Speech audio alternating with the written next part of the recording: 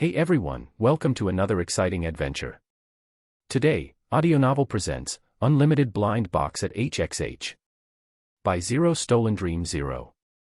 And if you're looking for more amazing stories, don't forget to check out my Patreon page. Your support helps turn incredible tales like this one into fully immersive audiobooks. Join me on this journey, and together, we can bring more stories to life. Thank you for being part of the adventure. Let's begin. Chapter 41, To be honest, I hate this number. The 3rd District of Ralpha City, the 16th Street, the 54th household. The fox father transformed into a human form and brought Lon with him while holding a note with the address written on it. Ah, there it is. The fox father paused and pointed at the building in front. This is the place of the hunter exam venue. There.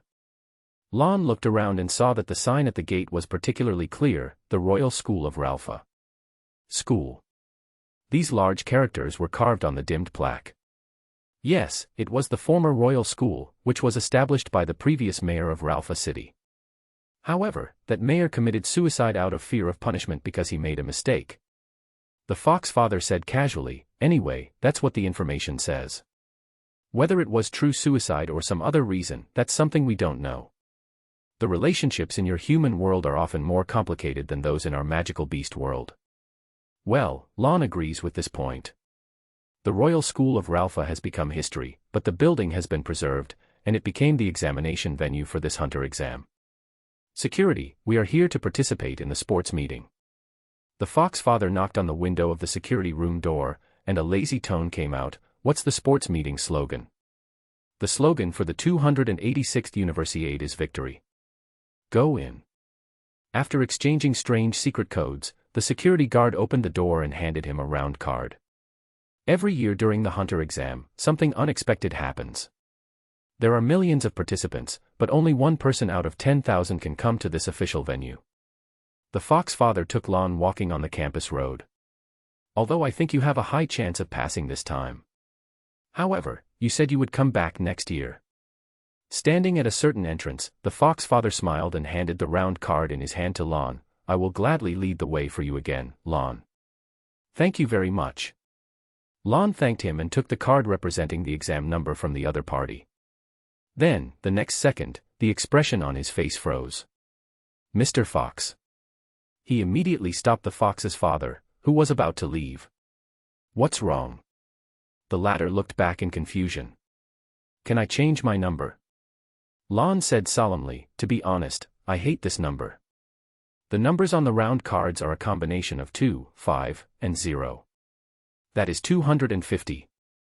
T/N, 250 means idiot. Obviously, the fox father had never encountered a request like Lan's. He consulted the security guard at the gate and another Hunter Association staff member about the number. The latter had never expected such a situation to happen. He immediately contacted the top leaders of the Hunter Association by phone. In essence, this behavior is not allowed, but some candidates come from various regions and nationalities around the world. The area where they live has a custom of being very sensitive to numbers. In view of respecting the customs of other ethnic groups and the principle of racial equality, the Hunters Association feels that appropriate concessions can be made. Then just change it to another number. At the Hunter Association's headquarters, Netero knelt in front of the table while sipping his tea. Even after more than half a year, he still hasn't changed much. What nationality is the candidate from? What is his name? This was the first time he had encountered such a thing since he founded the Hunter Association. Netero asked casually, also somewhat curious. Well. Mr. Beans, who answered the phone, had a strange look on his face. President, you also know this person. Oh. His name is Lon. Lon. Netero paused while holding the teacup. Is it the little guy that gives me beans like your relative in the Heavens Arena? Mr. Beans, yes. It's him. President, you don't need to emphasize the issue of relatives.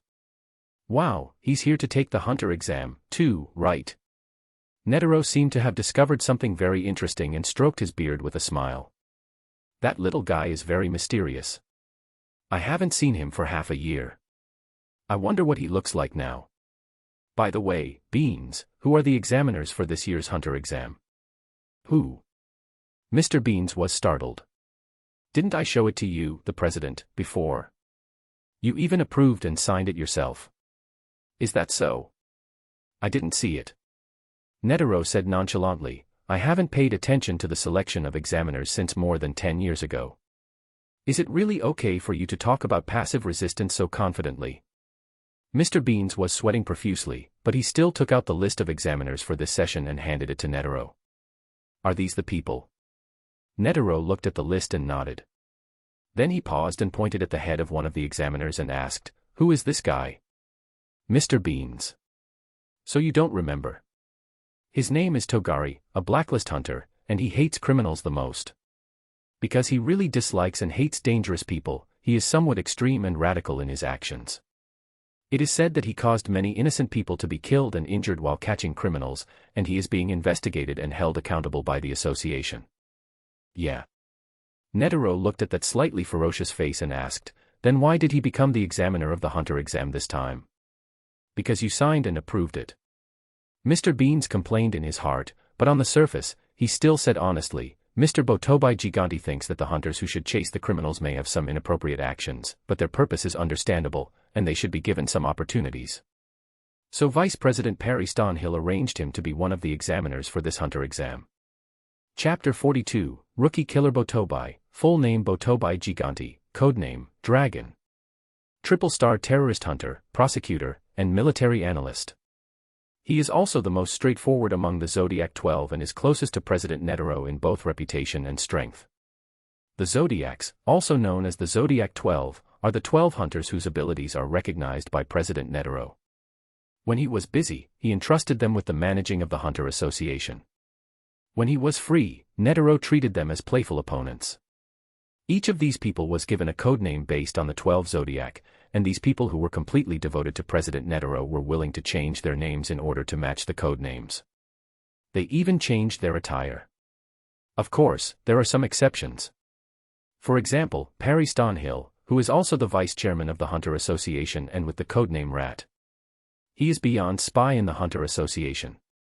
He's very keen on ruining other people's plans and enjoys the process of competing with others and frustrating them. He will feel happy only when you're sad.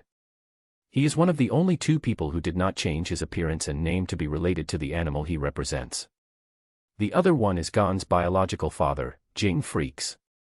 Because he is the only member among the 12 Zodiac signs who opposes Netero. Netero wants to have an opponent of the type he is least good at dealing with by his side. So, 2 years ago, he became part of the Zodiac 12. He did not disappoint Netero's expectations and caused all kinds of trouble for Netero in order to remove him from the position of Zodiac before Netero died. To him, Netero is his opponent in the game, and causing trouble for him is part of the game. After Perry Stone became the vice chairman, many dark events occurred in the Hunter Association. For example, 18 hunters went missing, an annual average that is 10 times higher than before he took office. This time, the very controversial Togari was arranged to serve as the examiner of the Hunter exam, which was intended to cause trouble for the association. Is that so? Netero thought for a moment, if I remember correctly. Lon, it seems like he's a member of a mafia now. Mr. Beans nodded. He was born in Meteor City and then was recruited by the Nostrade family and became the leader of the guard team. After taking out the magical bean in the Heavens Arena, Mr. Beans finds out Land's information without Netero's instructions. Another one from Meteor City. Wow, interesting. Netero laughed, no one knew what he was thinking of. Let's just follow the normal process first. He made the decision with a wave of his hand. On the other side, at Ralpha Royal School. This number looks better to me. Lon took the number plate 251 with a smile and thanked the security staff, thank you very much. Holding the new number plate, Lon actually walked into the official venue of this year's Hunter exam. This is the huge sports playground of the Ralpha Royal School. Many candidates have already found this position and are sitting here. There are still quite a few acquaintances. Looking at those familiar and vivid faces, a smile slowly appeared on Lan's lips. Of course, the most important thing is that the blind boxes with white light around them are so attractive. 1, 2, 3. Lon silently counted the number of blind boxes, and then, in an instant, he was attracted by a blue light. Blue luster, uncommon level blind box. A character with this level of status and influence, similar to Neon, seems to be the most popular character in this hunter exam. Are you new here? An uncle wearing a blue vest jacket and with a comb-like hairstyle came over with a simple smile on his face. This should be your first time taking the hunter exam, right? The square-nosed, short man asked in a simple manner. I have never seen your face in previous hunter exams. Yes, this is my first time attending. Lon also smiled at the familiar person in front of him. So next, should I ask questions like, in the past, Uncle, you have participated in the hunter exam before, right, to get into the rhythm of your conversation and let you lead me around? Well. Rookie killer Tampa's face, which was originally smiling because of Lan's first words during his first participation, instantly froze. Thank you for coming to me, though. Lon patted him on the shoulder and said, this proves that my hiding ability is pretty good. Otherwise, even the rookie killer, Tampa, who is always steady, very good at reading people's expressions, and able to identify danger signals, wouldn't have failed to notice my abnormality and come directly to me. Some sweat gradually appeared on Tampa's fat face. It seems I interrupted you. Realizing that he might have hit a wall, Tampa quietly put away the powerful laxative drink that he had not yet taken out of his arms. Just as he was about to move away, he found that the hand on his shoulder seemed to have turned into steel. He simply pressed his body to the spot, making him unable to move at all. I'm actually quite curious. Lon spoke slowly.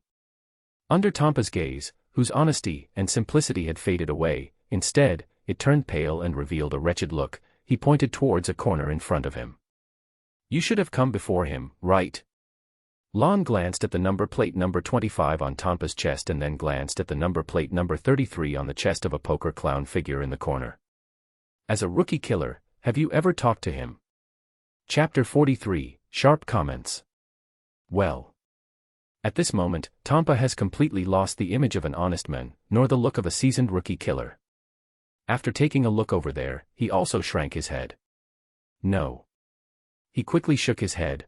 Although I am keen to participate in the hunter exam every year, I also like to watch the broadcast of the Heavens Arena. Tampa laughed dryly and said, I've seen the battles on the 200th floor between Hisoka versus Castro. I personally don't have the ability to reach above the 200th floor. I see. Lon understood. No wonder you have been able to take part in the hunter exam more than 30 times in a row. You must have been quite lucky. Tampa gave a slightly ugly smile. The Heavens Arena has a relatively large influence in this world. Even Tampa watched the game broadcast. He happened to have watched the match between Hisoka and Castro. So, when Hisoka, the newcomer number 33 who came to take the hunter exam, arrived at the venue, Tampa wisely did not provoke him. Since you have participated in the hunter exam more than 30 times, you can be considered a veteran. Lon carried him to a secluded place and sat down. I'm just bored, so tell me briefly about the hunter exam. Okay. Tampa dared not refuse. He was clearly quite heavy, but the other person carried me like a chick. When he was brought here, he knew that he had hit a wall this time. He have participated in more than 30 hunter exams, but this time, he was pecked by geese after hunting them all day. Tampa sighed in his heart and honestly described the hunter exam in detail. Generally speaking, the hunter exam consists of about 5 rounds each time. The 5th round is the final exam. If you pass it, you can get a hunter's license. I think you know the specific rights of a hunter's license, so I won't go into details. This year's hunter exam also has many familiar faces worth noting among the candidates present. Tampa introduced the familiar figures in the venue one by one, just like the King of Hell calling the shots. The most famous ones are the 3 Amori brothers there. In a corner of the venue, 3 brothers wearing purple, blue stripes, and green sweaters stood together, alert to their surroundings. The 3 brothers who pride themselves on their outstanding team spirit are the eldest brother, Amori, the second brother, Omori, and the youngest brother, Imori. They are old faces in hunter trials. They are good at the division of labor and cooperation. They have always maintained good results in previous trials. Always. Lon accurately grasped the keyword. Does that mean they have also participated in many hunter exams? So-called good grades are just a way of flattering yourself as a failure in every exam. Tampa. You summarized it very well, I hope you don't have to summarize it again. This is a very direct criticism, which directly tears off all the fig leaves on them. Tompa swallowed his saliva and absolutely did not comment on this. Besides the fact that the three of them are too conspicuous, there's also To-Do, a professional wrestler with a bad temper. He began to introduce the other candidates taking the exam and looked at a fat man wearing a purple coat and gray braids. His dream is to become a blacklist hunter. So, it's just a dream. Lon nodded again. Tompa, and Greta, who seems to be from a mysterious tribe, is good at sneak attacks and has first-class shooting skills. Greta, who has dark skin, thick lips, black goggles, and a double-ball hairstyle, also leaned quietly against the wall, putting herself in a relatively safe environment. With his skin color, it seems a bit redundant to wear clothes in the dark. Lon once again made a sharp comment, of course, he'd better not smile. Otherwise, his white teeth will show. Tompa was a little numb and could only pretend he didn't hear and continued to analyze. There is also the snake charmer Bourbon, a veteran who has participated in the hunter exams many times and is a guy who easily bears grudges. In addition, there is the monkey trainer Sami, who is one of the few candidates who keeps a pet as an assistant. It is said that there is a female candidate named Ponzu. I heard that she raises a lot of bees. I don't know if it is true or not. With Tompa's slow introduction, the background of many candidates present was thoroughly revealed. In addition to the candidates he introduced above, there are other familiar faces. For example, there is the martial artist Bedoro, who will enter the final round next year and was killed by Killua. There is also Gaz, who shared a room with Bedoro on third phase. He used a spear as a weapon and became Illumi's hunting target during the fourth round. As a result, he wanted to challenge Hisoka. As well as the lucky man Jaretta, who gave Gon a vivid hunting lesson and his hunting target. And so on, many characters that are familiar faces in the hunter exam. While listening, Lon opened Tompa's uncommon blind box. Get an uncommon blind box, do you want to open it? Open successfully, get super energy drink, blink. Source World, Happy Father Happy Son Super Bubble, Happy FAZ, Chow Ning Pao Dan. Chapter 44, Super Energy Drink. Super Energy Drink. Lon couldn't help but sit up slightly. Lon had some impression of Super Energy Drink from the Happy Father and Son. This is a domestic animation that tells a funny story about a pair of yellow-skinned Zodiac and father and son with special body shapes and different personalities, Dadha and his son Pai. This is a world populated by Kan residents. The place where Dadha and his son live is a megacity with a wide variety of goods, like a supermarket. Dadha is a clerk in an energy company that specializes in producing super energy drinks. He can produce all kinds of magical super energy drinks, including but not limited to the ability to become invisible, fly, transform, and perform many other special functions. Dadha is even an inventor among them. The Blink Super Energy Drink launched by Lon this time is his masterpiece. Super Energy Drink, Blink. Function: after taking a sip, you can reach where you want to go by just closing your eyes and opening them again. P.S. The function will be affected by air quality. This drink, which seems to give the ability to teleport and has a great effect, is a rare life-saving thing, but that is without considering the impact of its functions. Air quality is a very important limiting factor. Dadha planned to take his son Pai to the amusement park with drinks but unexpectedly ended up at Principal Ji's house. Principal Ji, who wanted to go home, accidentally drank super energy drink, Blink, but he ended up in the trash can. It is precisely because of such a big defect that this object was only opened in the medium blind box. Otherwise, this kind of item that can move instantly must be of rare or even special grade. But if this constraint could be removed, the value would be much higher. While Lon was thinking about how to remove the constraints in his mind, he glanced at Tompa. Well, is it because this guy has a drink filled with laxatives hidden in his arms, ready to poison people at any time, so the drink he prescribed is a super energy drink? As for other familiar-looking candidates, they also had more or less white blind boxes around them. Lon will naturally collect these blind boxes one by one when he has the chance. As for candidate number 33, dressed as a clown, no one dared to approach. Anyway, the blind box looks quite tempting. Seeing the blind box emitting blue light again next to Hisoka, Lon rubbed his chin.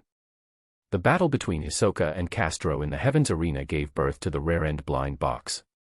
And now, he has refreshed another uncommon blind box in the official venue where the hunter exam has not yet begun. It can be seen that a simple person can refresh more than just one blind box.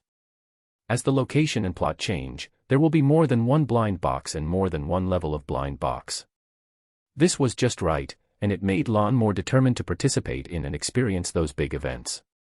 While Lon was thinking, many vague glances were cast in his direction. Rookie killer Tanpa has always found pleasure in attacking newcomers and crushing their dreams. No one knows how many newcomers he has destroyed in his past hunter exams, leaving them unable to rise again. This person is quite famous among many of the returning examinees. After all, he was able to participate in more than 30 hunter exams with a very high mortality rate and emerged safe and sound every time.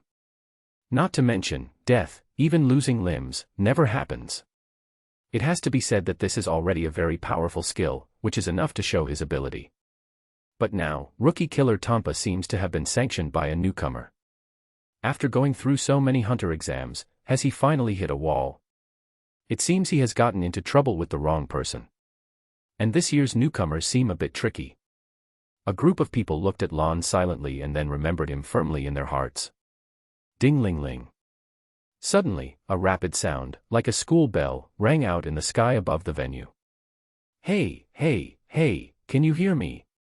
A broadcast came from a large loudspeaker on top of a dilapidated building. It also drew everyone's attention. It seems that everyone can hear it. The loudspeaker was talking to itself, let me see. So far, there are about 398 candidates taking this hunter exam. The number of people is less than 400. It seems that it is just a normal number of people. He grumbled a little, it's still a few dozen short of what I expected. Well, never mind, the goal remains the same. I will try to eliminate more than half of the people in this first round of exams. Such understated words instantly made the examinees who were listening to the broadcast in the venue narrow their eyes and perk up. Even the atmosphere in the venue began to become subtle. As you have heard, I am the examiner of this first round of exams. You can call me, just call me Principal. The loudspeaker continued to broadcast, and it was obvious that the hunter examiner hiding behind the speaker was unwilling to reveal his name and identity. The content of the first round of exams this year is very simple. Don't be afraid. Since you have come to this school and this stadium, then naturally, the content of this exam is. It's the sports meet. The voice coming from the loudspeaker suddenly became louder. Now, everyone, please look to your left front. Everyone subconsciously looked in the direction indicated by the loudspeaker. Then. Nothing. Oh, I said it wrong, it's actually on the right side at your back, sorry. There was absolutely no hint of apology in his words. A group of people complained in their hearts, then turned around and looked back. There, they saw a sports field that was wider than where they were now. And in that place, there are a lot of equipment, as well as some special venues and facilities for sports competitions. Chapter 45, Sports Meet. As you can see, this is the equipment I prepared specifically for this sports meet. The principal on the loudspeaker spoke passionately. Dear students, no, dear candidates, what you have in front of you are some of the common events in sports meets. For example, basketball, badminton, table tennis, track and field, hurdles, high jump, long jump, shot put, hammer throw, javelin, relay and other events. And the assessment and the way to pass it are very simple, that is. The loudspeaker suddenly became louder, get excellent rankings in these competitions. Students with excellent grades will be able to pass this first round of examing very easily. You can even pass the exam early and then be a cheerleader on the sidelines, cheering for the candidates who haven't passed yet. As for how to get an excellent ranking, of course, you must first choose the event you want to compete in. The voice of the principal on the loudspeaker suddenly became serious. Because there are many sports to be carried out, our time is very precious. 5 minutes. You have 5 minutes to choose the event you want to participate in. When the time is up, whichever sports event you are standing next to, that's the sport you will be participating in. Okay, without further ado, let's start choosing. Dee dee. The clear sound of the ticking second hand was transmitted to the ears of every candidate through the loudspeaker. In an instant, the whole place became noisy. You can choose a sport that suits you according to your own situation, right? Lon did not set off immediately. For him, it didn't matter which event he participated in. He first observed the choices made by other candidates. For example, the heavyweight athlete Toda, who was a little fatter, stood directly next to the shot put. Greta, who was good at blowguns and was extremely good at shooting, naturally chose archery. Mercenary Gaz, holding a spear, stood next to the javelin with the belief that he would win. The martial artist Badoro chose hurdling. Does he think he is physically fit? As for Tonpa, he hid aside and watched Lon silently while also paying attention to Hisoka, who was leisurely arranging and playing cards there. Waiting to see what choice they both make. I absolutely do not want to be in the same sport with these two. There are many candidates who have not yet taken any action, just like Tonpa and Lon. They did not make a choice immediately but quietly observed the movements of other candidates. It was not until the end of the 5 minutes that they made the most appropriate choice based on the circumstances of each sport. For example, in the relay race chosen by the three Amori brothers, very few people participate. After all, everyone knows that with the tacit understanding among the three brothers, they are basically invincible in this kind of relay race. And when the time is almost over, Hisoka and Lon finally made their choice.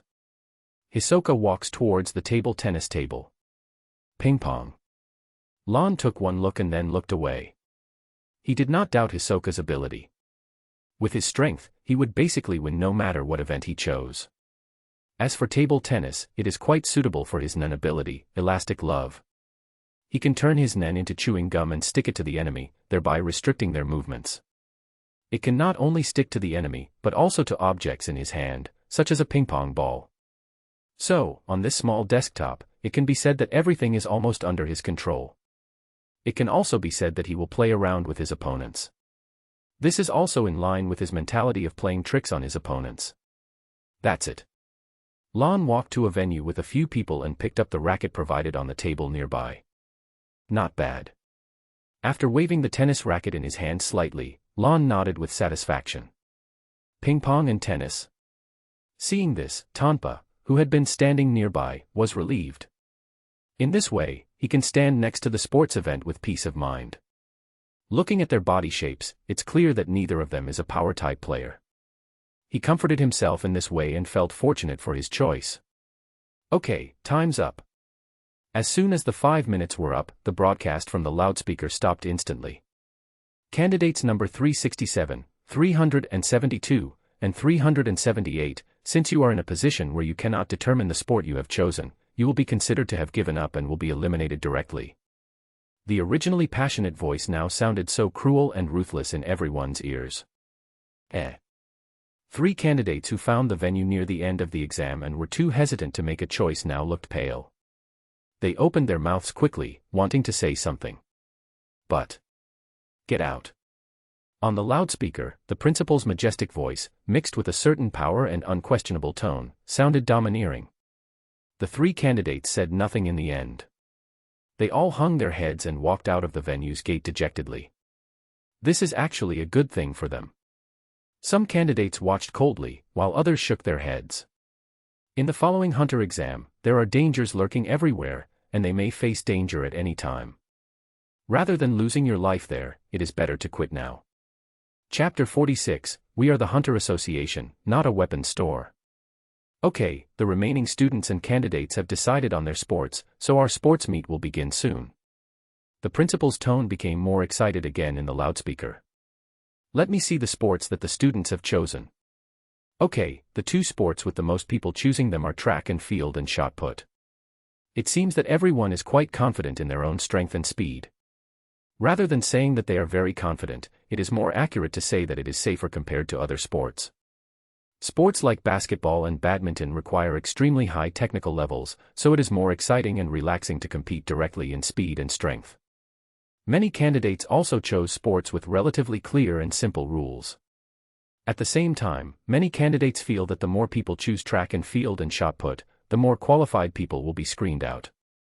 It was with this idea in mind and the confidence that they were better than most candidates and could successfully stand out from this sport that they chose this sport. All I can say is that everyone has their own thoughts and plans. In that case, the principal's voice gradually became playful over the loudspeaker. So, from a side perspective, can I understand that these candidates, apart from being confident in their own strength and speed, are relatively weak in other aspects. Upon hearing this, the candidates who chose track and field and shot put sport immediately had a bad feeling. Sure enough, the next moment, at the hunter exam, we want to select outstanding talents who are excellent in all aspects. I don't think they are qualified if they only have strength and speed unless they are particularly outstanding. So, snapped. There seemed to be a sound of snapping fingers coming from the loudspeaker. For the two sports of shot put and track and field, we don't need too many people. Only 40 people will be enough. What? There was an uproar at the scene. How come? Are you kidding me? Didn't we agree that it was only half? Some candidates who chose these two sports were immediately defeated. Because the number of candidates who chose these two sports is almost 200. This means that the passing rate is about 1/5 or even lower. It's very simple.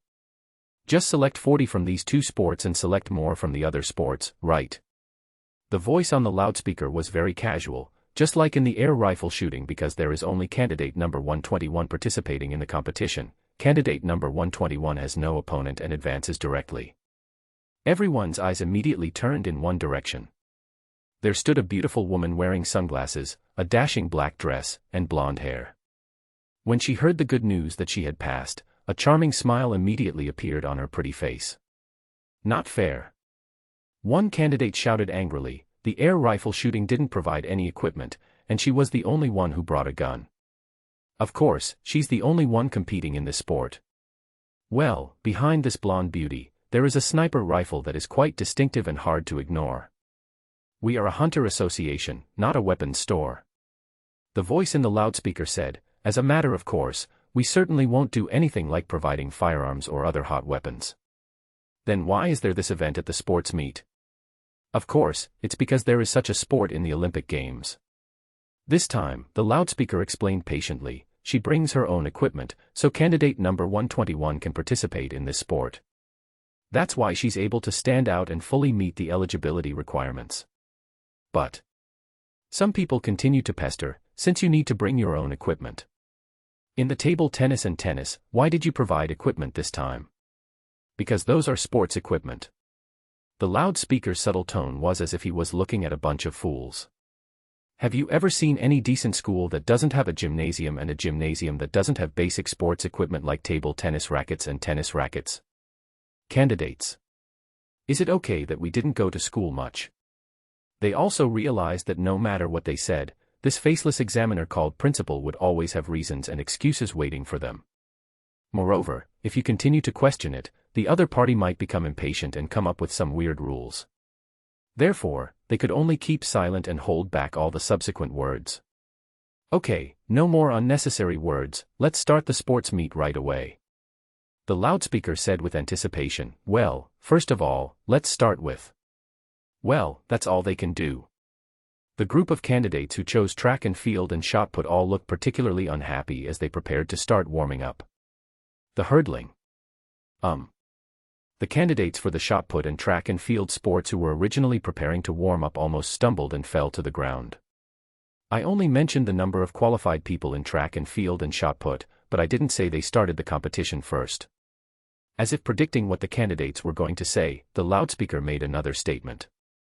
Then, when the candidates were about to raise questions, he immediately made a patch. The hurdling sport is about to begin.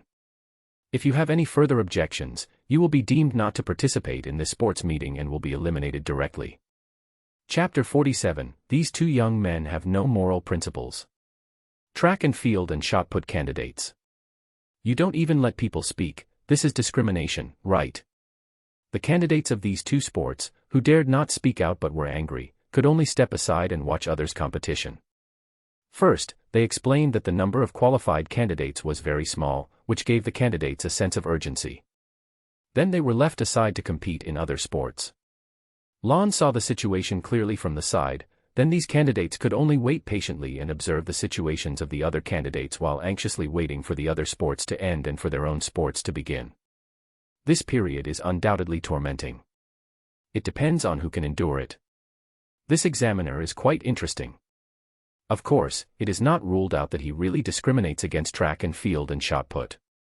As an outsider who had nothing to do with the matter, Lon saw the situation very clearly. While candidates who chose other sports were glad that their sports were not very competitive, they also became somewhat aware of the examiner's intentions. But this is actually a good thing for them. Some people even looked at the first candidate who passed the first round of exams with envy and jealousy. Number 121, Sniper. Lon couldn't help but look over there and see the female sniper, who was dressed almost the same as him. He also had an impression of this candidate, whose name was Sniper, a strange name. In next year's Hunter exam, the number she got was 80. In the third phase, she was responsible for shooting the huge rocks to create space for everyone to escape. In the hunting round in the fourth phase, because her target was Illumi, who goes by the alias Gitaracker, she hides in the dark and wants to snipe him. But she was killed by Illumi, and then her number plate was taken away and thrown to Hisoka. There are not many scenes where she appears in the anime, but her heroic spirit is still quite good. It also left some good impressions on Lon. Soon, the hurdling sport officially began after the athletes stood still. The top 3 candidates with the best scores in the hurdling will be qualified. This time, there were 4 acquaintances in the game. Snake Charmer, Bourbon, Monkey Trainer, Sami, Beekeeper, Ponzu, and martial artist Badoro. Well, 3 guys who have helpers and play with animals, plus a gray-haired martial artist.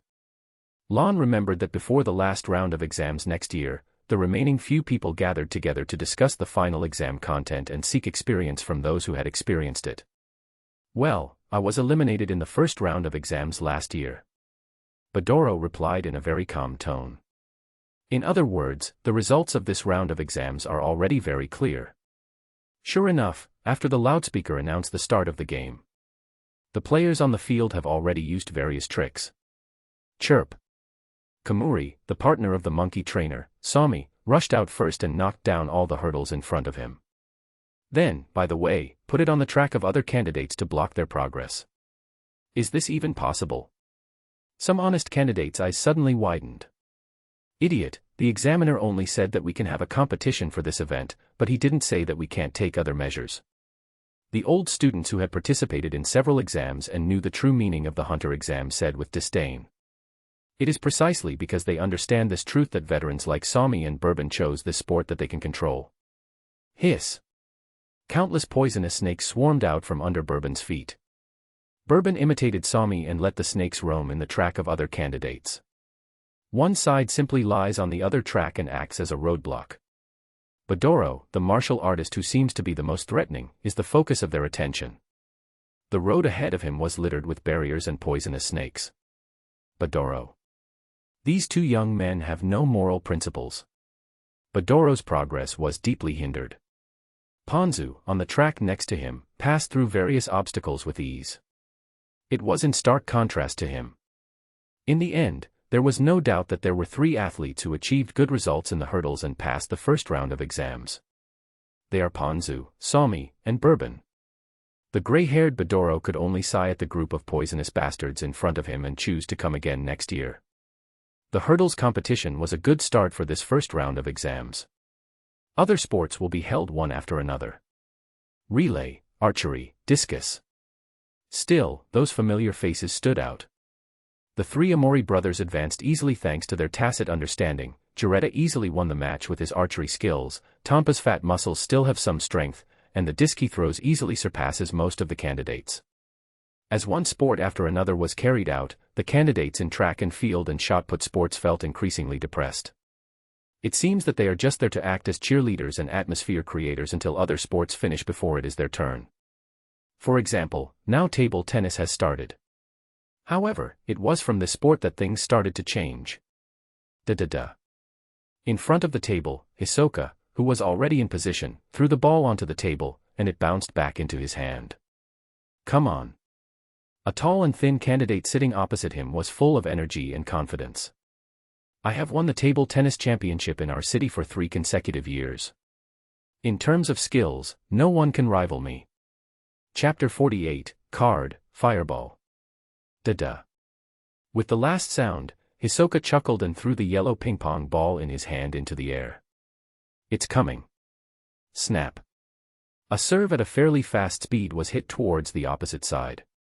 No wonder he chose table tennis, he seems to be an expert at it, too. The tall and thin candidate was not surprised but delighted when he saw this scene. But this level is still far behind me. Look at my overlord twist. Bang. He just hit the ball with his backhand, and the ping-pong ball immediately spun violently, making a squeaking sound as it flew toward Hisoka. No one can withstand my overlord twist. The tall and thin man looked confident, but the next second, the expression on his face froze. Snapped. The ping-pong ball was hit back at a faster speed and with a more violent rotation. His name is Nile, right? That's a good name. There seemed to be a hint of interest on Hisoka's face. He watched the tall and thin man fumble and fail to respond to his attack. So, what other moves do you have? Hisoka licked his lips gently. Go ahead and use it. The tall and thin candidate. Was his ultimate move easily cracked by the opponent? You. The tall and thin candidate groaned twice, can also use overlord twist. Moreover, Hisoka easily replicated the moves that he was proud of. Is this a difficult thing to do? Hisoka had a clown-like, playful smile on his face, and the ping-pong racket was spinning in his hand. For him, this was not a difficulty at all. In the trick tower of next year's Hunter exam, he faces last year's Hunter examiner, Togari, who comes to seek revenge on him. The opponent used the sword skills that he had practiced for half a year and successfully cut Hisoka's shoulder. But within a few seconds, Hisoka easily copied his sword skills and demonstrated them casually in front of him. Even the so-called high-level sword skills are not a problem for Hisoka. Not to mention some table tennis techniques. That is to say, Hisoka still has some fun in mind otherwise. Damn it. When the tall and thin candidate saw that his unique skills had been learned, a hint of hostility flashed in his eyes. Don't underestimate me, my moves are not that easy to learn, asshole.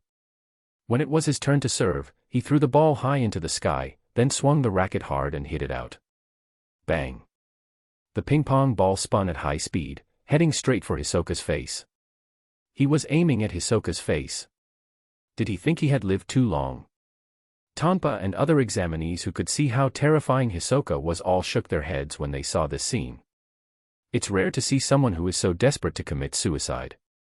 Oh my, I wanted to play a little longer. The smile on Hisoka's face remained unchanged. However, as he spoke casually, the racket in his hand cracked slightly. Then, bang. The ping-pong ball flew back at a speed that was difficult to capture with the naked eye.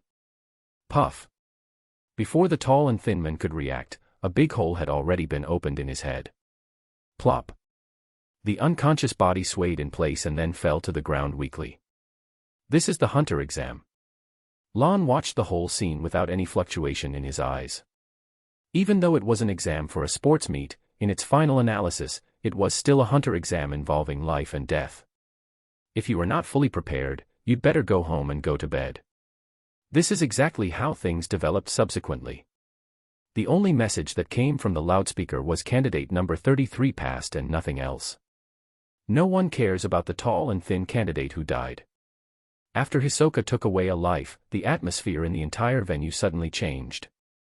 Even if you kill someone, you will pass. This also gives the remaining candidates a reason to use any means necessary to qualify. The scene gradually began to become bloody. Lon watched coldly, waiting for his sport to begin. At the same time, he collected and opened many blind boxes. Get an ordinary, white, blind box, do you want to open it? Opened successfully, obtained 5 cubic meters of storage space. Get an ordinary, white, blind box, do you want to open it? Opened successfully, gain, training equipment. Get an ordinary, white, blind box, do you want to open it? Opened successfully, get, rolling punch. There are all kinds of things, such as storage space, training equipment, and some crude moves, such as rolling punches. After all, they are just ordinary white blind boxes, and Lon didn't have high expectations for them. On the contrary, the blue uncommon blind box next to Hisoka gave Lon something different. Get an uncommon blind box, do you want to open it? Opened successfully, gain, card, fireball, source world, Beastmaster. Beastmaster is another CN animation. Lon looked at the fireball card in the storage space, which awakened some long-lost memories. Chapter 49, This man is not easy to mess with. Beastmaster tells the story of a world full of fantasy beasts, where beastmasters can fight by controlling the beasts. The means to fight and control the beasts are on those strange cards. The reason why Lon left an impression on him was that the plot of this domestic animation, which consists of 2 seasons, is really quite good.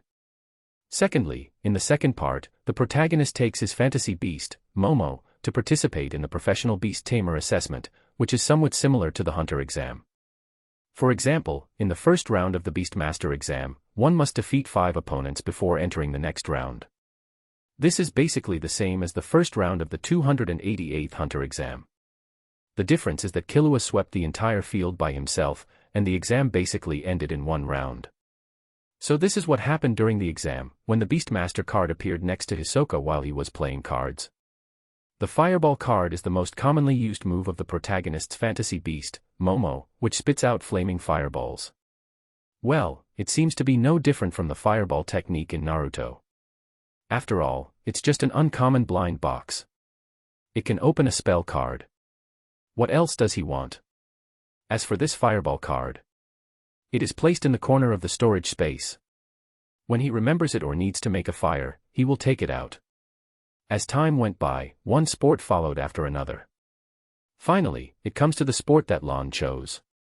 When he walked towards the tennis court with the racket provided, his opponent was already waiting there.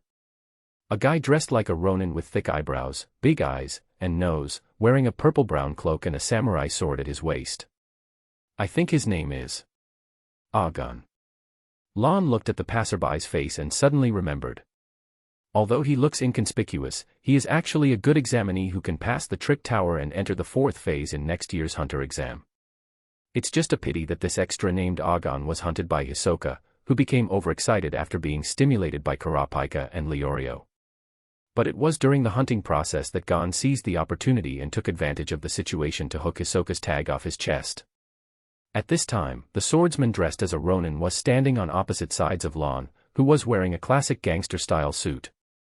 This confrontation between the two also attracted some opposition from the surrounding candidates. That's Agon, right? Is he competing against that man in a suit? We've all seen Agon's swordsmanship, so playing tennis with him shouldn't be a problem, right? It's hard to say. This man in a suit made Tampa fall into his hands. Who knows, he might be a powerful character. Like candidate number 33, who was playing poker just now. Yeah, about the same. What? I found out about candidate number 33. His name is Hisoka. He is a well-known fighter above the 200th floor of the Heavens Arena. Of course, he must have terrifying strength. I asked around about the men in the suit, but no one had any impression of him. Stop arguing. We'll know who's more powerful between the two of them by just watching. The people around were talking about it, saying all kinds of things. It also attracted more people's attention, and they cast curious glances in this direction. Even Hisoka, who was still playing poker leisurely there after the game, glanced over here. Meanwhile, on the field. It's still a pity to fall like this. But you should come back for the next exam next year. Without much nonsense, Lon, who was serving, threw the ball up casually and then... boom. In an instant, the tennis ball seemed to turn into a golden cannonball, flying quickly towards Agon, whose face changed drastically. He subconsciously wanted to raise the racket to block his chest, but unfortunately. Before he could do it, the tennis ball was already in front of him. Snap. Boom. The tennis racket in Agon's hand broke directly, and his whole body was driven by the powerful impact of the tennis ball, which had not weakened at all, and flew towards the wall behind him. Boom. His whole body was almost embedded in the wall. The crack started from his position and slowly spread outwards like a spider web. Click. The golden tennis ball fell to the ground and rolled slowly under the dull gaze of the crowd. No damage at all. Gurgle. Many candidates who were paying attention on the sidelines all choked up. Is this a tennis ball? Some people looked at the Agon embedded in the wall and the cracked wall and couldn't help but murmur. It's not an exaggeration to call it a cannonball, right? Originally, they came over because they noticed Agon and the strangeness in the way Lon and Tampa were getting along. As an excellent swordsman, Agon had participated in several hunter exams before and was a little unlucky among the group of candidates. Although Lon was a newcomer, he defeated Tanpa, who was known as the Rookie Killer, as soon as he arrived. At first glance, he's a character that's not easy to mess with. Originally, everyone wanted to see what kind of sparks would be created when these two people met, and to see what Lan's strengths and weaknesses were. But they didn't expect that they would see nothing. It was a crushing match. Agon was completely unable to fight back in front of the young man in the black suit. It was like a child, completely unable to resist or cope with it. Moreover, the opponent only used a small tennis ball to beat Agon like this. If he really uses weapons and fights head-on. This man in a suit. It is not to be trifled with. In this hunter exam, don't become enemies with Hisoka and the man in the suit. A group of people silently looked at Agon, who was unable to come out of the wall for a long time. Seeing the broken walls with spider web cracks spreading outwards around them, they all said firmly in their hearts. Chapter 50, he said he would come back next year. What does that mean?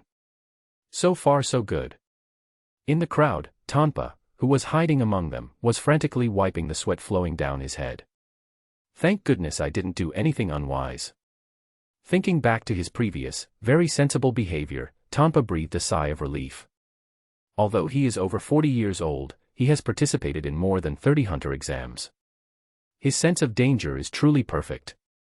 It let him know when to follow his heart and when to bow his head. It is precisely because of this that he has been able to live peacefully until now. Click. What's on your mind? He felt a familiar touch on his shoulder, and the voice that left a deep impression on him echoed in his ears. Tanpa's figure froze in place once again. No, nothing. He turned his head like a machine and just happened to meet Lan's dull eyes. He immediately revealed a smile that was uglier than crying. I'm happy for you, Mr. Lan. Congratulations on passing the first round of exam. There's nothing to be happy about. Lan shook his head. As a matter of course, the level of candidates for this year's hunter exam is worse than I thought. He looked at Agon, who had not yet come out of the wall, and a hint of disappointment flashed in his eyes. Although he had the intention of eliminating the opponent with the ball just now, he had already held back. Unexpectedly, he still couldn't even score one goal. This disappointed Lan, who wanted to try tricks like outward spin serve, wave shot, tiger roar, etc., that didn't sound like tennis skills. It feels a bit like punching cotton. He originally thought that since the opponent was able to pass through the trick tower, he should be able to withstand more attacks. As a result, he didn't catch a single ball. Why don't you say that you are a monster compared to the other candidates? Tanpa secretly complained in his heart, but on the surface, he rubbed his hands and showed a flattering smile. That's, of course, because the other party hasn't yet a higher level of strength. If this is all he can do, then he should go back and practice more. Mr. Lan, by doing this, you are helping him to recognize the cruelty of the hunter exam, as well as his own shortcomings and the gap between him and other candidates. It's good for him to be eliminated early. It will prevent him from dying in the subsequent exams due to his lack of strength and losing his life in vain. Tanpa couldn't continue talking after this. He noticed that Lan was looking up at him. Why, what's the matter, Mr. Lan? Nothing. Lan shook his head. I just think you are worthy of being a senior student who can participate in so many hunter exams. Not only what you do, but even what you say is so pleasant to the ear. Lan patted his shoulder casually and said, I will definitely come to see you again when I come again next year. Thank you very much for the compliment. Tanpa was dazed and responded subconsciously. Then he reacted instantly, wait. He said he will come back next year, what does that mean? Tanpa quickly raised his head and looked at Lan. But he found that the other party was resting with his eyes closed and no longer chatting with him. And he didn't have the courage to disturb the other party, so he could only silently suppress this question in his stomach. At this time, after the tennis ended, several other rounds of competitions were held. Finally, it's time for the much-anticipated track and field and shot put sports. The track and field sports are simple. With so many people participating, we don't have to occupy the track. The principal in the loudspeaker stated the rules in a simple and rough manner. It's the same for the shot put. There aren't enough places for so many of you to throw the shot put together. Besides, you've all been waiting for such a long time, you must be getting impatient, right? So. The sound on the loudspeaker became more playful. Then let's have a simple, efficient, and unique sports event. Those participating in track and field and shot put will stand at the stadium's eastern and western ends, respectively. The track and field candidates will run from east to west, while the shot put candidates will throw the ball from west to east. The speakers continued to blare out words that made the two groups of candidates look even more embarrassed. I said we'd take 40 people, so we'll split the two sports in half. The first 20 track and field candidates who arrive at the finish line will pass. The top 20 shot put candidates who throw the farthest will also pass. At this point, the voice on the loudspeaker paused and said, "Of course, this is a bit too boring. So, I'm going to add an extra new rule." Listening to the sound, everyone seemed to be able to see the guy behind the loudspeaker, with a look of mischief on his face and big white teeth showing from the corners of his grinning mouth. If the shot put players can throw the ball in their hands and hit the track and field players running towards them, that's also considered passing. On the other hand, if the track and field candidate can catch the heavy ball thrown to them, it will also be considered a pass. Moreover, these do not take up the original 20 qualified places, they are additional.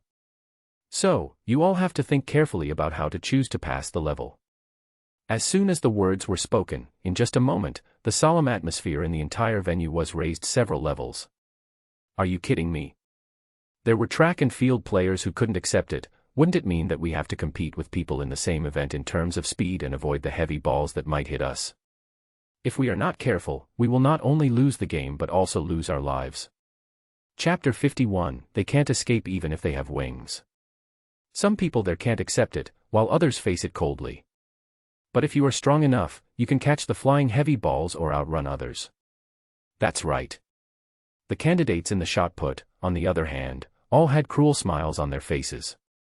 To put it bluntly, if you really can't pass, it only means that you are not capable enough, you can't blame others. As the representative of the shot put players, Tadu pressed the knuckles of his hands, making a crisp sound. So, instead of complaining about the rules, you should think about whether to continue the exam or give up early. If you quit early, you might not get hit by the heavy ball.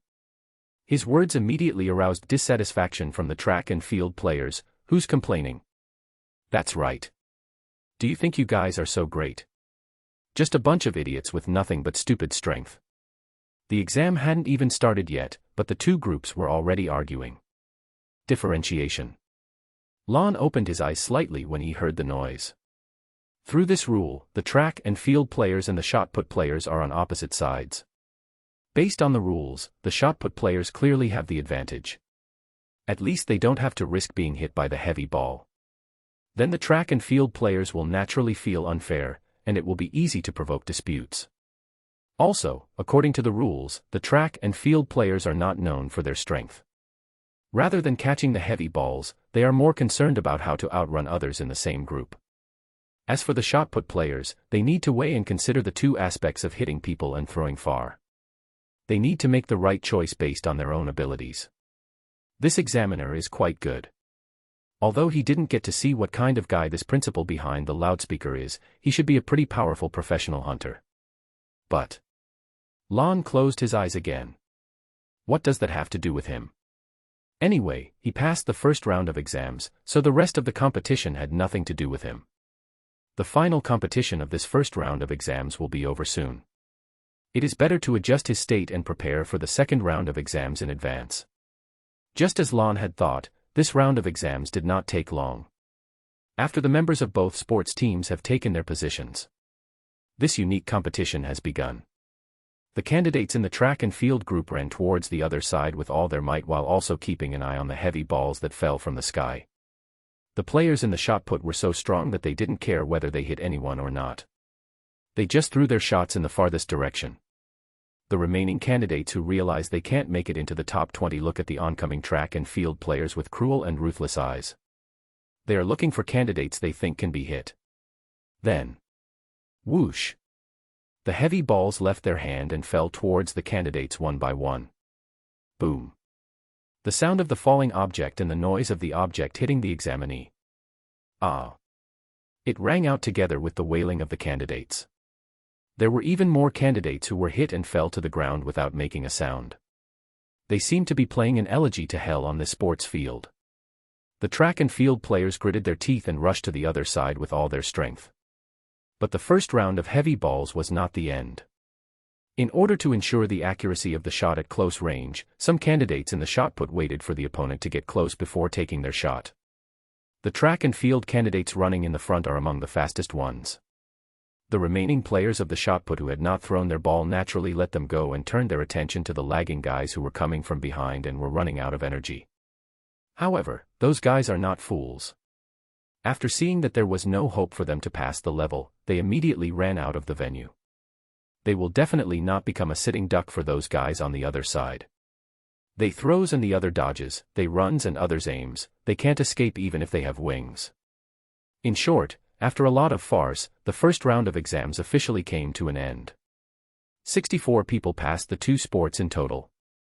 The principal behind the loudspeaker clearly saw the number of people who passed the exam, including the number of people who passed the exam in other sports. The total number of people who passed the first round of the exam is 126. Well, it's not as bad as I expected. More than half of the members were eliminated. The principal was very satisfied with the results of the sports meet he organized. It is not just more than half, it is more than 2/3. The candidates who passed the exam with great difficulty kept complaining in their hearts. Okay, that's it for the first round of exam. The second round of exams will be held at the entrance to the back mountain behind the school. There will be examiners waiting for you there. That's it. If there's a chance in the future, we'll see each other again, snap. As soon as the principal words fell, the sound from the loudspeaker was instantly cut off, as if he didn't want to stay even for a second longer. A group of candidates who were still in the venue were left speechless and looking at each other. No, it can't be said to be speechless. It turned out that the candidates from the track and field group were staring at the candidates from the shot put. They can't just pretend that nothing happened when that wave of heavy balls rained down at them. The latter was also fearless and glared back. A fight might break out on the spot in the next second. In this tense atmosphere. Oh, I forgot to mention that. At this moment, the principal's voice suddenly came out from the loudspeaker again. All candidates who fail to arrive before dark will be considered eliminated. And candidates who have been eliminated should not stay here. Otherwise, it will be regarded as hindering the normal progress of the exam and will be disqualified from participating in the Hunter exam in the future. Hurry up and get going, candidates, click. Chapter 52, Second Round of Hunter Exam. The microphone was hung up again, and everyone looked up subconsciously. There were so many events in the sports meet that time passed very quickly. The sky had already darkened at this time, and a ray of afterglow from the sky was about to fall on the earth. Seeing this, no one dared to delay. They had to suppress their dissatisfaction and hostility and started running quickly towards the mountain behind the school. Those candidates who are eliminated will be dealt with by the staff of the Hunter Association. Under the setting sun, a group of candidates were running on the road as if they were their lost youth. In short, this large group of more than 100 people was running under the setting sun. The group successfully reached the entrance to the forest behind the school before dark. And there, someone was already waiting for them. More than 120. That's a pretty good number. A figure sitting upright on a large rock slowly opened his eyes. I am the examiner for your second round of exams. This is a man wearing a white training suit with a serious expression. The untidy beard at the corners of his mouth does not make him look sloppy but makes him look more mature. And still looks so familiar. Lon narrowed his eyes, looked up and down at the bearded uncle, and then, it's him. A figure flashed through his mind, and Lon remembered it. At this time, the bearded uncle also began to introduce himself. My name is Izanavi. He crossed his arms, his expression still serious. The second round of exams will be held in the jungle behind me. Ezreal. No, it's Izanavi, he's Kurapika's teacher. After passing the Hunter exam, Izanavi taught Kurapika about his nen. Facing Kurapika, his extremely stubborn disciple, Izanavi not only possesses unparalleled patience, but also has foresight beyond that of ordinary people. He also proposed restrictions and oaths, helping Kurapika to develop extremely powerful abilities based on the Scarlet Eyes. Although the Scarlet Eye's Emperor Time gains power by consuming lifespan, it is somewhat misguided. But that was Kurapika's own choice. Later, at Kurapika's invitation, he accepted the employment of the 7th Prince of the Kaken Empire and became an undercover agent planted by the other party. Although he doesn't appear in many scenes, he is a familiar face in the later comics. At least. Lon glanced at the white blind box next to the other party. This blind box cannot be faked. The content of the exam is very simple.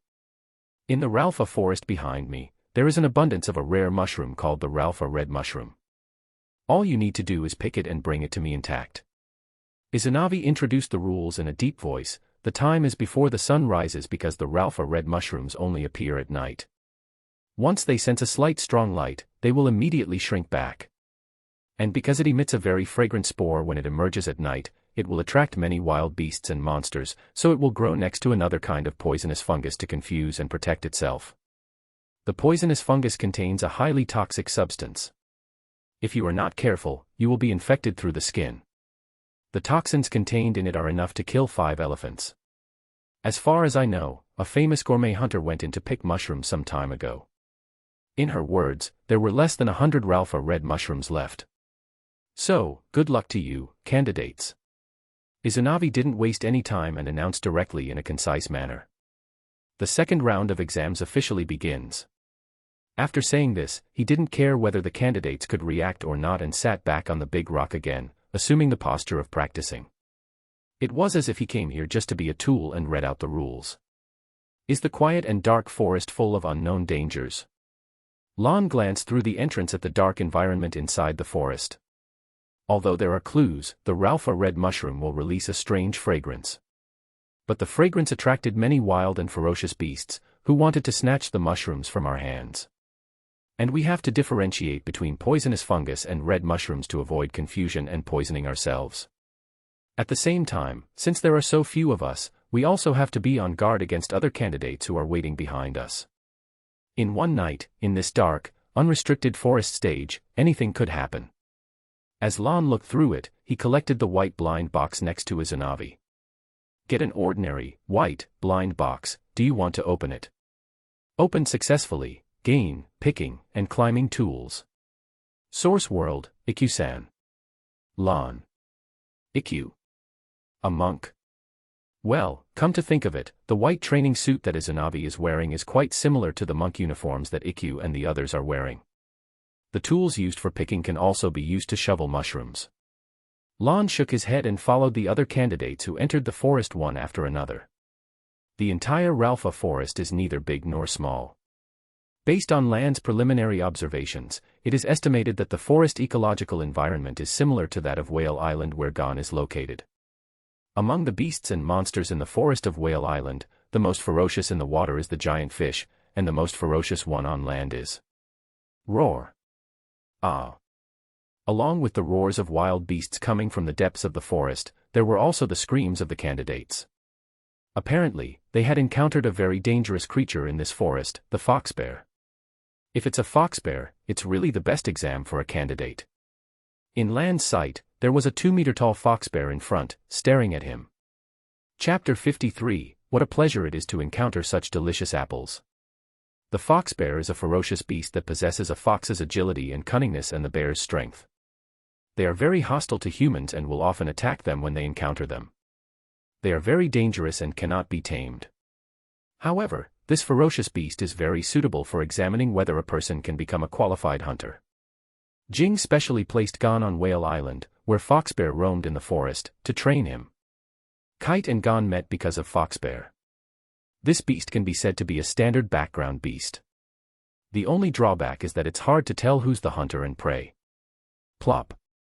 Lon shook his hands and glanced at the fallen foxbear. Or rather, he overestimated his own wisdom and strength. The foxbear is a creature that has the cunning of a fox and often thinks it is smarter and more powerful than its prey. Because of this, they often fall into traps set by humans who are inferior to them. Lon stepped over the huge body of the foxbear, took 2 steps forward, and smelled a fragrance at the tip of his nose. This fragrance is very eye-catching in this quiet, dark forest, like a torch in the darkness. When Lan rushed to the scene after smelling the fragrance, someone had already arrived early. It's him. The three candidates present were originally wary of each other, but when they saw Lan coming, their faces changed drastically. Lan was not the only one who came here after smelling the scent. But he is one of the most difficult, dangerous, and least wanted people they want to encounter. What a coincidence.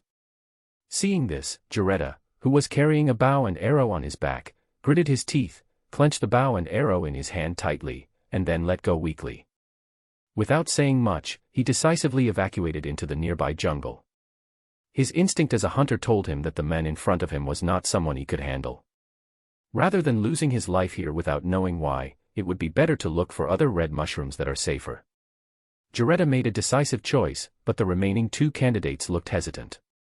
They looked like they wanted to leave but were reluctant to do so. Go away. Lan looked at the two men expressionlessly. Isn't that too overbearing? Hito, with long black hair and squinty eyes, looked unhappy. It's not like there's just one red mushroom here, it's okay for us to take one, right? That's right. The man next to him, Kenmi, with a short black haircut and small slits eyes, also nodded. Anyone who sees it gets a share, especially since we were here first. He pointed to the red colony of mushrooms growing on the big tree in front and echoed. Before I get serious, I'll give you 5 seconds to get out of my sight. Lan calmly took out the gun from his waist and held it in one hand. 5, 4. When they saw that Lan really started counting down, Hito and Kenmi's expressions changed instantly. Without saying anything, they immediately rushed out in different directions. With such eyesight, no wonder they were all eliminated next year.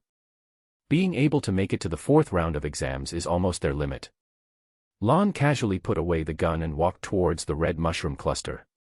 In the end, Shishito's and Kenmi's tags both fell into Hanzo's hands in the 4th phase of the hunter exam next year.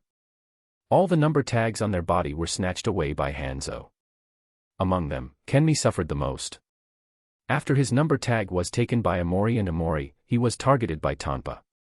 After saying that his number tag was taken by Amori and Amori, Tanpa sat on his face on the beach as if to vent his anger. They are all acquaintances of hunter exam, and they will meet again next year. Lan walked into the colony while looking at the mushrooms around him. It is undeniable that this pile of bright red mushrooms together has a great visual impact. It is this kind of mushroom that is basically a first-class hallucinogen in Lan's world. With so many mushrooms, there must be one that is the target, right? Lan took out Iku's picking shovel and shoveled down all the fungi on the tree. Izanavi only said to take the Ralpha red mushroom back and be careful of the poisonous fungus growing around it. He didn't say we couldn't take the poisonous fungus with us. Therefore, as long as he shoveled away all these mushrooms and took them back, as long as there was one Ralpha red mushroom among them, he would still pass. Swish. Lan collected all the mushrooms with a wave of his hand. Oh my. They've all disappeared. Are you hiding them somewhere? Suddenly, a light laugh sounded behind Lan. Didn't you see clearly? Lan was not surprised by the movement behind him. You've been watching from behind for such a long time, didn't you notice anything? He turned around and looked at the men whose figure slowly appeared from behind and said calmly. Did you notice that? Well, it's hard not to notice when there's a pervert staring at you from behind. Under the moonlight, Hisoka swayed his waist and walked out from the shadows. His pair of fiery eyes looked at Lan up and down as if he were looking at some rare and precious fruit. Sure enough, it was the right choice for me to come here to take the hunter exam. The Joker card in his hand was pinched between his fingertips, and the tip of his tongue gently licked across his lips. A strong aura gradually entangled Hisoka's body. It's great to have encountered such delicious apples. The Nen ability was entangled with the cards in his hand as if it could even tear apart the surrounding air. Chapter 54, It seems that I really have no secrets in front of you, you want to fight me, don't you? Lan's expression remained calm. He had anticipated such a scene and development before taking the hunter exam. With Hisoka's perverted nature of seeking out strong people and constantly challenging them for fun, it would be hard for him not to attract the other party's attention. What's more, during the last round, Lan felt Hisoka's gaze. This forest, where there are no worries and anything can happen, is simply the best natural place to do whatever you want. Ah. In the distance, the screams of the examinees could be heard faintly, as well as some faint shouting and cursing. This also provides the best opportunity to resolve the feud between the shot-put players and the track and field players in the previous round. Do you know who I am and understand me? Lon looked at Hisoka, who was approaching step by step, and spoke in a low voice. Does this matter? Hisoka asked back. The more unknown it is, the more extraordinary pleasure it can bring him, making him feel more excited. Isn't it important? Lon just looked at Hisoka and suddenly laughed. Hisoka, a fighter above the 200th floor of the Heavens Arena. His specialty is playing cards, and he calls himself an omnipotent magician. Lon muttered to himself. These are the news that Hisoka has publicly revealed to the outside world, and they cannot stop him at all. But then. Born in Meteor City, currently a member of the Phantom Troop, number 4. Hisoka paused. He's erratic, deceptive, likes bloody fights, and is a pervert, but he's definitely not the type to kill innocent people for no reason. When fighting, he has calmness and good judgment and will not let his opponent see his weaknesses under any circumstances. But when he loses his composure, and his excitement reaches its peak, he will exude a bloodlust. The goal of his life is to find prey, and the interest is to cultivate strong enemies and then defeat them. In other words, he would look for someone who was worthy of fighting, likening him to a green apple, and patiently wait for that person to grow to the point where he was worth killing. Have strong self-confidence and always believe that he is the strongest. He keeps pursuing duels. He either falls or his opponent falls, which is what he expects. Both of them can let him enjoy the pleasure he has been pursuing. The pleasure of destroying the apple he has been cultivating with his own hands. After Lon finished speaking, Hisoka stood still, without any action to move forward. Oh my, it seems that I am understood so thoroughly. The excited smile on Hisoka's face had completely disappeared at this moment. It's really surprising. Then he narrowed his eyes. I didn't know there was someone in this world who understood me so well.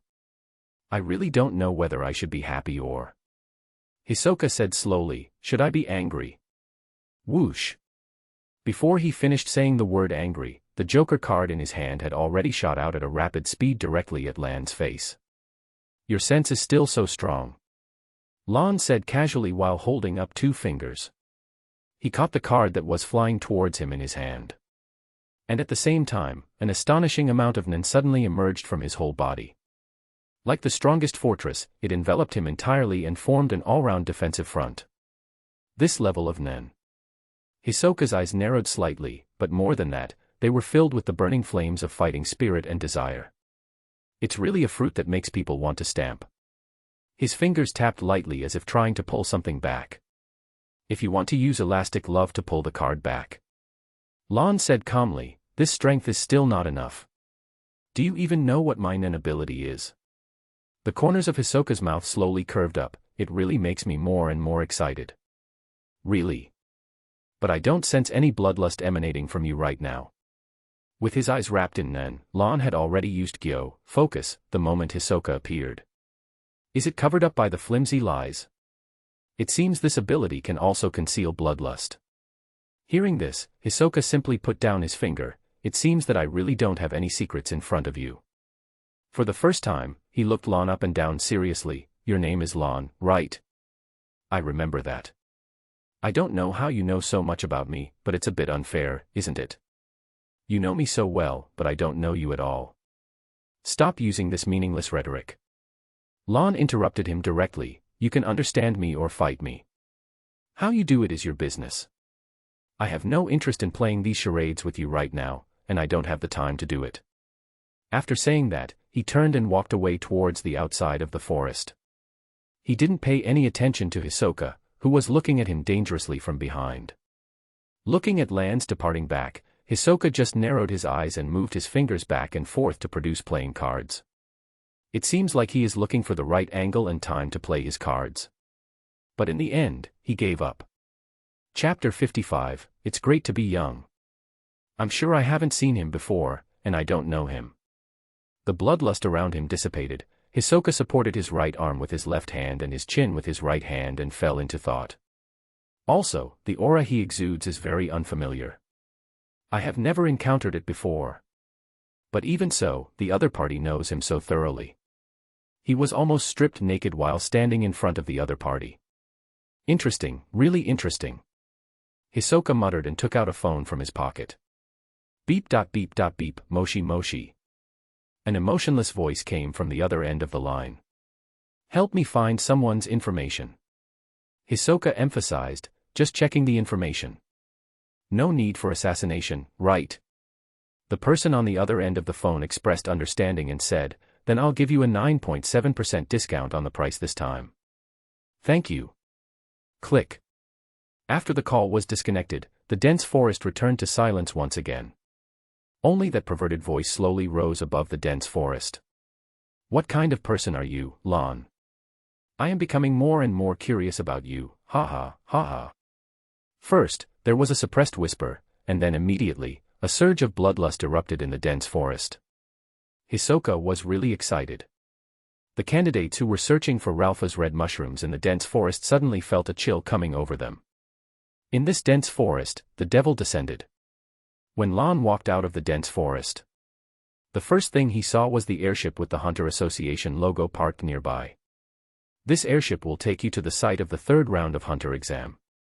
Seeing the candidates coming out, Izanagi, who was sitting on the stone, also opened his eyes. On the way over, you can take a good rest on the airship. He looked at Lon carefully, then slowly got up from the stone. Let me see the red mushrooms you brought out. Don't you think I gave up halfway and came out of it? Lon asked back. Izanagi's face was serious, and he said in a deep voice, the aura of a person cannot be faked. Is that so? Lon nodded and then casually released a bunch of red mushrooms. Please make sure there is a target in there.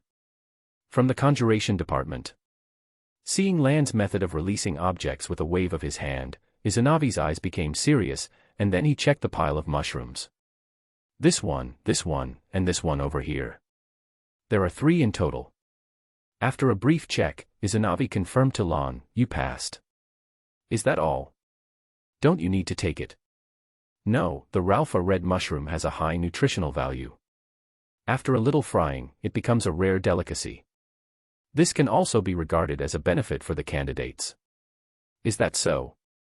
Lon looked at the 3 red mushrooms and asked, can I sell them to candidates who can't find red mushrooms? Izanagi. Well, it seems that it doesn't work. Lon casually put away the 2 bunches of red mushrooms again and then walked onto the airship under Izanagi's serious gaze. Well, Raphael red mushrooms are delicious, and the poisonous fungus can be quite useful at times. Hunter exam cannot continue uninterrupted. After all, candidates are human beings, not machines. There is still time and place to rest and adjust his condition in the middle. The airship is basically the standard equipment provided by the Hunter Association for candidates to rest. It was the first time Lon boarded the Hunter Association's airship. But as soon as he walked in, he ran into an old acquaintance. Hello, Mr. Lon, we meet again. Mr. Beans, who was also wearing a black suit, greeted Lon politely. The president specifically asked me to invite you. Mr. Beans made a pleased gesture, he has been waiting for you in the office for a long time. When Lon saw Netero again, he had already changed into clean and neat sportswear. It was his very classic outfit, a blue and white t-shirt and shorts with some character printed on it. And every time he puts on this outfit, it means he is ready for a thrilling battle. Long time no see. Inside the room, Netero was doing push-ups with one finger without even raising his head. He just lightly tapped the ground with his thumb, and then he somersaulted in the air a few times before landing very lightly in front of Lon. You are still so young. Netero put one hand on his waist and said with emotion, it's great to be young. President, you are also very energetic. Lon also looked at him and smiled, judging from your vigorous performance just now, you are not inferior to the young people at all. Ah, I'm old after all. Netero waved his hand, but you. He stroked his pointed beard with his hand and looked at Lon with growing interest. It's no exaggeration to say that it's earth-shaking. Your changes and condition are surprisingly good. Could it be that? Netero paused, then suddenly pointed at the Mr. Beans. You gained this power by eating his relatives, right? Mr. Beans waiting nearby. No, it's been so long. Do you still remember it? Chapter 56, another high-end blind box. My strength still comes from my abilities. Lon generously admitted his changes. Speaking of which, I still have to thank you, Chairman, he said with a smile. This time, he was also able to ignore the flashing red light next to Netero, not letting him find any entry point into him again. Is that so? Netero twirled his beard. Then it seems your progress is quite encouraging. It's all thanks to the chairman. Lon responded as he put the treasure chest away. Well, he is the most powerful Nen user in the world, after all. T/N, changing president to chairman.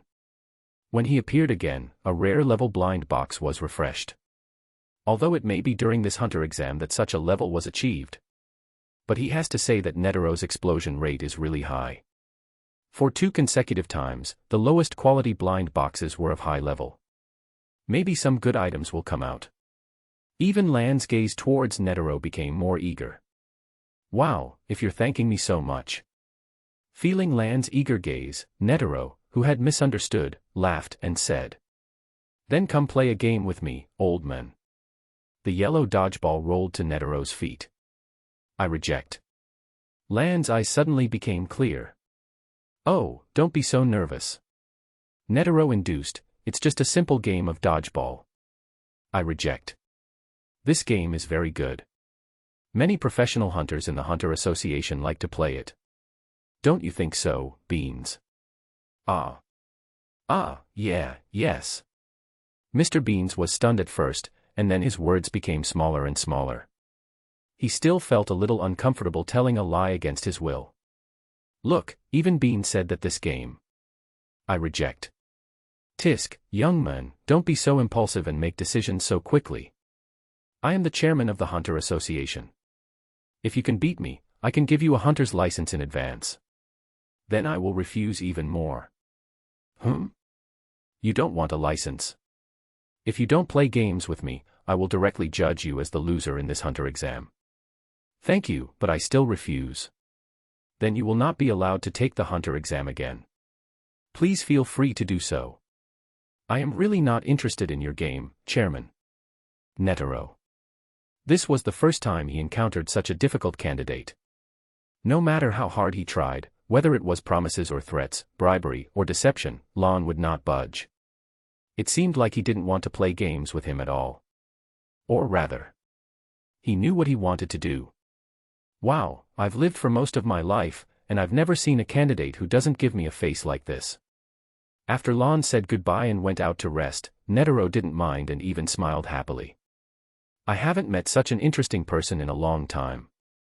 Well, it's not like there were people who didn't give you a face before, but you physically eliminated all of them, so the people who came after you were very polite. Mr. Beans muttered in his heart, but he certainly didn't dare to say it out loud. Is Mr. Lon more troublesome than Mr. Jing Freaks? They are 2 of the same kind in some ways. Netero thought for a moment, but as for this guy, Jing, I can roughly understand his nen and demands. But Lon, we've known each other for a short time. What he knew about Lon was still information that existed only on paper. He still has no idea what he is like. But Netero didn't care. Even a difficult character like Jing was smoothed out by him and became one of the Zodiac 12 of the Hunter Association. A more interesting young man, once he gets to know him well, then it will only be a matter of time before he can play games with him in the future. Thinking of this, Netero didn't care anymore. He kicked the dodgeball aside, then walked to the table and wanted to pick up a glass of water to drink. Suddenly, he stopped there. Oh, I forgot. He seemed to suddenly remember something. What's wrong, Chairman? Mr. Beans, the secretary, quickly asked, is there any work that has been missed? Well, I forgot to ask him for beans. Mr. Beans turned into bean eyes. It's the kind that was in the Heavens Arena before, the kind of beans that belong to your relatives. Netero patted his head vigorously. When people get old, they tend to forget things. There's nothing I can do. I'll have to ask him for beans next time. Mr. Beans. Chairman, my relatives, isn't this sentence awkward to say? Also, can we please stop talking about this, Chairman? No one paid attention to Mr. Beans's wounded world. After walking out of Chairman Netero's office, Lon found a restroom and opened the red high-level blind box. Get a high-level blind box, Do you want to open it? Open successfully, get Dino Caps set. Source World, Dragon Ball. Sure enough, once he meets Chairman Netero, it is easy to get items from the world of Dragon Ball. Dino Caps. Lon flipped his palm, and a large white square box appeared in his hand. Because we are on a transportation vehicle like an airship, are the things that are prescribed daily necessities like Dino Caps. This is a high-tech product developed by Brief Family Business in the world of Dragon Ball. The tiny capsules can hold everything from motorcycles to cars and airplanes to fully furnished houses. Chapter 57, Is there a devil among the candidates? However, the Dino Caps does have disadvantages. For example, a capsule can only change into one fixed thing and cannot change into whatever you want. But even so, it is still a pretty magical item. But in this case, it can only be considered as an uncommon level at best, not even a high level. Lon looked at it carefully and found 17 capsules, numbered 1 to 17. This is the set that Bulma carries when she goes out to look for the Dragon Balls. All kinds of daily necessities are available. As the only daughter of Brief's family, the Dino Caps she carries must be the best configured. But this level is still not enough. Until Lon pulled out a small number 18 capsule from the bottom of the white square box full of capsules. The research and development technology of the Dino Caps. The introduction next to it says that this number 18 capsule contains the research and development technology of the Dino Caps. Now it's right. Lon nodded in understanding. The finished product may not be enough, but if there is technology that can be developed in mass production, it will be different. Such technology is enough to change the world's patterns and living conditions. Things related to space especially have a huge impact on people's lifestyles. However, considering that the Hunter world's technological level is only in 1998, its research and development capabilities are still insufficient. But if we meet some specific guys, maybe it can be realized. Lon thought of the Greed Island developed by Jing Freaks and his group of friends. To be able to build such an island, there must be a scientific genius among the team members. If there is a chance, he would like to get to know them. After putting away the Dino Cap set, Lon took a temporary rest on the airship.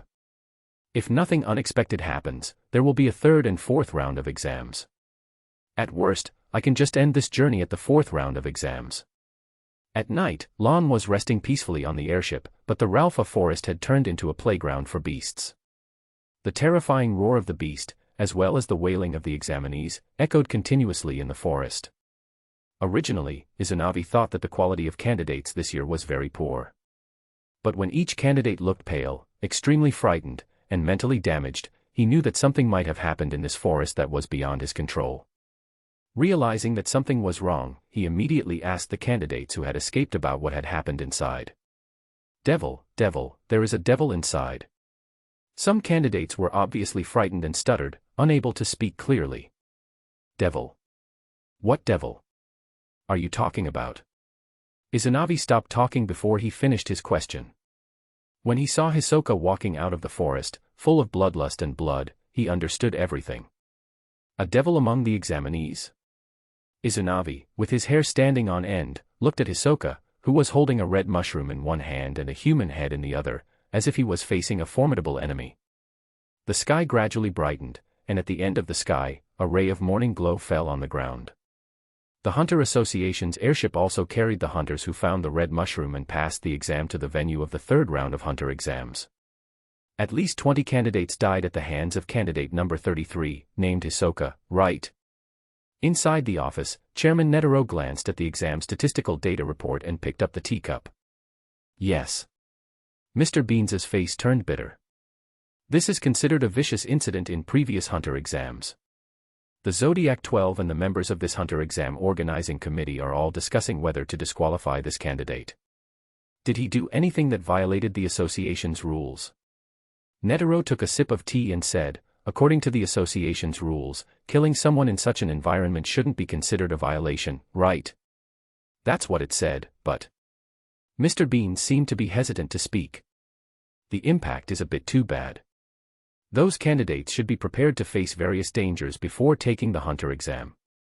Netero said calmly, this is just a murderer in a small forest. If they can't even deal with this, Then, when they become a hunter in the future and go to more dangerous places, won't they be throwing their life away in vain? A bad environment won't choose to take their feelings into consideration. After Netero's words, Hisoka's judgment was finalized. He does not bear any responsibility for this. When the results came out, the other 62 candidates who had passed the second round of exams and were resting on the boat all fell silent.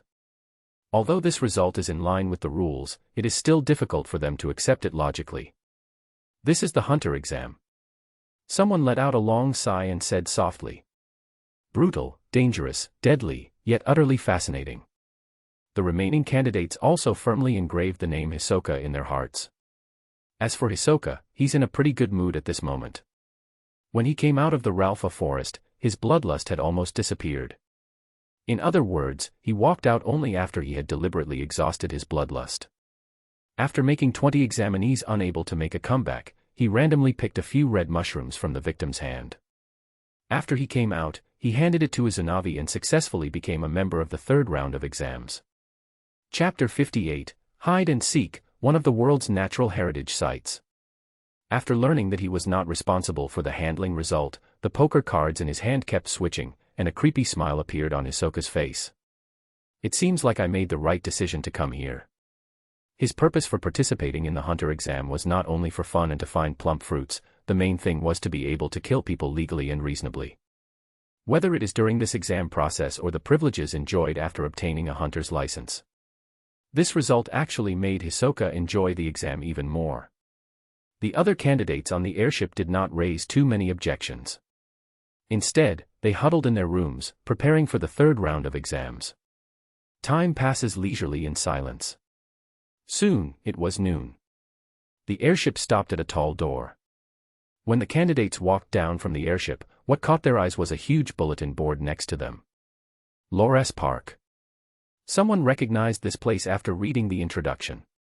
It is one of the world's natural heritage sites and a very famous relic in the whole world. That's right. The petite voice coming from the side attracted everyone's attention. A figure with a head like a big gourd but a slender and short body appeared in front of everyone. And this is the location for your third round of exams. She has a great amount of hair tied back in a ponytail, an obscenely big head, a funnel nose, and big protruding ears. The examiner, whose body proportions were totally out of balance, introduced himself. I am Cutie Beauty, a cute hunter, and the examiner for this round of your exam. Okay, another acquaintance. Lon recognized it again. In other words, with this appearance and being so recognizable, it is hard not to recognize her. Cutie Beauty, the beautiful hunter, appeared in the chairman election episode. At the same time, she is also the staunch captain of Vice Chairman Pariston's guard. She believes that the Cute and Beautiful Hunter Association that she advocates will be realized in the hands of the beloved Vice Chairman Pariston. After losing in the first 2 rounds, she called on other hunters to vote for Pariston. Well, she is a die-hard supporter of the Pariston faction. This round of exams is very simple, it's just hide and seek. Cutie Beauty shook the big waves behind her head. You now have a total of 64 lovely candidates, just enough to be divided into 2 groups, 32 people in each group. She held up 2 fingers, one group will be the ghost, and the other group will be the ghost hunter. The ghost should go in first, and then the ghost hunter should go in half an hour later. As long as you stick the red round card you are given to the ghost hunter will catch them. The ghost hunter who catches the ghosts, as well as the ghosts that are not caught, will be able to pass this third round of exams. The red cards issued to you all have machines on them. Once they are attached, they will immediately record the information of the ghost being caught and the ghost hunter attaching the card. That is to say, the moment you are given a card, you are eliminated. If anyone is dissatisfied or has inappropriate thoughts. Cutie Beauty's beautiful gourd face showed a smile, then you will know how terrible the Hunter Association that protects the interests of qualified candidates will be. As she said this, a rolling cart slowly drove over. In here, there are 32 red cards and 32 blank cards. Those who get a blank card become the ghost, and those who draw a red card will be the ghost hunter. Once a red card is attached, a prompt will appear on the blank card to prevent the captured ghost from not noticing his situation. Cutie Beauty clapped her hands. Okay, everyone, come up and draw cards. The rules are quite simple, catch and be caught. In other words, it is hiding and being hunted. On the surface, it's about sticking cards, but in reality, it's about capturing the prey you've set your eyes on. It is similar to catching red mushrooms in the Ralpha forest last night. But the difference is that it has changed from an object in the wild to a living person. They can run away, hide, and even resist an attack. Compared to the previous exam in the wild, the difficulty has increased by more than a little. So the rule is just to put up the red card instead of bringing the ghost back here. Lon turned the red card he had just drawn. In fact, according to the nature of this round of exams, the only way to stick a card on the ghost, apart from a sneak attack, is to defeat them head-on and then stick the card on them. His eyes casually swept over the 32 people who had drawn white cards. In the midst of it, Hisoka gently waved the white card in his hand and smiled at Lon. He also stuck out his tongue and lightly moved it around the corner of his mouth. It seemed like an invitation to him to come and catch him as much as he wanted. Lon. He pretended not to see anything and shifted his gaze elsewhere. Okay, dear students. Cutie Beauty clapped her hands. Inside is the stage for you to perform to your heart's content. The deadline is 12 o'clock tonight. You only have one afternoon and half a night to play hide and seek. When the time comes, there will be an airship from the Hunter Association waiting for you here. Take the qualified candidates to the venue for the 4th round of exam. The 3rd round of exam, hide and seek, timer, start. Chapter 59, The Monster in the Examiner's Mind. Cutie Beauty swung her short arms vigorously, and the group of candidates who drew the white card ghost did not dare to delay. They all ran towards the inside of Loras Park. Only Hisoka walked in slowly and leisurely, like a leisurely stroll. Is he the dangerous person who killed 20 candidates? Cutie Beauty remained calm on the surface and looked at Hisoka's back with vigilance in her heart. The bloodlust emanating from the other party made even her very afraid. Although he is a little worse than Vice Chairman Paristan, he is obviously such a handsome man, but he turned out to be a murderer. Cutie Beauty pouted secretly. This is not the type she likes. On the contrary, looking at the group of ghost hunters, her eyes lit up. This suit is also a perfect match for him. Repressing the urge in her heart, Cutie Beauty secretly looked at Lon over there twice. He looks just like Vice Chairman Paristan in a beige blazer and a black suit, giving me the same feeling. As a beauty hunter, Cutie Beauty naturally pursues anything related to beauty, or should I say, anything that is beautiful in her eyes. In her eyes, Lon is a representative of beauty. This also made Cutie Beauty's mind gradually emerge with small ideas. And Lon naturally felt her secretive eyes. But he didn't want to pay attention to these crazy fans and pretended not to see her. With other candidates, he silently waited for 30 minutes to pass. When the time was up. Whoosh! One by one, the candidates who were the ghost hunters ran towards Loras Park in front. But soon, all of their bodies froze in place. Loras Park, one of the world's most famous natural heritage landscapes, is a sea of flowers after entering. There are many flowers and butterflies here, which are very attractive to tourists. Naturally, it also attracted Hisoka, who likes butterflies. He was sitting on a small hill in the middle of the garden, raising his right hand, letting the butterflies hover around or land on it. The picture is very beautiful, very peaceful, and serene, but this kind of picture happened to Hisoka, who was the image of a murderer in the minds of the candidates, and the sense of contrast was too heavy. Seeing this scene, the candidates who came in to catch ghosts were silent. Then, they ran to both sides together, wisely avoiding this place. And for the ghost in the center of the garden, they all pretended not to see it tacitly. Don't look at Hisoka's peaceful appearance now, but if they really start to fight, people will know what the hell is. Only those who think their lives are too long will go looking for trouble with Hisoka. It seems that there are no other candidates here. Lon, who followed in from behind, just casually glanced at the situation in the garden and then walked in other directions without stopping. Well, no one who thinks their lives are too long will attack Hisoka, the ghost. Those candidates who become ghosts will not think that they live too long, so they hide next to Hisoka. Everyone wants to stay away from him. As for Hisoka, he sat alone in the middle of the garden, admiring the butterfly in his hand and indulging in his own world. Some candidates who become ghosts did not grasp the essence of being a ghost.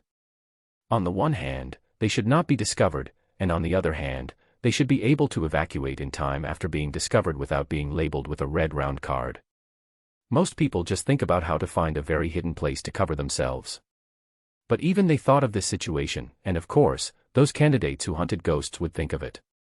So, in those seemingly very safe hiding places, fierce battles broke out. As long as there is an act of hiding, there will inevitably be traces of action. In the park, Lon sat casually on the big tree stump. Instead of finding a hidden place to hide, it is better to occupy a place that can be perfectly defended and evacuated in time. You can retreat and defend. If you can't win, just run. As long as you don't get caught, everything will be fine. Their behavior of just burying themselves is just a tortoise that has trapped itself, in my opinion. After his voice fell, the surrounding environment was still quiet and silent. It seems that you won't cry until you see the coffin. Lon was too lazy to talk nonsense and took the gun, collector, from his waist. Bang. He raised his hand and fired a shot, and the bullet hit a bird's nest on the tree next to him. Puff. Blood splashed everywhere, and a figure fell out of it in a mess. His face was pale, and one hand covered his left thigh that was pierced by the bullet. Did you take the initiative to stick the card on yourself, or do you want me to do it? Click. Lon casually threw the red card in front of the men. Ryu, who had short green hair and wore dark martial arts clothes, covered his thigh with reluctance written all over his face. This was also a minor character. He was the 34th candidate next year. During the 4th round of hunting on Zevil Island, he was Bedoro's target and was knocked down by him, and his number tag was taken down, allowing Bedoro to participate in the final exam. This year, it was the same, and he stopped his journey in this hunting round. Although he was unwilling in his heart, Ryu, who had been injured in the thigh and could not move, knew that his journey in this exam would end there. Rather than letting the other party take action and torture himself, it would be better to admit defeat. He stretched out his hand tremblingly, picked up the red card from the ground, and silently stuck it on his body. Candidate number 165 was caught and eliminated. The moment Ryu put on the red card, the white card in his arms sounded a prompt. Thank you for your cooperation.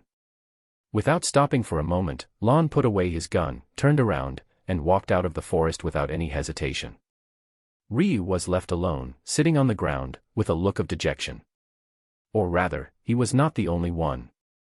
Leave. Leave. Under the big tree stump where Lon had sat before, Tampa was hiding inside, trembling with fear.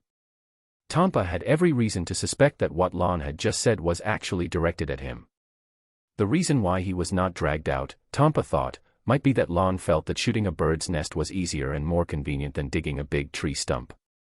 If there was not another candidate here who served as his scapegoat, otherwise Tampa felt that his hunter exam journey would end there. Fortunately. He silently shrank and sighed softly. On the ground, Ryu was unable to move because his thigh was pierced, so he could only lean here and wait for the Hunter Association's arrangements and aftermath after the time was over. After the gunshot, ghost hunter candidates came here from time to check the situation. As a result, after seeing the injured person leaning there and the red card on his body, they all left immediately in silence. As for the huge tree stump, naturally, no one cared. At the same time, various scenes of ghost hunting and hiding were constantly being played out in various places in Lores Park. The ghost hunter candidates also used various methods to deal with this. By the pond. Although your archery skills are not bad, it's a pity. Jaretta walked to the candidate, who was stiff and unable to move. Your hiding skills are not yet up to par. He casually threw away the paralysis poison needle on the opponent's neck and then stuck the red card in his hand on it. Candidate number 239 was caught and eliminated. Chapter 60, Murderer. In a crisscrossed canyon. You bastards. The candidate tied to the rock gnashed his teeth. You are breaking the rules.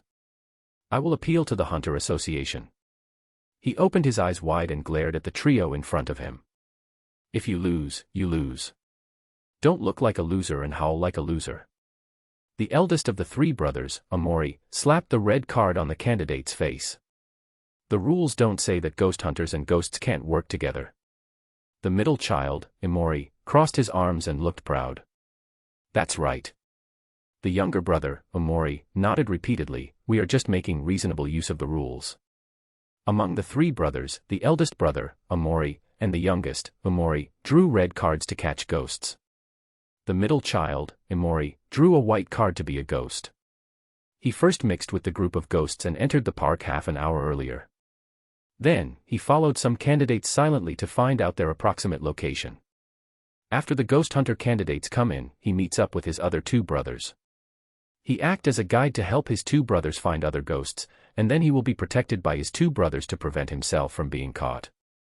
Judging from the current results, the three brothers' approach is not bad. This is already catching a ghost. The eldest brother, Amori, who has passed the test, is very satisfied. Okay, let's go find the second ghost next. The rules don't say that you need to leave the park immediately after catching a ghost. He won't leave just like that. He also has to help his youngest brother catch another ghost and, at the same time, help his other brother not be caught by others. Anyway, the time limit is 12 o'clock tonight. There is still time. After a short rest, the three brothers, led by Amori, went to the next ghost hiding place. On the other side of the small hill, there is a dark cliff cave that can be passed by one person.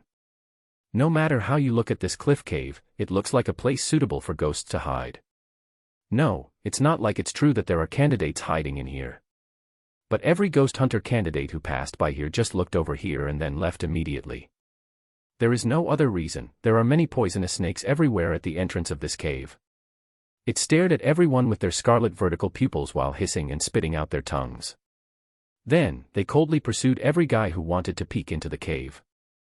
The snake charmer Bourbon, everyone knows which candidate is hiding in here.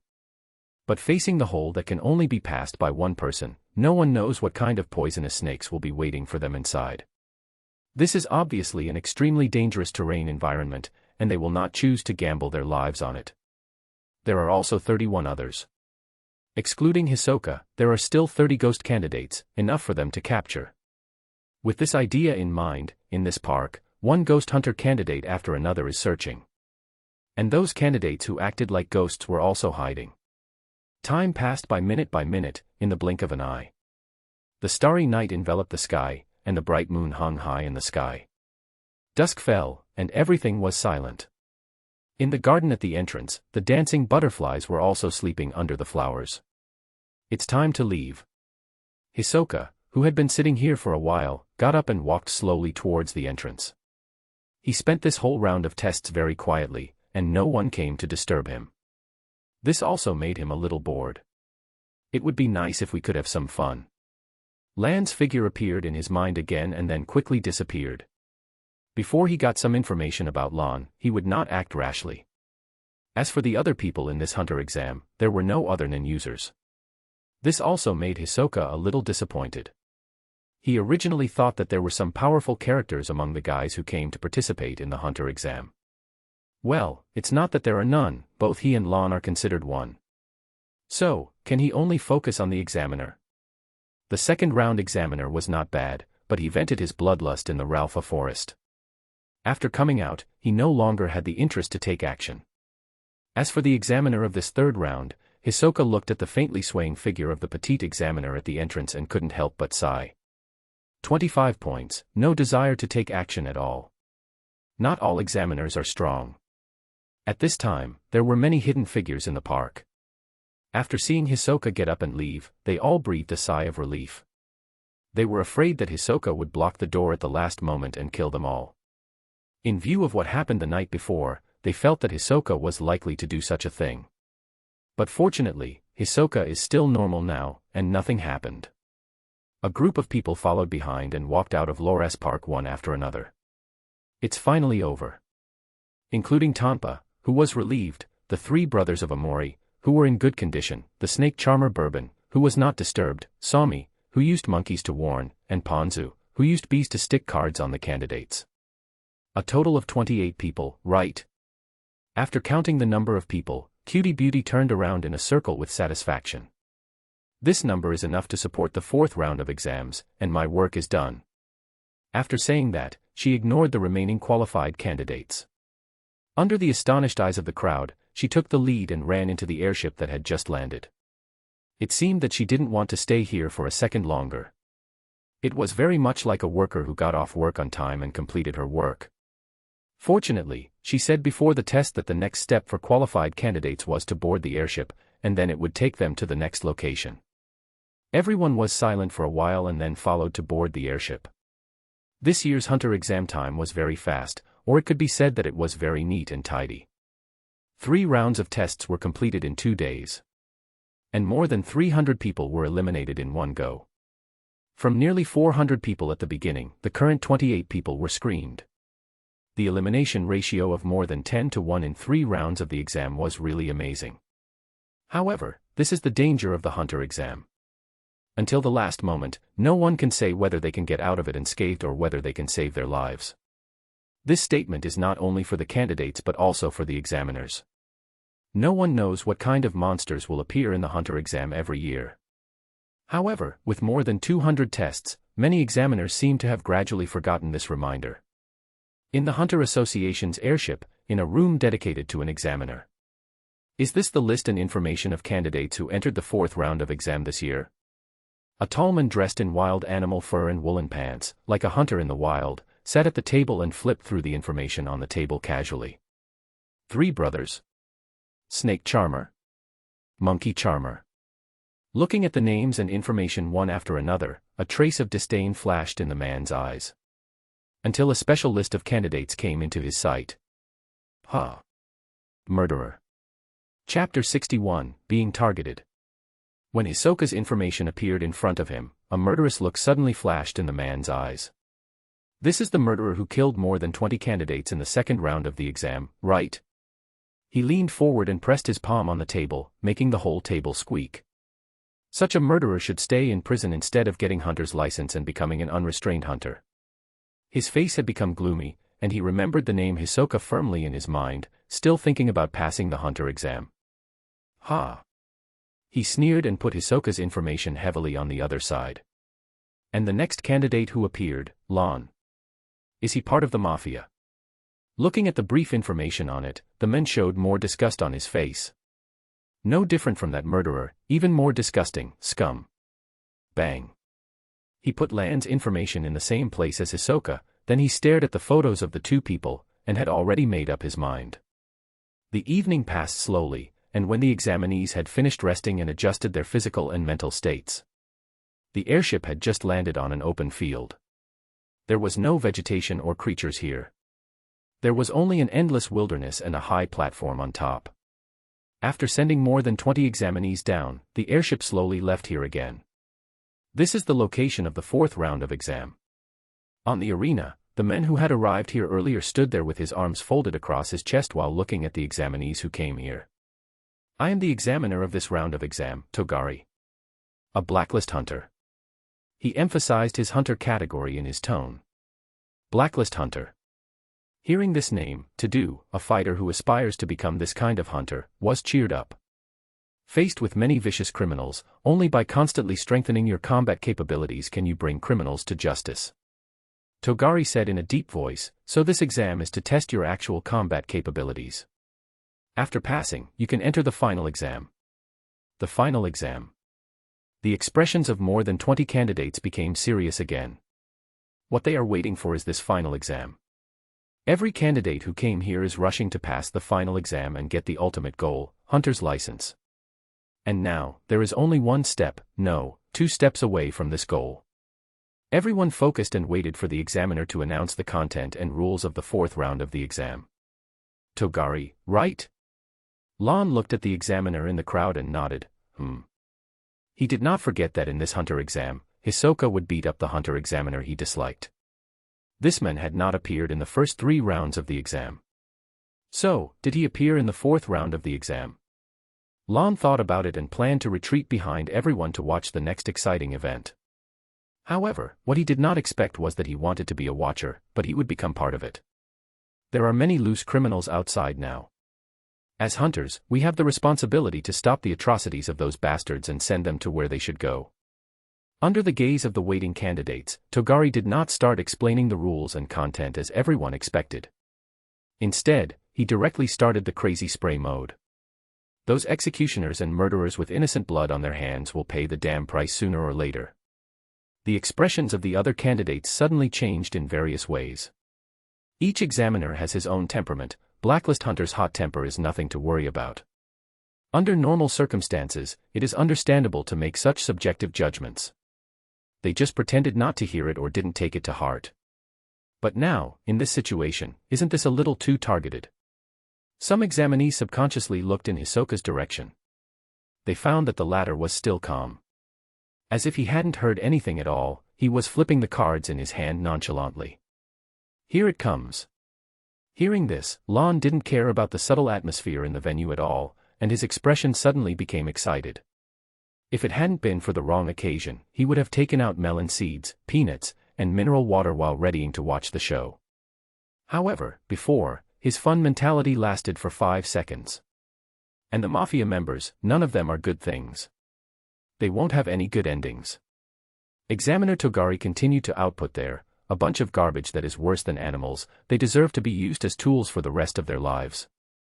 Lon. Dressed in Mafia clothes, the smile on his face disappeared immediately.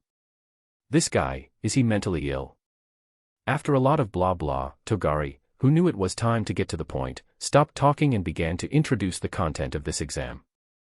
The rules are very simple. This is a huge arena. The combat ability tested in this round is through the arena competition. All of you must go up to the arena and fight. Those who fall off the arena will lose. No killing is allowed in the arena, no weapons or external forces other than your own are allowed, and no attacking the opponent's vital parts are allowed. There is no time limit. There are currently 28 participants in the competition. When there are only 7 people left in the arena, the exam is over. 7 out of 28 is already a very strict selection for them. The examinees looked solemn, and the atmosphere suddenly became urgent at this moment. They looked at each other with vigilance. At this moment, all the people around them became opponents competing for the final exam. In fact, among us, only 5 slots should be available. Omori, the brain of the 3 Omori brothers, muttered in a low voice, speaking everyone's thoughts. Well, it is said that 7 people passed, but Hisoka and Lon were also included in the crowd. With the strength of the 2 of them, no matter what, they can definitely pass. In other words, the actual passing rate is 26 out of 5. From the original 1 1/4, it has dropped to less than 1 in 5. When the candidates thought of this result, they felt much heavier. And Togari, who saw this scene, slowly grinned. Of course, as I said before, as a hunter, you have to have the responsibilities that a hunter should have. So, based on my position as a blacklist hunter, I have to make additional rules. Anyone who has killed someone in this hunter exam is not allowed to fight back in this match. Hearing this, the examinees who were originally serious all raised their heads and looked at Togari in astonishment. You are obviously targeting him, right? If the words just now were particularly targeted, then when this rule was made. It is obvious that it is put on the table, which is no different from naming someone. Among the 28 people present, there is only one person who has killed people in this hunter exam. And he killed a lot of people. This is something that everyone, from the examinees to the Hunter Association, knows. There is no reason why the examiner of the 4th round of the exam, Togari, does not understand the situation. In other words, he is deliberately making things difficult and targeting Hisoka. However, the rule of not being able to fight back is extremely beneficial to the other candidates. Therefore, the remaining 20 or so candidates all kept silent and subconsciously moved to the side. With Hisoka's personality, if he was targeted so obviously, he might go crazy. It's better to stay away so as not to get into a fight and get blood on them. At the same time, they didn't forget to look at Hisoka from the corner of their eyes to see how he would react. Chapter 62, I won't take the hunter exam. At this time, Hisoka had put away the poker cards in his hand. They don't know whether he obeyed the rule that examinees cannot bring weapons into the venue or he had other ideas.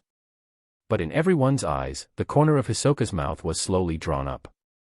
In his eyes, there was a little bit of interest. Okay, I won't say more. Swish.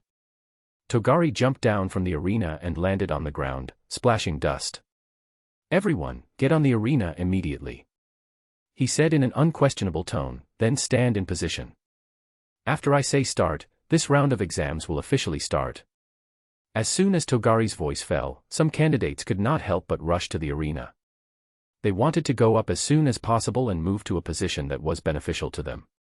Lon looked at this scene, thinking that his journey was almost over. I told you not to carry weapons. Do some people have no ears? Togari said some people, but his eyes were fixed on the direction where Lon was. Lon glanced around and found that there was no one. In other words, he was also targeting him.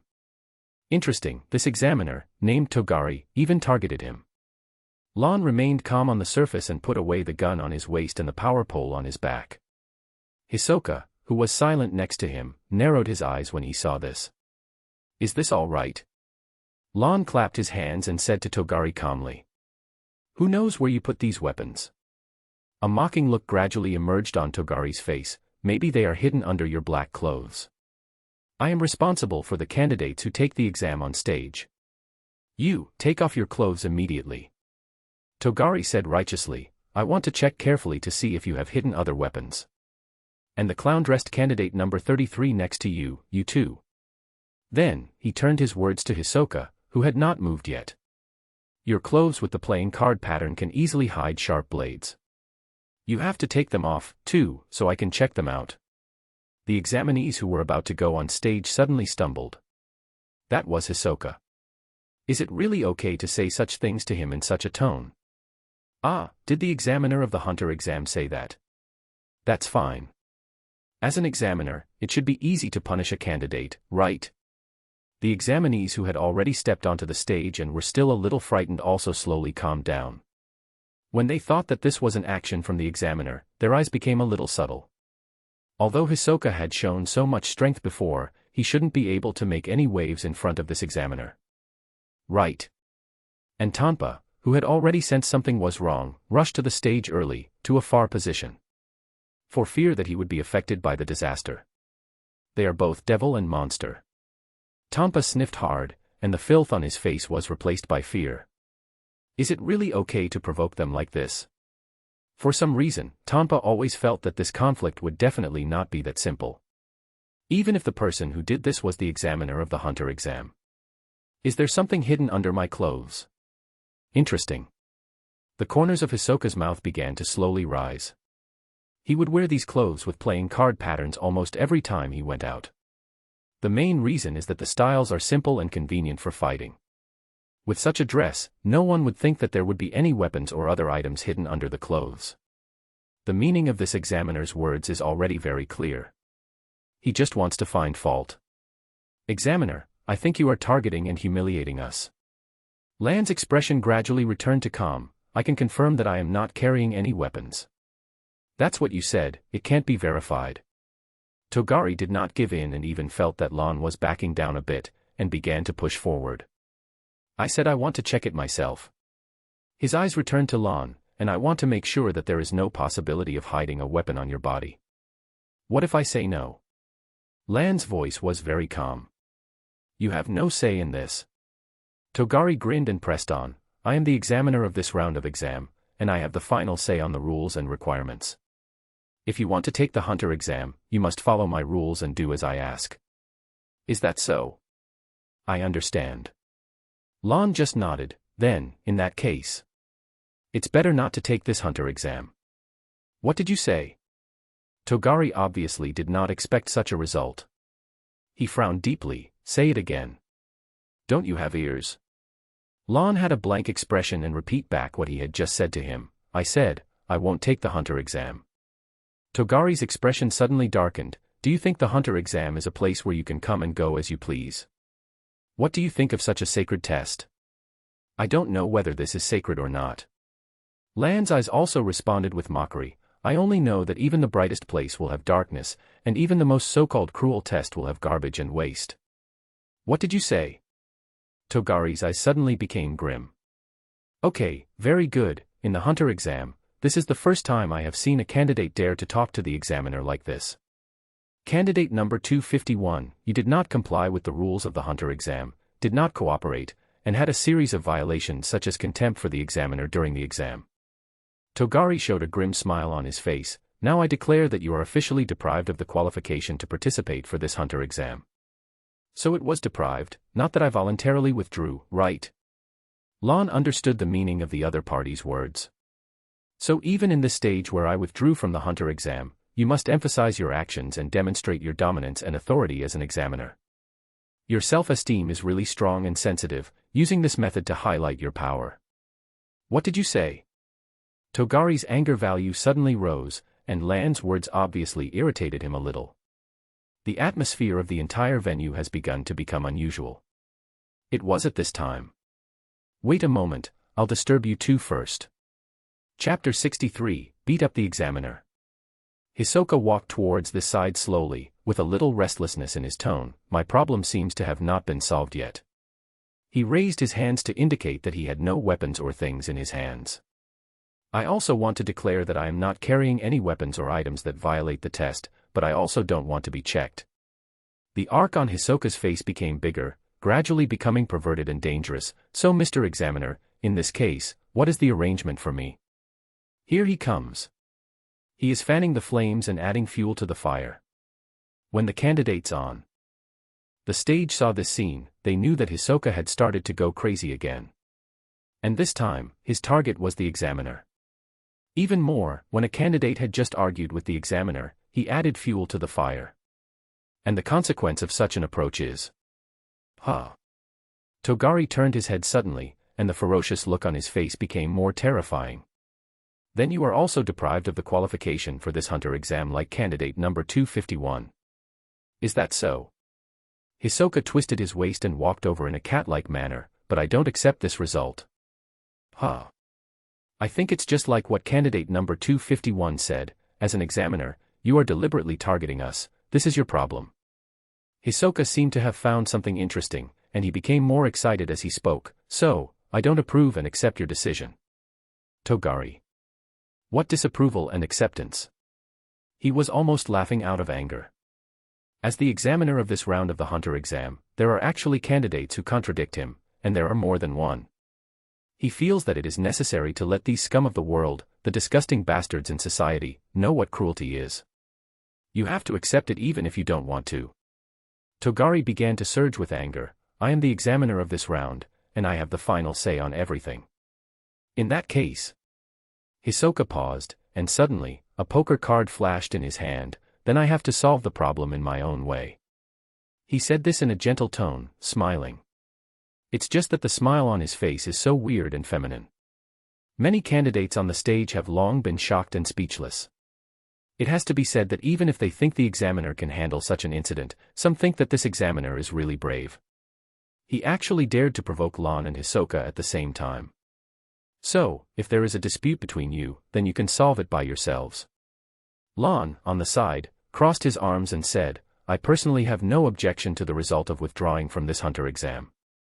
Whether it is this poor little guy with a sensitive and fragile self-esteem who took the initiative to deprive me of my qualifications, or whether I personally withdraw, the result is the same. He said that he had no objection, but every word after that was deliberately provoking Togari. Then, you guys chat about your things, I'll leave first. As he said that, Lan raised his foot and pretended to leave. Just at this time. Swish.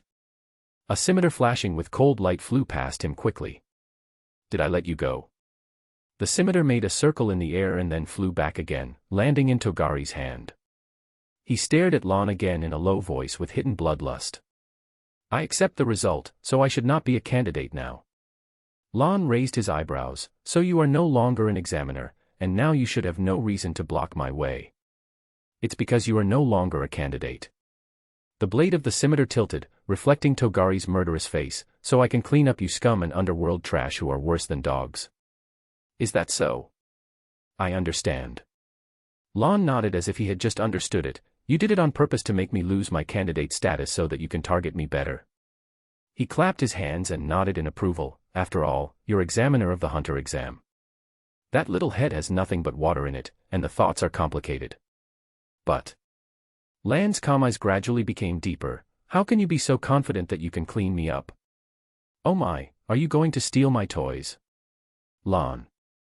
Hisoka, who was watching from the side, clenched the playing cards in his hand and called Lan's name directly without giving in. This time, I advise you to watch from the side. Lan shook his wrist slightly and said calmly, otherwise, if we really fight, I will not distinguish between friend and foe, and I will beat you as well. Besides, don't you want to see my strength when I really fight? Hisoka paused with the poker cards in his hand and then slowly relaxed. Right. He thought for a while, this is indeed a good opportunity to observe your fighting style and strength. Hisoka pursed his lips, then I will reluctantly withdraw this time. Anyway, it's just a nearly rotten apple, and it doesn't taste good. Hisoka looked at Lan's back and licked his lips with his tongue. It's even more fascinating. I will be watching you closely from behind, Lan. Hisoka suppressed the wild desire for fighting and killing that was growing in his heart. He steps back and leaves the battlefield to the two of them. Really, I was just here to watch the fun, but I didn't expect. Lan shook his head. The melon fell on me. Although I try not to disrupt the development of the plot as much as possible. Lan whispered in his heart, but I can't stand being pushed around like this. I now understand why Hisoka dislikes a guy like you and can't help but beat you up. Because you really deserve a beating. Looking at the opposite side, Togari took out a scimitar in his backhand. Lan suddenly laughed. You know what? When you announced that I would be stripped of my status as a candidate. Lan's face showed a smile that was completely different from before. My idea is almost the same as yours. As soon as his words fell, a vast amount of aura rose around him instantly. What are you talking about? Togari, who had not yet realized the seriousness of the situation, was still cursing there. But before he could finish this sentence, he felt a flash in front of his eyes. Bang. A strong slap hit him directly in the face. I don't know where you got the courage from. After slapping, Lan said calmly. Your own strength is not very good, but your words are more disgusting and hateful. This is what it is called, the more narrow-minded and weak people are, the easier it is to be self-inflated, right? Puff. Half of Togari's face swelled up immediately. He spit out a mouthful of black blood mixed with a few broken teeth. However, as a blacklist hunter, he still has some skills to chase the murderer and survive until now. After suffering a severe blow to his face, he immediately swung the scimitar in his hand. He slashed upwards diagonally, aiming directly at Lan's throat. Ding! However, Lan accurately flicks the blade away with his fingers. Too slow. The faint voice was like announcing Togari's death sentence. Crack! The place where the blade was hit instantly shattered, and the cracks covered the entire scimitar like a spider web. Finally. Chapter 64, Who is the Examiner and Who is the Examinee? Bang. Like a fairy scattering flowers, the tiny blade fragments flew and bounced onto Togari's body, leaving several bloody marks. It's obvious that you haven't practiced the all-direction four-blade style at all. Lan turned his hand and slapped him again. And your actions once again prove your stupidity and ignorance. Slap. Another strong slap hit Togari's face, and the other half of his face swelled up. Even though Togari had anticipated Lan's move and wrapped Nen around his face in advance to protect himself, he still took a heavy blow. And this time, Lan obviously used a lot of force. He flew backward under this slap. While flying, blood and broken teeth spurted out of his mouth. Then. Plop.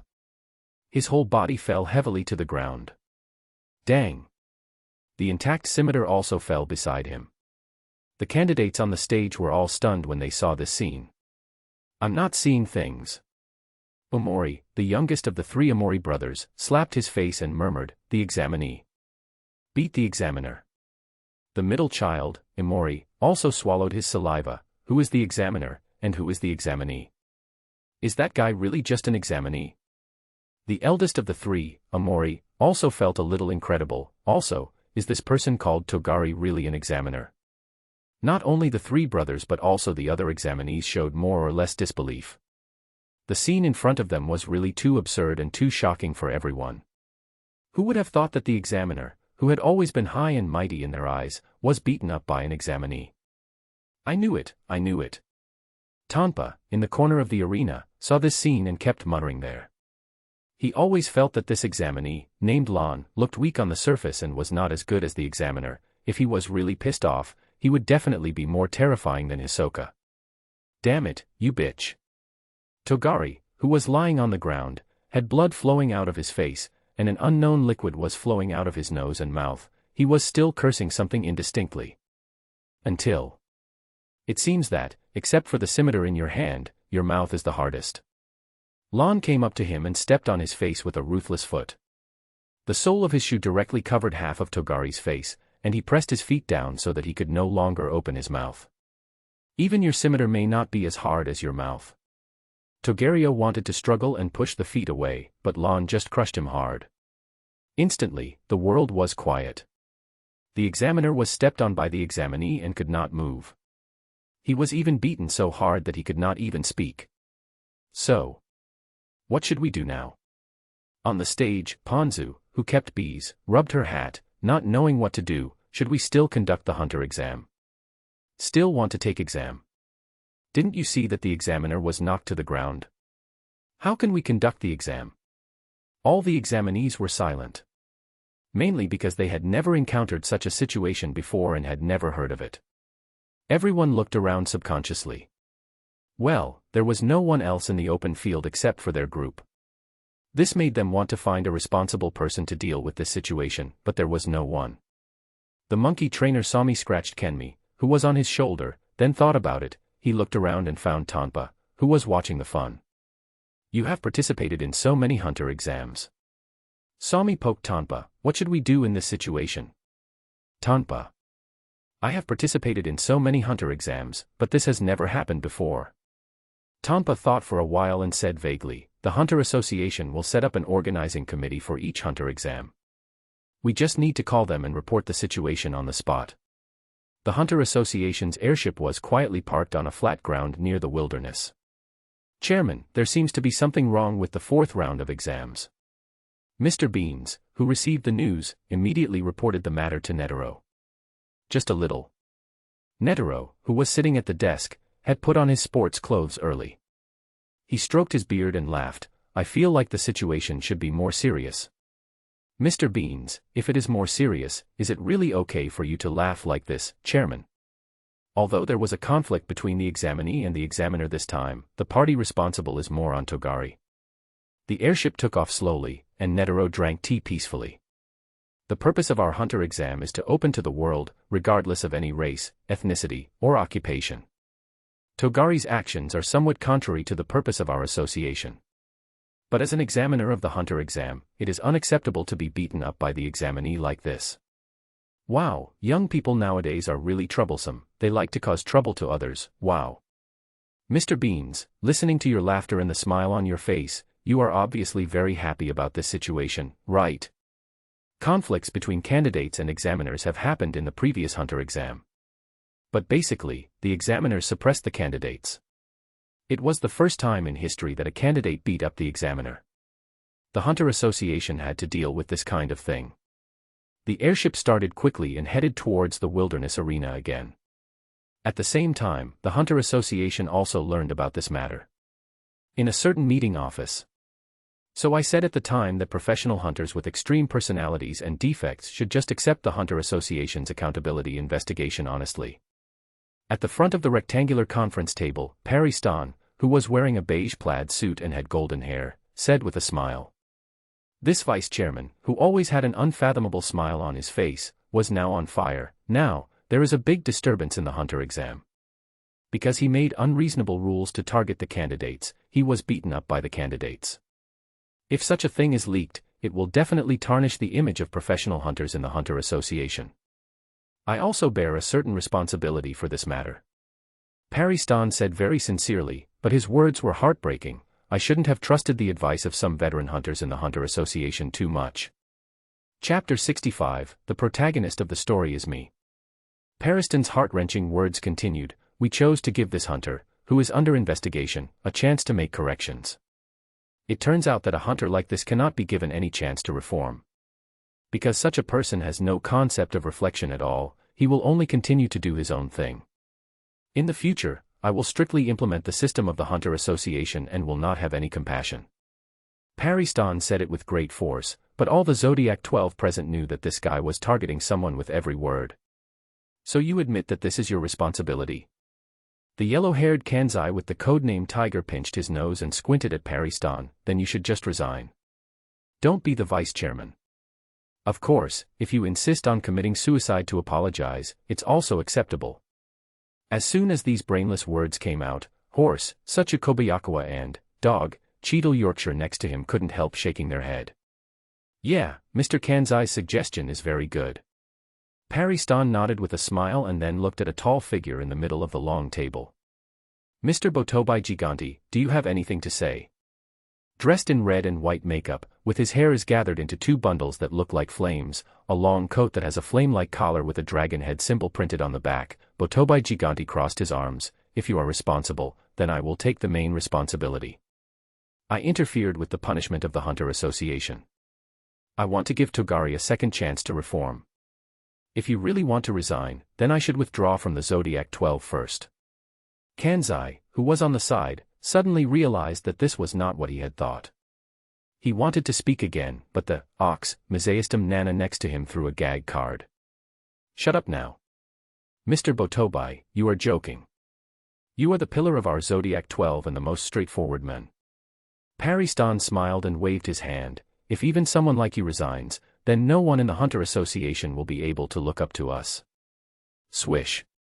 The other Zodiac 12 all stared at him with a death gaze. Paristan's words scolded all the other Zodiac 12. His starting point is very good. It can only be said that Togari has failed Mr. Botobai's trust. Paristan comforted him very kindly on the surface. Just now, the chairman called me and said that the Hunter Exams Organizing Committee will solve this incident. Mr. Botobai, you don't have to worry. I know. After hearing this, Botobai Giganti was too embarrassed to sit down. Because of my personal emotional behavior, I even alarmed the chairman, who had to personally come to clean up the problems and mistakes in the Hunter Association's work caused by me. I am ashamed. After saying that, Botobai Giganti stood up from his seat, unwilling to stay there any longer. Paristan. The other Zodiac 12, who was smart, stared at Paristan, who remained smiling without any concealment. The other party seemed to be comforting Botobai Giganti, but in fact, every word was heartbreaking, exerting psychological pressure on the other party. Seeing that the other party was straightforward, he squeezed the other party in this way. He is worthy of being the most annoying man in the Zodiac 12. Why did Botobai Giganti leave? Kanzai touched his head, a little confused. Didn't the chairman personally go out? Why is he so lost and uncomfortable? Mizaistum Nana couldn't help shaking his head. Cheadle Yorkshire and Such a Kobayakawa looked at each other and sighed in tacit understanding. What's wrong? Kanzai didn't realize that there was something wrong with him. Am I wrong? He looked at the sheep, Jinta at the opposite table and asked. Jinta, a huge, emotional man wearing a sheep blue coat and fluffy wool curly hair, pondered for a moment. I don't think there's any problem either. You two idiots, shut up.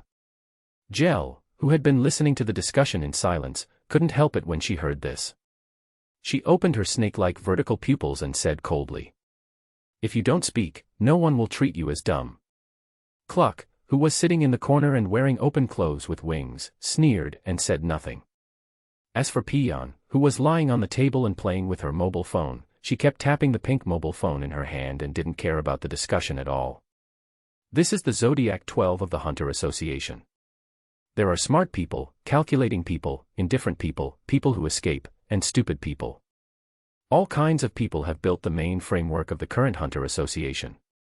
While the Zodiac 12 expressed their opinions on this vicious incident. On the other side, the airship that Netero took also slowly arrived at the scene. Is it here? Lon raised his head and looked at the airship that appeared in the sky, and he was not surprised. In the second round of Hunter exam next year, Netero was asked to be present in person because of Menchi's willfulness. Now there is a more serious situation than at that time. There is no reason for Netero not to be present. Or, is it precisely because of the conflict between the examiner and the examinee this time that Netero will pay more attention to it next year? But in any case, these have no effect on Lon.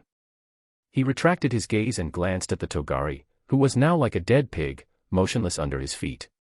Then he saw a blind box slowly condense beside him that no one else could see. A high-level blind box emitting red light. The examinee beating up the examiner are all important plots this time. The only difference is that the protagonist of this plot is myself. Lon put away the red blind box. At this time, the airship had landed on the ground. The fourth round of exams is temporarily terminated. Mr. Beans came down from the airship first. Please go back to the airship and take a rest. The specific test arrangements will be announced to everyone in a little while. Mr. Beans, who entered the working mode in a serious manner, came out and the examinees had nothing to refuse. They all knew that the Hunter Association would intervene in this matter. So, no one refuted it, and they all walked down from the arena, honestly. And they didn't even look at Lon, Hisoka, and Togari. They kept their heads down and walked onto the airship one after another without saying a word. Chapter 66, See you next year, Chairman. Mr. Lon, please come with me. After all the candidates left, Mr. Bean sighed and invited Lon again. The chairman wants to see you. It was the familiar office, the familiar scene, and the familiar characters. But the blind box this time had obviously not been refreshed. Lon had to put aside the regret in his heart and sat there calmly, waiting for Netero's speech. To be honest, in my impression, you are not such an impulsive person. Netero poured Lon a cup of tea and brought it to him. Things like this shouldn't happen to you. You don't have to test me with these words. Lon reached out and touched the teacup. The tea in it was still quite hot. Tell me, how did the chairman deal with this incident this time? Well, according to the regulations issued by the Hunter Exam Organizing Committee this time, it is stated that if the examinee disagrees with the examiner's exam content and judgment results, he can appeal to the Hunter Association. Netero stroked his beard. According to the rules, students are not allowed to directly attack the examiner. But the examiner also can't directly attack the examinee, right? Lon asked lightly. Well, so Togari's status as examiner of this Hunter exam is cancelled. Netero said frankly, and in view of his past mistakes and the extremely bad influence caused by this incident, he will be sentenced to nearly half a year in prison. Lon continued to look at him after hearing this. That's it. And his professional hunter status will be revoked, and his hunter license will be confiscated. Netero picked up the teacup in front of him. This is the biggest punishment from the Hunter Association. Well, the Hunter Association is just a non-governmental organization. The association only contracts work from the government or enterprises, and most of them are entrusted to the hunters belonging to the association. The biggest punishment they can offer is to confiscate Hunter's license and deprive him of his professional hunter status. However, even if he is deprived of his hunter status, he can still retake the exam if he wants to, right? Lon asked calmly. Well, the Hunter Association will not discriminate against anyone who signs up for the hunter exam. Netero nodded slightly, whether it is a murderer or a mafia from the underworld. I understand. Lon has no objection to this. Anyway, with Togari's mindset, he will only think about how to take revenge on him next year. If he really comes for revenge at that time, then Lon really doesn't mind sending him to another world to meet the criminals he once arrested and sent to the guillotine. By the way, tell him what it means to fail in revenge and become a vassal. Of course, in view of your inappropriate behavior in the hunter exam this time. Netero stroked his beard lightly, with a smile on his face. You are disqualified as a candidate for this year's hunter exam. You seem to be happy to see me eliminated, Chairman. No way, hoo. You are laughing so happily, please stop laughing before you speak. Anyway, you will come again next year, right? Netero laughed. This year's hunter exam, just treat it as accumulating experience.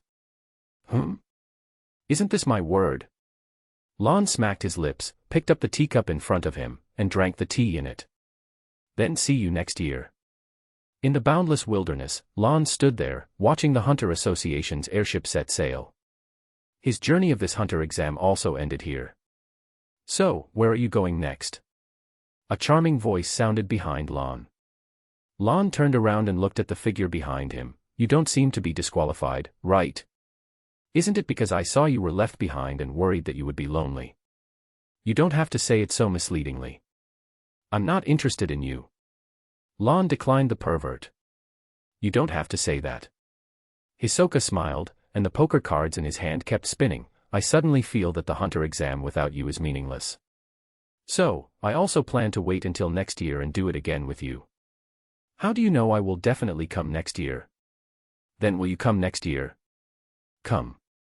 Hee, me too. He turned around and waved at Lon. Then, we'll see you next year. If we're lucky, maybe we won't have to wait until next year. After leaving behind such a meaningful sentence, Hisoka gradually disappeared. Don't we have to wait until next year? Lon glanced casually in the direction he left. I hope so. He stretched slightly. I have to do my own thing. It's rare for me to come out, it's a little too early to go back now. He took out the dino cap set from his storage space, picked out a capsule from it, and threw it to the ground. Puff. The purple smoke exploded and dissipated, revealing the aircraft inside. This is a very classic flying hovercraft in Dragon Ball that has no contact with the ground and floats in the air. It is really convenient to use it in this wilderness. At least he doesn't have to walk all the way from here. I'll go to Heaven's Arena to earn some pocket money first. Although Light Nostrade pays wages every month, it is better to have more spare money than nothing. Swoosh. The fast-moving hovercraft sped through the deserted wilderness. The 286th Hunter exam officially ended 2 days later. This year's pass rate is 0. Although there have been cases where candidates were wiped out in previous years, that was the candidate's own fault. This year's situation is a bit special. A candidate beat up the examiner. The candidates who were eliminated in the previous rounds heard such amazing news. Are you kidding me? The people who heard the news looked incredible. There are still such brave candidates this year. Yes. Omori, the youngest of the 3 Omori brothers, nodded in agreement. Tell me more. In the tavern, someone treated him very considerately. Boss, give me 2 glasses of fine wine. I'll treat you to this meal. So, under their hospitality, Omori had no intention of keeping it secret and told the whole story of this incident. After Lon and Hisoka left, Mr. Beans, the spokesperson of the Hunter Association, informed all the candidates on the airship about the situation and the results of the incident. Including but not limited to deprivation of the examiner qualification for this round of exam, 6-month imprisonment, confiscation of Hunter license, deprivation of the test qualification of the candidate involved, and a series of other results. As for the candidate number 33, Hisoka, he was stripped of the subsequent qualification for this year's test because he left privately. The 4th round of exams will proceed normally and will be replaced by a new examiner. After hearing these announcements, all the candidates breathed a sigh of relief and became excited. It is great for a pervert murderer like Hisoka and a super dangerous person like Lon to leave. Moreover, both of them are extremely powerful, and they have to continue to occupy a place if they stay. It's just right that they left. The remaining candidates all felt that their chances of passing had increased a lot. Just as they were rubbing their hands and preparing to pass this exam well. I am your examiner for the 4th round of exams. A tall and majestic figure stood in front of them. My name is Botobai Giganti, please give me your guidance. When Botobai Giganti, who felt deeply ashamed and felt that he had to do something to make up for his mistake, came here to be the examiner of the 4th round of exams. The result of this exam was actually no suspense. Chapter 67, Serum. With Botobai Giganti's strictness, he didn't need to think about the result of this round of exam. In addition, he felt it was necessary to re-establish the prestige of the Hunter Association for these candidates. So he subconsciously raised the standard and took a heavy hand. The result was, there was no qualified candidate this year. Originally, some candidates who were able to pass the exam were very excited because Lon and Hisoka were missing. So, they began to publicize and spread the incident that happened in the Hunter exam among the candidates. On the Doll Harbor. At the passenger ship docked there, the drunk red-nosed captain who got the news sucked hard on the pipe in his mouth. You really chose to come back for another year, ah. Didn't you say you were just here to gain experience, but you beat up the examiner? The drunk red-nosed captain thought that Lon would deliberately fail to complete the exam and be eliminated, or he would voluntarily give up. But he had never expected that the other party would leave in such a way. This is really... It's too unexpected. The drunk red-nosed captain sighed, but I think you are totally capable of doing such a thing. Thinking back to the exchanges with Lon, he couldn't help laughing again. He's really like Jing, a man who can stir up a storm wherever he goes. I hope that when I see you again next year, you can bring a different surprise. At the quizzing lady's place in the town. Really? Was he stripped of his status as a candidate for assaulting the examiner? After learning about this, the quizzing lady lay in a rocking chair with a peaceful smile. He doesn't look like the kind of kid who would mess around. Maybe there's something hidden. But wouldn't I be able to meet him again next year? I'm really looking forward to the new round of Hunter exam. Under the huge pine tree, inside the cabin. Sure enough, Lon still didn't pass. The Fox family was chewing on carrots. When they heard the news, the Fox's father bit off the entire carrot. "Dad, with Lan's strength, it shouldn't be a problem for him to pass the exam, right?" The Fox son had a hint of doubt. It's not a question of whether he can do it, but whether he wants to do it. But with his style of doing things, it's not like he would do something like beating up the examiner. Who knows what he's thinking? The Fox's father pounded the carrot and pondered, "I can't even figure out that man's thoughts. Maybe he did this for his own purpose and reason." In any case, the news of Lon beating up the examiner spread quickly among the examinees and the examiners. And even to the entire professional hunter circle. In the office of the vice chairman of the Hunter Association, Lon, the leader of a bodyguard team of the Mafia family, Paristan took the information of this year's exam and smiled as he looked at Lan's information twice more. As the leader of a bodyguard team of a Mafia family, he chose to take the hunter license exam. It's really a good idea. He casually threw this document into the pile of information next to him. I don't know if he will come again next year. If he beats up the examiner again next time, what kind of impact will it have on the chairman? It's really exciting. Dark words whispered in this bright office. The outside world has not yet reached Lon. At this time, he has once again come to the Heavens Arena, where he has been before. But this time, he is a contestant.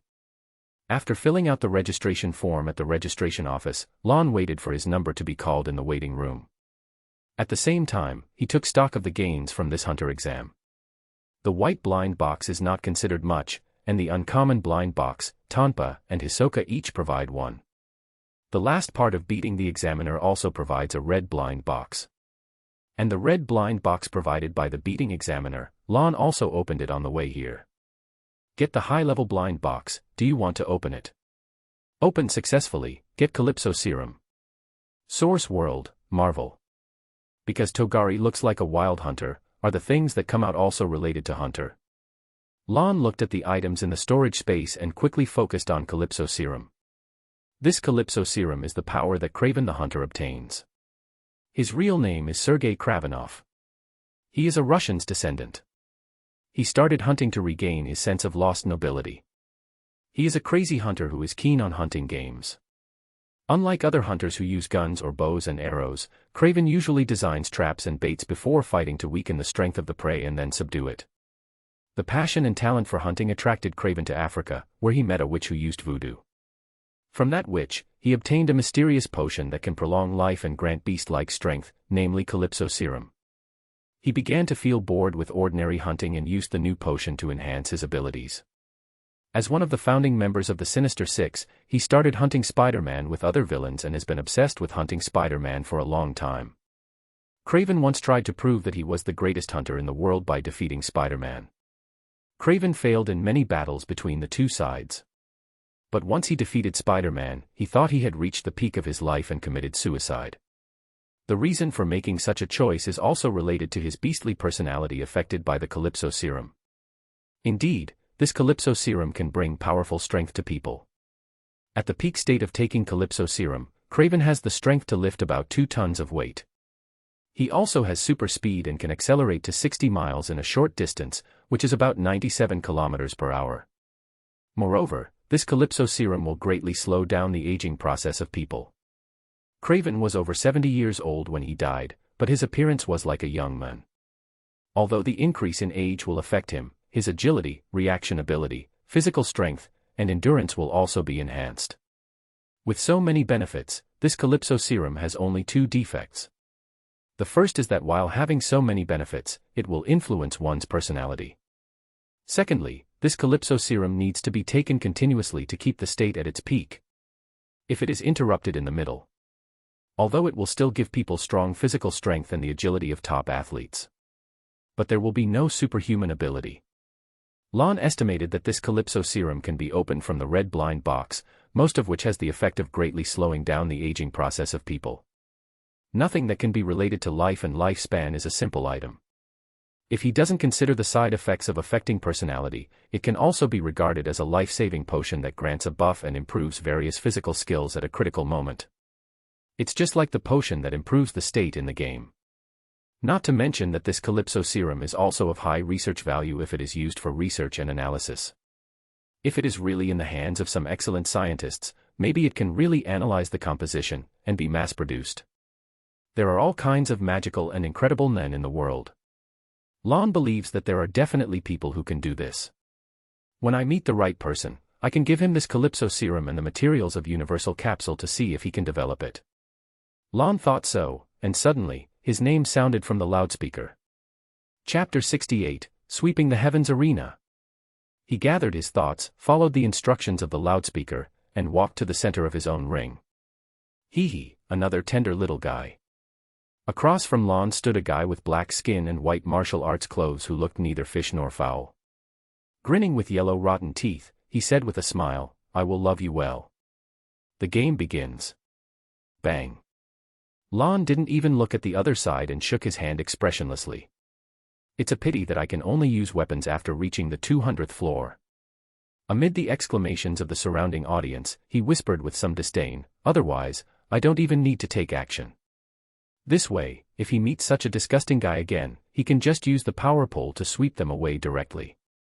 However, once he reaches the 200th floor, there will be no bonus but the so-called fame and glory. Fame and glory. Can it make him stronger? Can it be used as a meal? Contestant Lon, go to the 50th floor. The referee on the scene was the first to come to his senses. After all, he had witnessed many large-scale fighting matches. After checking the opponent's inability to get up, he immediately announced Lan's promotion. Similarly, he also received 152 jenny of exhibition fees. Whether he wins or loses on the first floor, he can get a bonus of 152 jenny, which is about the price of a can of juice.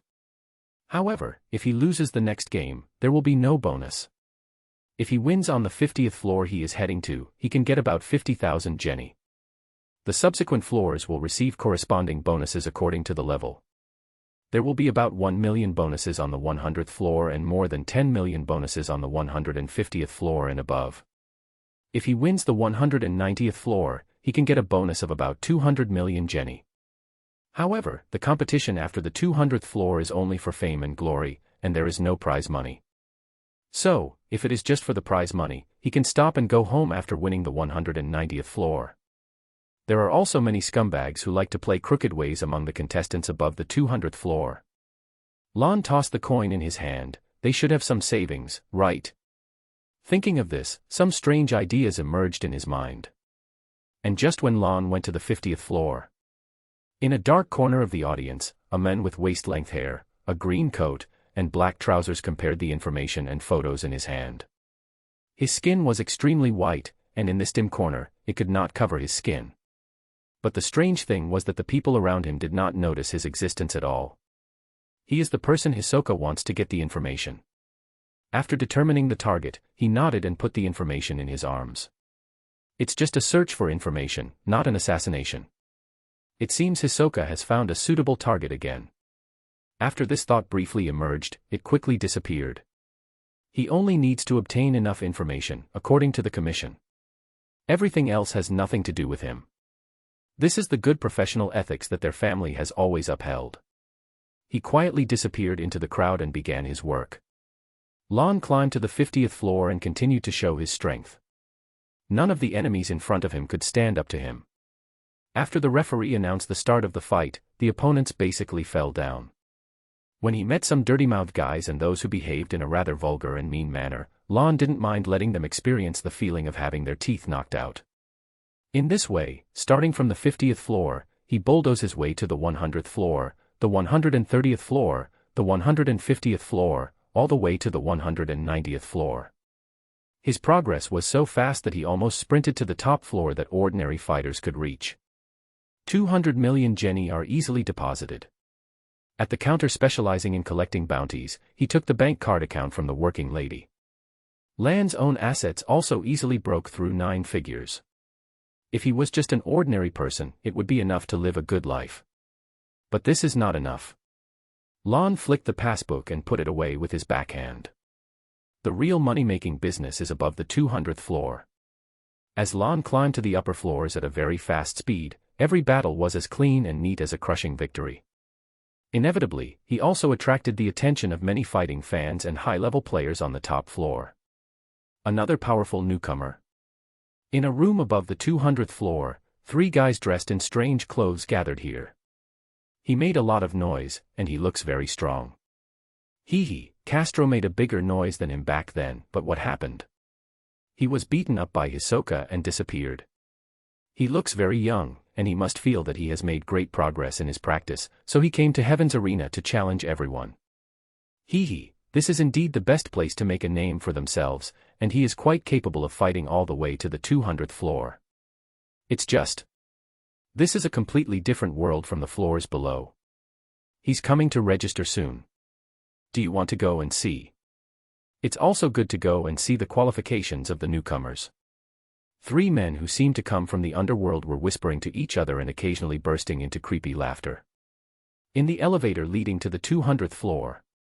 Starting from this level, the application battle system will be adopted, and each fighter will have a 90-day battle preparation period. The elevator operator programmatically explains the rules here to every contestant who reaches more than 200 floors. You can choose to participate in the competition on any day during this period.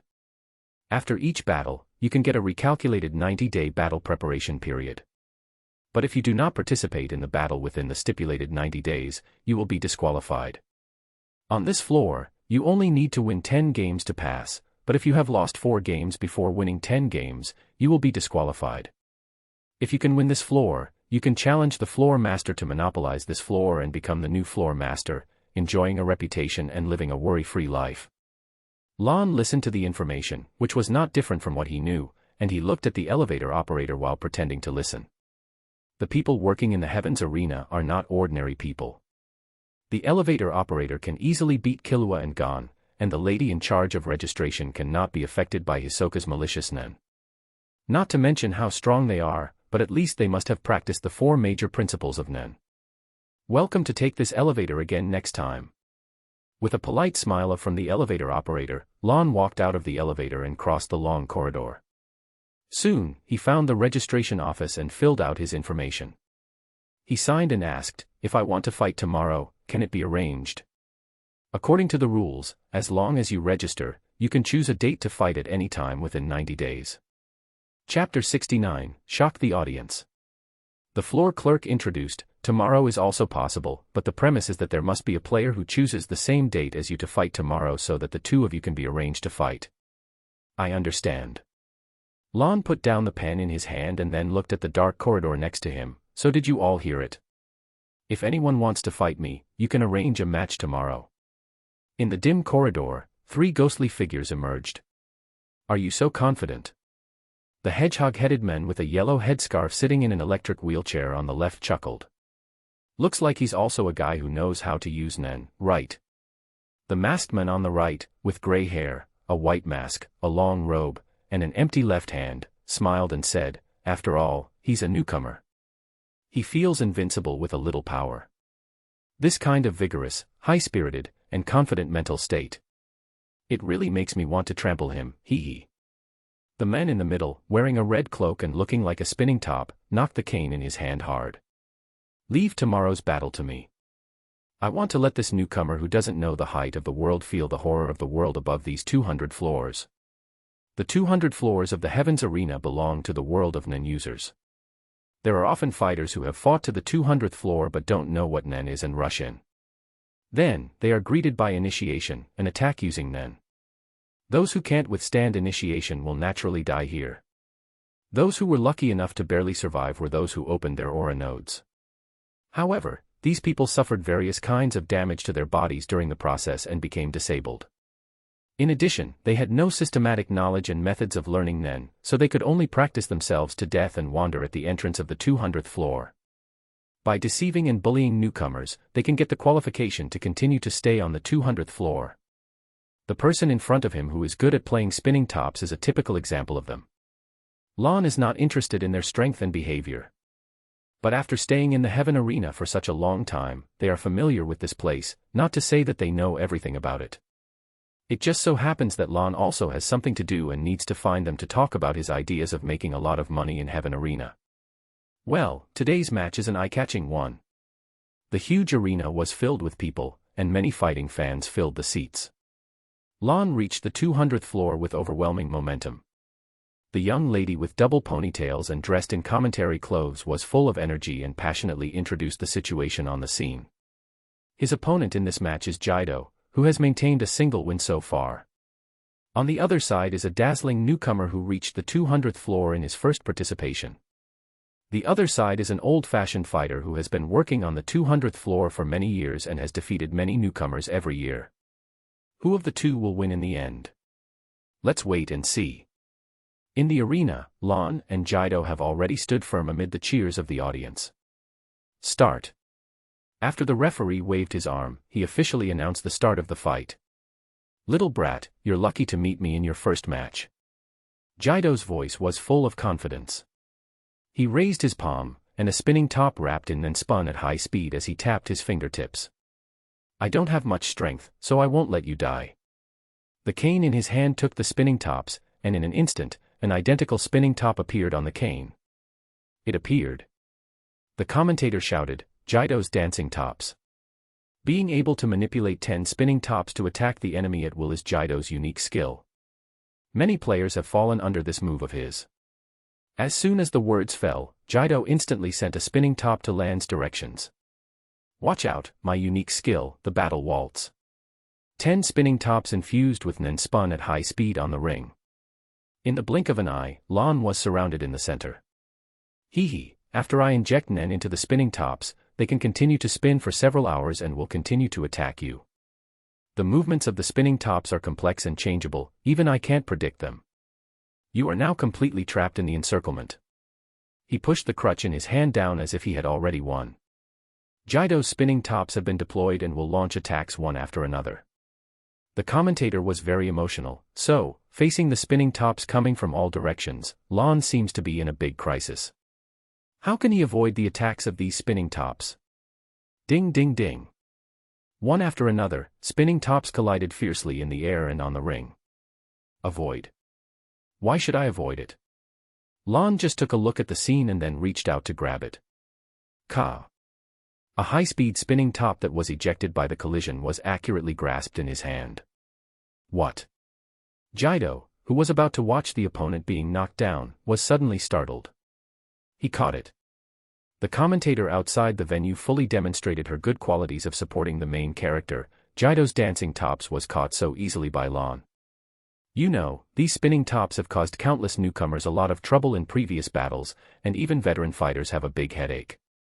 And now, Lan easily holds the spinning tops in his hand. Could it be that he has seen through Jido's battle waltz moves? Crack!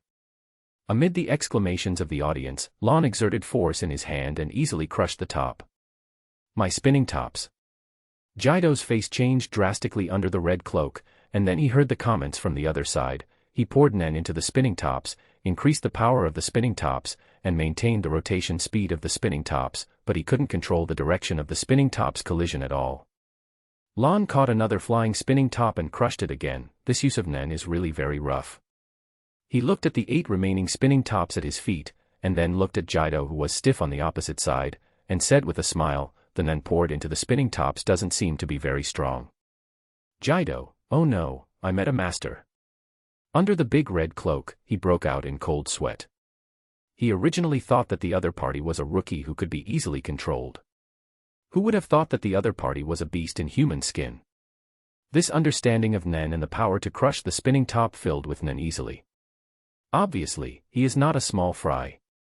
Is this time a brick wall?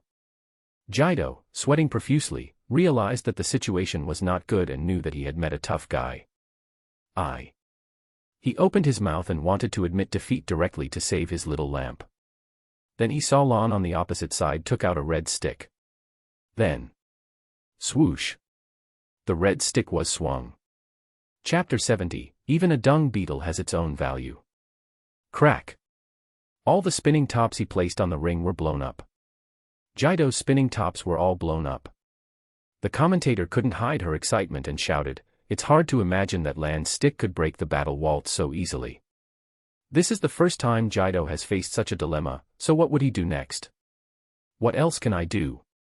All the weapons I control have been blown up, what do you think I should do? As far as we know, Jido has another ultimate move that combines offense and defense, Tornado Top. Will he take this ultimate blow and start a Jedi counterattack? Jido. Thank you so much for reminding me that I still have this move.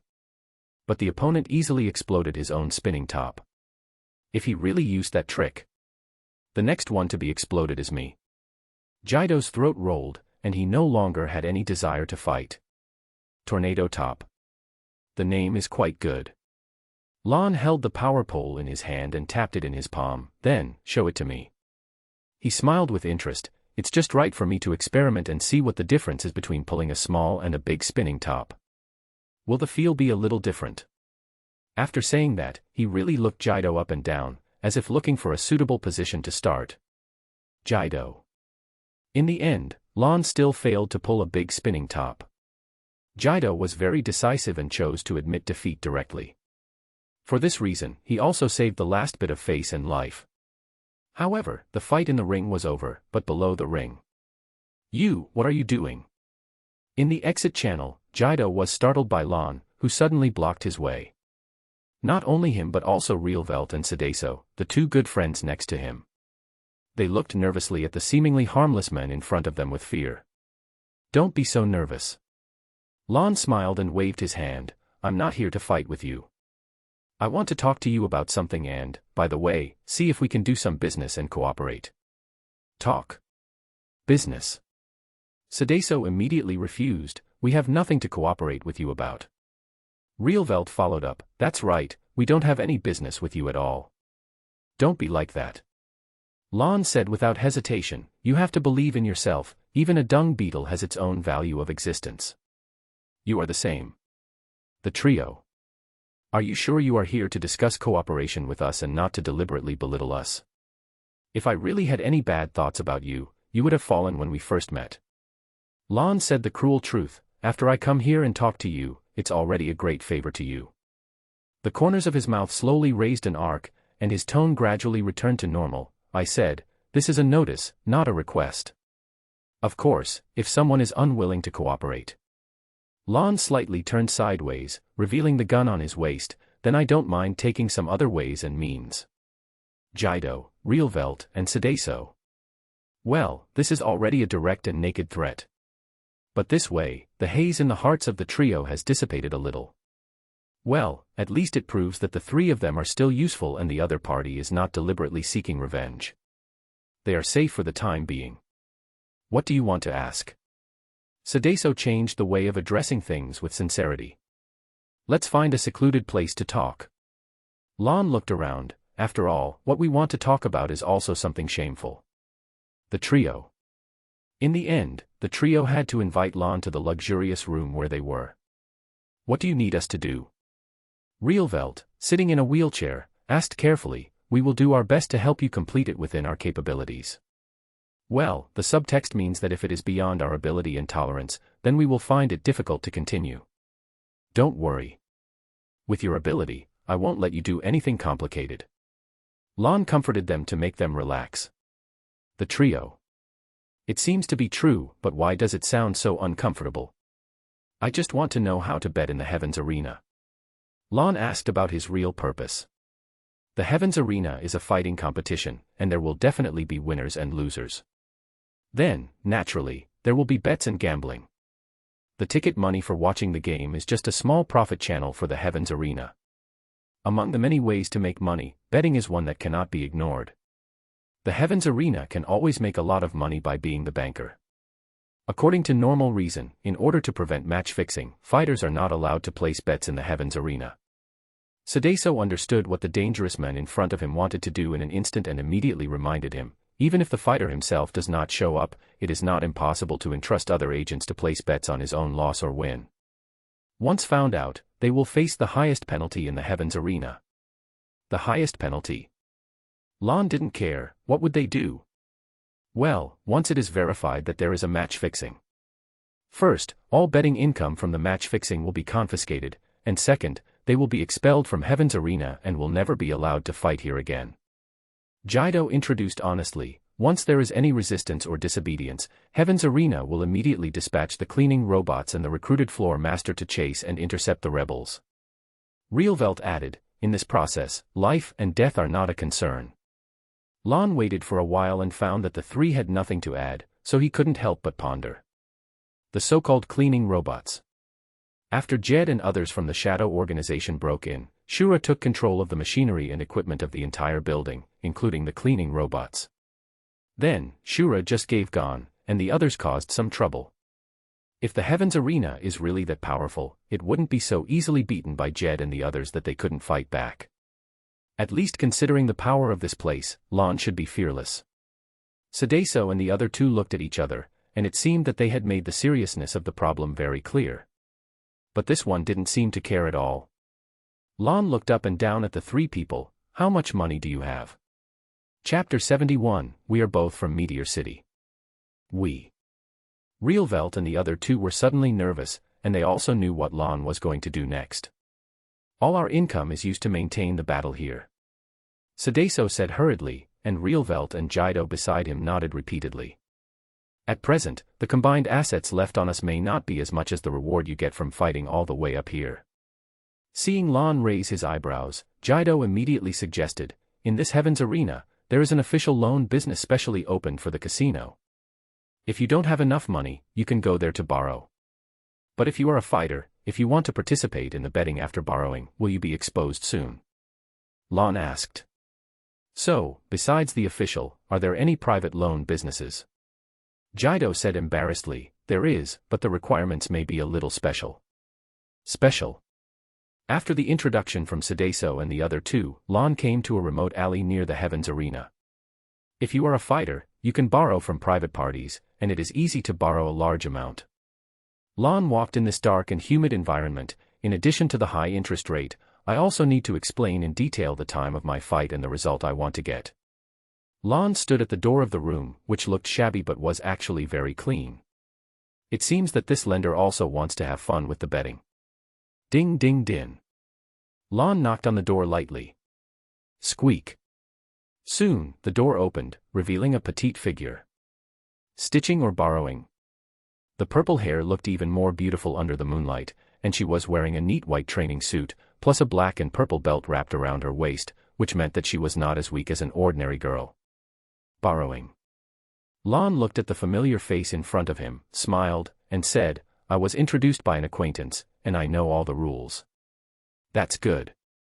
Machi nodded calmly, it saves me from talking. She opened the door, come in. Excuse me. Lon walked in, thinking that he could see a girl's room, but found that it was just a simple and shabby cubicle. There was only a table, a counter, and an old computer that was about to be retired.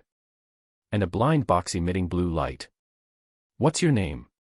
Machi came to the computer very familiarly and opened the official website of Heaven's Arena. Lon. Lon said while quietly putting away the blue blind box. This is the blind box from Machi Komasine, who's member number 3 of the Phantom Troupe. As a rare beauty in the hunter world, she has a beautiful face, a cold demeanor, a strong character, and excellent abilities. Coupled with her extraordinary personality, she has attracted a large number of fans. It can be said that she is the most popular female character, no one else. She has a delicate appearance but a strong character that is inconsistent with her appearance, and her intuition is very accurate. At the same time, she also has the same shortcomings as number 18 in Dragon Ball and Nami in One Piece. She is very keen on money. So, apart from the gathering activities of the Phantom Troupe, her movements are basically in this Heaven Arena. Using her Nen ability, Nen Stitches, she transforms Nen into thread to suture the injured flesh. She can perfectly connect blood vessels, bones, muscles, and nerves quickly, and the patient can move it immediately after she stitches up wounds. Machi uses this skill to do the stitching business in the Heavens Arena. And the business seems to be quite good. Of course, in addition to stitching, she also used the money she earned to start a loan shark business. How much do you want to borrow? After checking that this player does exist and can match the personal information in the photo, Machi nodded gently. How much can you lend now? Lon asked back. This is the first transaction. I don't know you well, but I can lend you a maximum of 100 million Jenny. Machi replied calmly. When they don't know each other and it's the first time to cooperate, she directly offered 100 million Jenny. Lon thought for a while, can it be more? Since we are both from Meteor City. Meteor City. Hearing this word, Machi raised her head for the first time and looked Lan straight in the eye. Are you also from Meteor City? Her brows slowly frowned, but I don't feel anything like atmosphere from Meteor City in you. Meteor City is a magical place. Lan said with a smile, it's not strange what kind of people are born there, isn't it? That makes sense. Machi agreed with Lan's statement, but her eyes were unmoved. But I don't think I ever said that I was born in Meteor City. Squeak. The shabby wooden door that seemed fragile was now slammed shut. The thin threads, invisible to the naked eye, began to wrap around the entire compartment, densely covering every blind spot. When Lan said, "We all came from Meteor City," with Machi's alertness, she immediately chose to close the entire space. So, the conversation just now was just to delay time and fully arrange your home court, right? After taking a look at the threads all over the field, Lan spread his hands slightly. There is no need to mobilize so many traps. I have the final say on whether to move or not. The thin and long threads, which are enough to easily strangle the enemy, are wrapped around Machi's fingertips. Her eyes were as cold as ever. Now, you can answer my questions properly. Can I understand this as an interrogation? Lan looked at the thread jumping on Machi's fingertips with admiration. Has anyone told you that you have artistic talent and can weave the most beautiful works of art even without doing suturing and killing? I only know that someone mentioned to me that my silk thread is the most suitable for binding and strangling the enemy. The breath on her body became colder and colder. The reason why she hasn't taken action yet is that she wants to get more information about Lan through conversation and distract his attention to find the most appropriate time and angle to attack. Facing an opponent who doesn't understand the situation, in her own home court, Machi has plenty of patience. Has someone mentioned it before? Phaeton. I remember he seems to like interrogation the most. Lan thought for a while, or is it that guy, Hisoka? He always looks at things from a very strange perspective. After he said this, the atmosphere in the compartment suddenly became more solemn. The undisguised killing intent rushed towards Lan. It seems that you know more than I thought. Lan smiled faintly. When I faced Hisoka, he said the same thing as you. Machi's body was already ready, whether it was the thread in her hand or the condensed aura she secretly gathered. She was always ready to find the right opportunity to defeat the enemy with one move. Chapter 72, I know almost everything I should know. However, at present, the men in front of her, with her eyesight, could not see any flaws. It is not an exaggeration to say that there is no blind spot. Such a situation rarely exists in her past combat experience, or even almost does not exist. And this means that the men in front of him is definitely not that simple. In fact, I don't have any bad intentions, you should be able to feel this. After such a stalemate, Lan raised one hand. If I really had any other ideas, after coming in, I would not directly mention Meteor City and borrow money according to the normal process. This way, I would not cause any alarm. Of course, if you really don't trust me. The smile on Lan's face also gradually became elusive at this moment.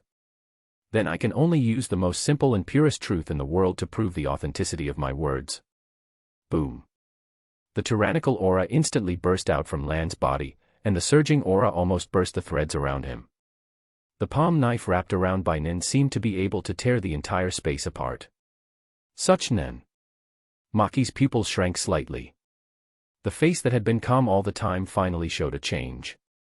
It was the first time she had ever seen such a vast amount of Nen in her life. Is this okay? In the next second, the powerful aura slowly subsided as if the raging sea had turned into calm waves again. Lan smiled and looked at Machi in front of him. The latter remained silent. Through the previous actions, the other party's meaning was already quite clear. I am very strong, at least it is no problem to kill you easily. If I really want to harm you, there is no need to be so troublesome, just come up and kill you directly. The meaning is simple and crude, but Machi got it. And to be honest, using such a seemingly disrespectful method is actually very intuitive and clear. At least, Machi's bloodlust gradually shrank back. Well, mainly because she also understood that it was useless to release such bloodlust in front of Lan. So, can we have a good chat? Lan asked with his hands folded on his chest. What are you talking about? Machi's vigilance did not decrease at all. Of course, I'm talking about whether I can borrow extra money. Lon said, as a matter of course, do you want me to ask about your phantom troop? Not to mention that I am not interested in it, even if I really want to ask you, will you tell me? Machi was silent and then slowly came to the computer. What else do you know? She tapped the keyboard with one hand, but her eyes were always fixed on Lon. I know almost everything I should know. Lan's fingers moved on his arm, your phantom troop members, code names, rules, everyone's style of doing things, etc. Before I left Meteor City, I went to the house of your new member, Shizuku, to check in. Do you even know the name of our new member? Even I only know that there is such a person, but I haven't met her yet. Machi frowned secretly. How do you know us so well? She no longer restrained herself and asked directly, you know us so well, is there any purpose? As a citizen from Meteor City, it is impossible not to have heard of Phantom Troop. Lon selectively answered vaguely. As for the purpose, it may be that I think there will be a chance to deal with each other in the future, so I want to learn about it in advance. Deal. Well, it's a kind of man's intuition. Hearing the word intuition from others, Machi's expression changed slightly. She has always relied on her own accurate intuition to help herself and the team solve many problems. Now another guy mentioned intuition, or what kind of man's intuition? Machi suddenly felt that the more she asked questions, the more questions she had. At this moment, she wisely chose to stop in time and kept silent. After operating the computer for a while, she got up and walked into the room behind the cubicle. Her actions were not concealed at all. Just as Lon showed, if he really came with bad intentions, her room would have been demolished long ago. This is 200 million Jenny. Machi came back with 2 large gray packages and put them on the table with a bang. According to the rules, you have to tell me the results of your fight. Machi said calmly. She lends money not just to earn the interest. She wants to lend money specifically to the players to get the results of their fight. The day after tomorrow's fight, bet on me to win. Lon waved his hand, and 2 large gray packages disappeared on the table. I'll give you another fight, the day after tomorrow's fight, bet on me to lose. Looking at the empty table, Machi raised her eyebrows. She was sure that she had been maintaining the state of Gyo, but she did not see the other party's action of putting away the package clearly. Moreover, there was no slight fluctuation in Nen. Is it his own Nen ability? No, it doesn't look like. Machi's face was calm, but her heart was beating, and at the same time, her eyes glanced at the screen on the computer without leaving a trace. When I leave the Heavens Arena, I will return all the principal and interest. Lon clapped his hands, looked at Machi again, and smiled. Do you want to add a contact number? In addition to these 2 games, there will be other results of the subsequent games, and I will send them to you in advance. It's really a reason that people can't refuse. Machi gave Lon one of her phone numbers. That's it. After getting the money, Lon, who was in a good mood, made jokes. I thought that according to your style, you wouldn't let me take these 2 bags of money so easily. According to the previous rules, it is true. Machi unexpectedly did not refute and said calmly, if you want to bet on yourself and borrow from me, then the borrowed money will not be in your hands, and I will bet on your behalf at that time. In this way, I can also ensure that you can really achieve the results of the fight you said instead of deceiving me. Lon. So you really think so, and you still do it? He looked at Machi with a strange look. The money someone borrowed would be on her, and she would be the one to bet. In this way, the person who borrows the money is in debt, and the money won from the bet is not in their hand. Sure enough, she is an expert in making money. This is the first time he has seen such a bully clause. Then why did you give me the money so quickly this time? Because I can't beat you. Machi said truthfully, so in order not to cause myself unnecessary trouble, I chose the simplest way to pay in person. And in the future, I also hope not to meet you and try not to meet you. She raised her phone. When the time comes, I will send you the bank account information, and you can directly transfer the money there, and you don't have to come here again. If you come, you won't see me. Hearing this, Lon raised a more important question for Machi. Then aren't you afraid that I will take the money and run away, and you will never find me again? Chapter 73, This is a dangerous guy. Machi looked at Lon calmly. Even if you take the money and run away now, I can't do anything about it. Well, she had a very clear and thorough understanding of the current situation. With Lan's strength, if he really took the money and ran away, she would not have any way to deal with him. Of course, if such a situation really happened, she would definitely get back at him if she had the chance later. And she didn't think Lan was someone who would do such a thing as taking the money and running away. This was also her intuition. That's true. Lan agreed with Maki's opinion, but I wouldn't do such a despicable thing. This should also be the opinion given by your very accurate intuition, right? Machi. Her brows slowly frowned. Since the beginning of the conversation, the initiative of the conversation had been firmly held in the hands of the other party. This feeling made her particularly uncomfortable. Do members of the underworld also think that criminals are heinous? She really couldn't help but want to get back at Lan. There are differences between the mafia and criminals. Some mafia families even hire professional hunters as bodyguards. Lan responded casually, for those professional hunters, bodyguards are just a job, and they don't care what kind of person their employer is. So when the Hunter Association tests hunters, they don't distinguish between criminals and good people. That's why even Zoldyck can get a hunter's license. Lan glanced at the computer, so Zoldyck should have used the hunter license to look up my information on the Hunter Association's official website and sent it to you. Machi fell silent again. The rhythm and right to speak of the conversation tilted again. Machi discovered that every time, she wanted to find a new breakthrough point. The intelligence and information that the other party, the men in front of him, learned always exceeded her expectations. So, Machi wisely chose not to speak anymore. Well, let's do this first, and we'll have a chance to meet again in the future. Seeing a feeling of repulsion emanating from her, Lan waved his hand at her and said, "Although I know you want to never meet me again, but..." Lan pointed to his eyes and smiled, "I always feel that we will meet again in the future. This is also my intuition." Another intuition. Machi was silent while watching Lan open the door and walk away. She adjusted her guarded posture slightly, and her fingers moved lightly. Although she was reluctant to admit it, her intuition also had the feeling of meeting again. Lan. Machi lowered her head and looked at the message Zoldyck had sent on the computer. The leader of the guard team of the Nostrade family, a candidate for the Hunter exam this year, was disqualified from the exam because he beat up the examiner during the exam. This is a dangerous guy. This is the tip that Zoldyck attached at the end of the message. Well, it doesn't need to be told.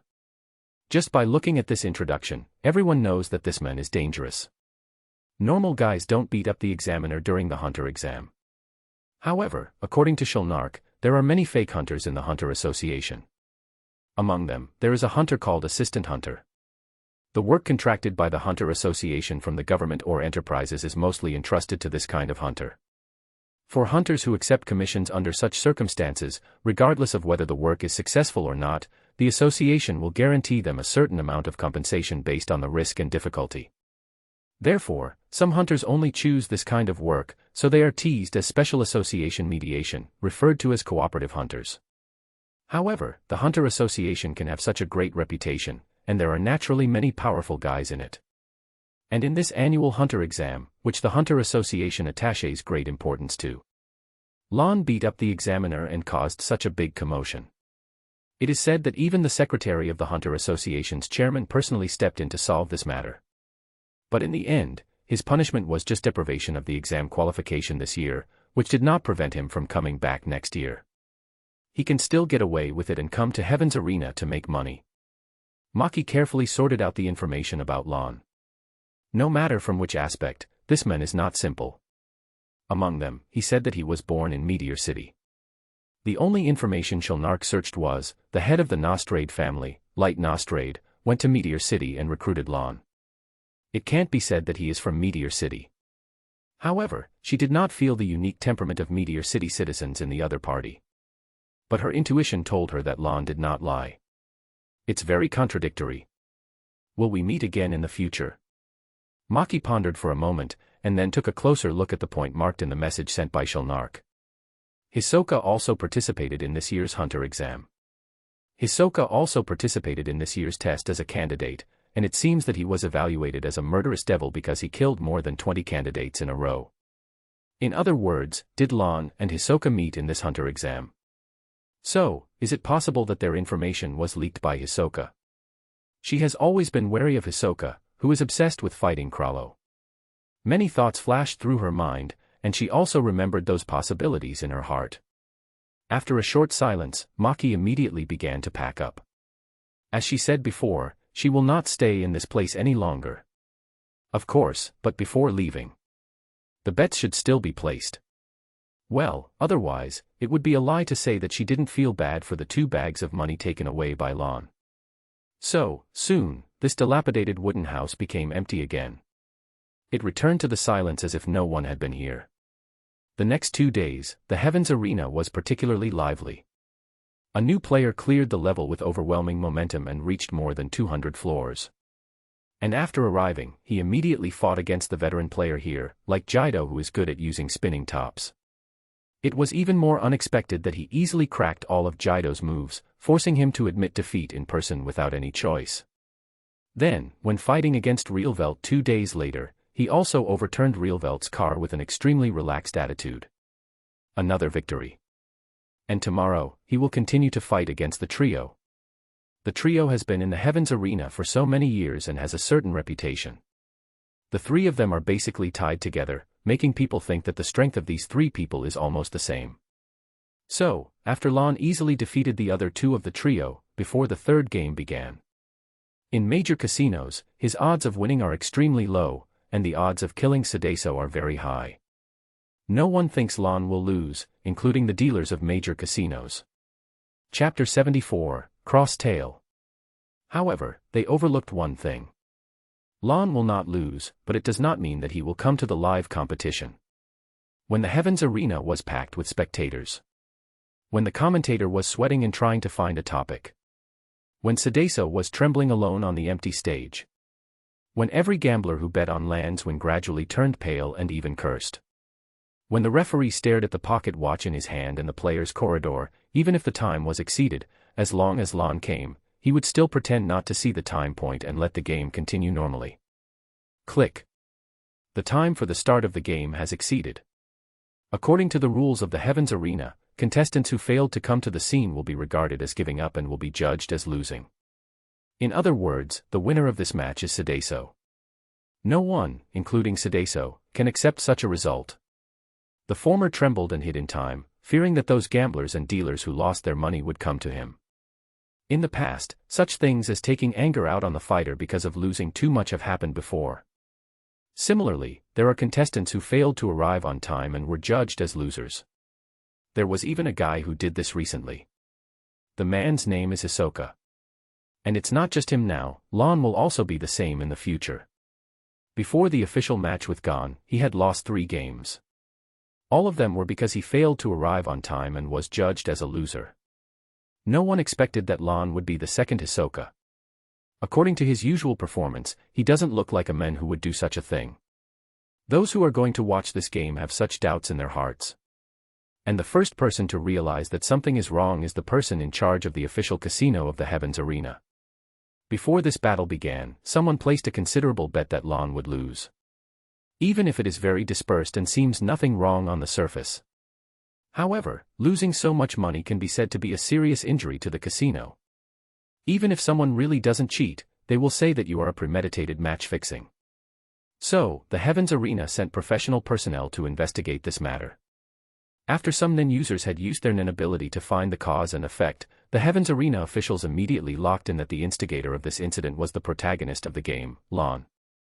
So, they set up a dragnet at the place where the gamblers received the money to try to catch the target who came to collect the winning. However, it seemed that all their actions were seen through or that they had an insider. Every time they set up a trap, they failed. What made things even more unacceptable was that not only did they not catch the target, but even the money was all taken away. I just took the money I won. On the roof of a tall building somewhere, Lon looked at the brightly lit 4th tallest building in the world in the distance.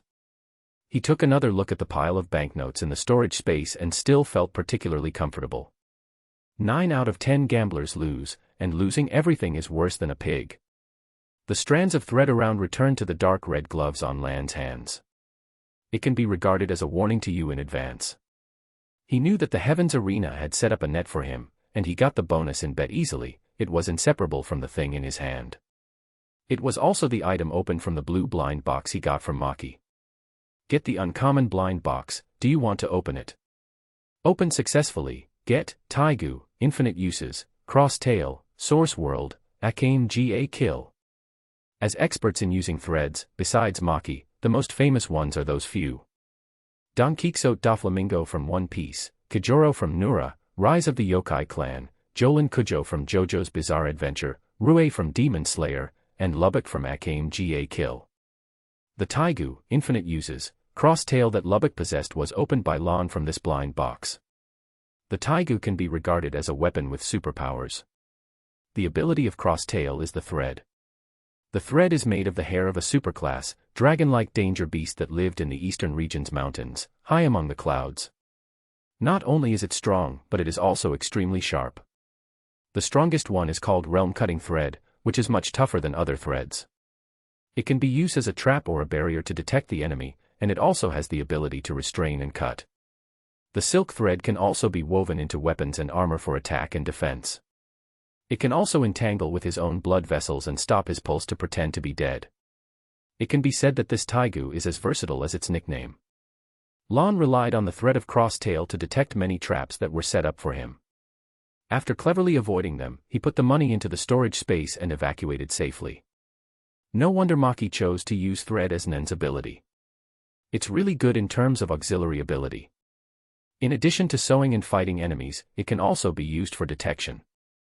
I remember that she seems to be able to use the thread for tracking. Lubbock has developed it well, but I can also consider developing it in Doflamingo's direction. At least I can try Sky's path to fly, the thread clone to create clones, and the parasite string to control others. In short, the harvest this time is already very good. Lon murmured, "It's time to go back," but before that. Lon put away the thread and looked calmly at a building far behind him. It seems I have to get rid of a trouble first. At this time, in the direction Lon was looking at. Have I been discovered? The distance was so far that it was almost impossible for the naked eye to see it.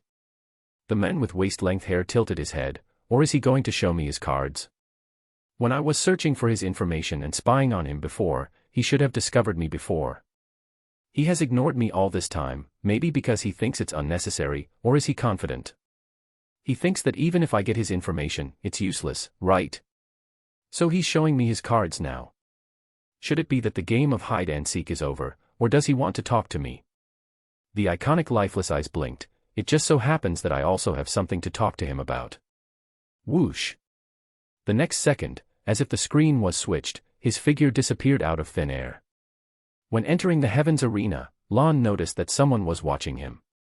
And that person's concealment, investigation, and spying skills are definitely world-class. Considering that he started to be watched after leaving the Hunter exams venue and parting with Hisoka. And in this world, there are very few people who can do this and have this technology. Once the two are combined, the result can be easily obtained. After seeing the person appear in front of him, Lon was more certain of his guess. Illumi Zoldyck. Seeing another familiar face appear in front of him, Lon looked calm. Did you accept the assassination mission and want to take my head? No, I don't have any intention of killing you. Chapter 75, New Customer Benefit.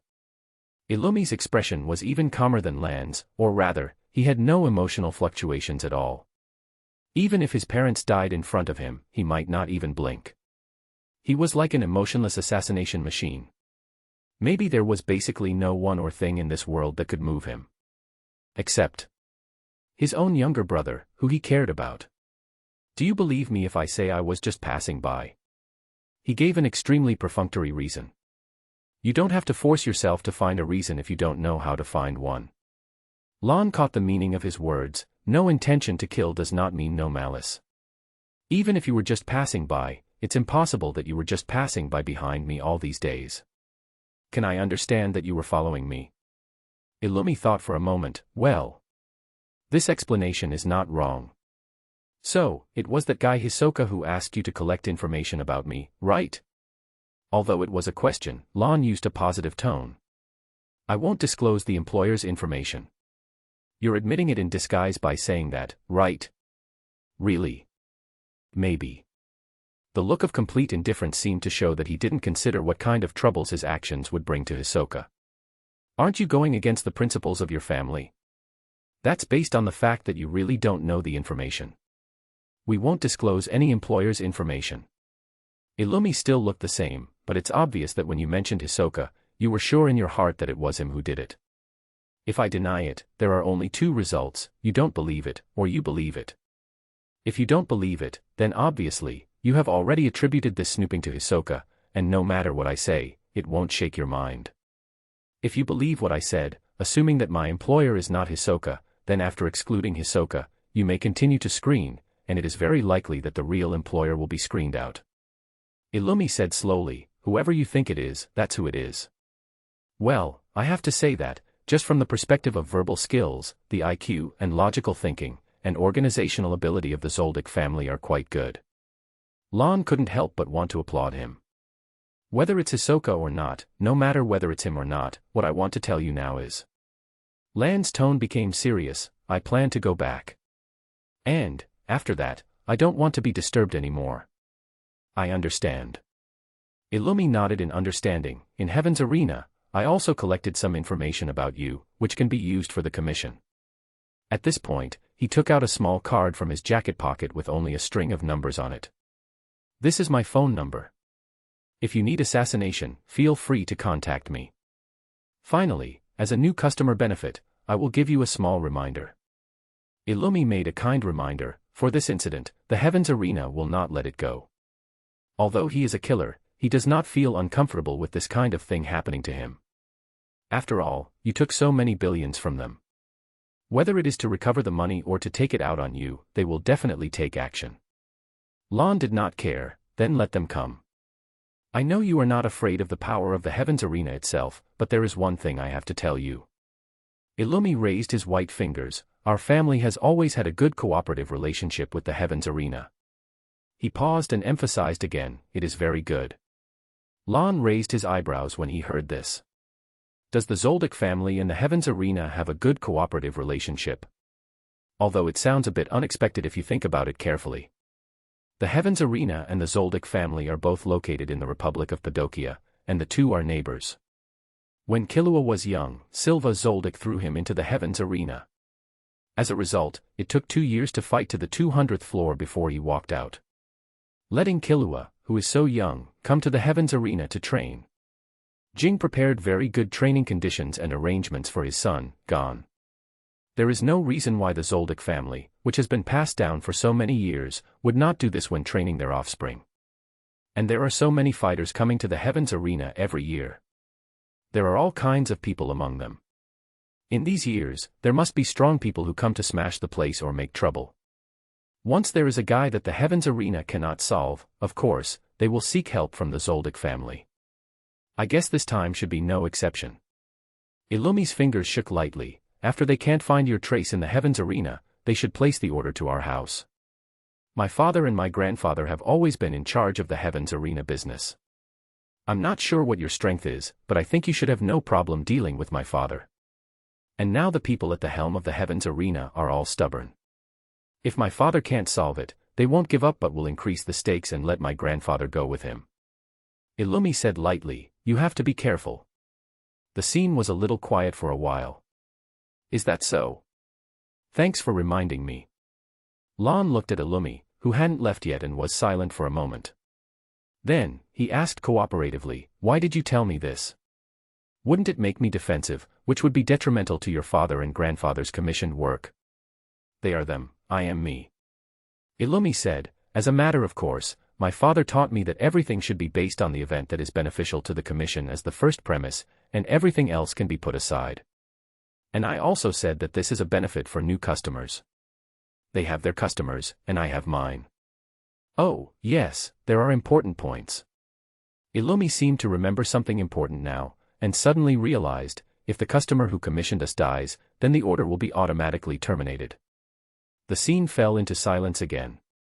Swoosh. A gust of cold wind blew by. So.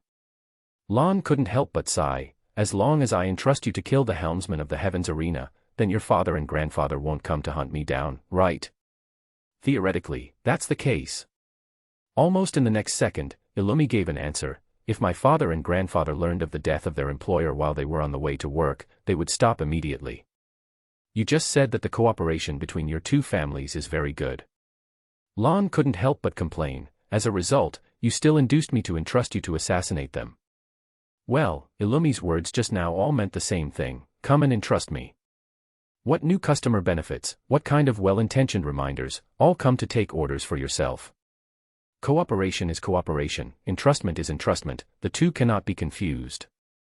Illumi corrected, and we told them earlier when developing customer relationships. You can entrust us to kill others, and others can also entrust us to kill you. As long as the price is right, we will accept all orders. Chapter 76, Illumi's Shock and Bloodlust. Illumi finally emphasized, and I said, my father is my father, I am me, our business and customers are different. Well, to put it simply, it's a double-edged sword, eating the plaintiff and the defendant. You really are dedicated to the commission and business.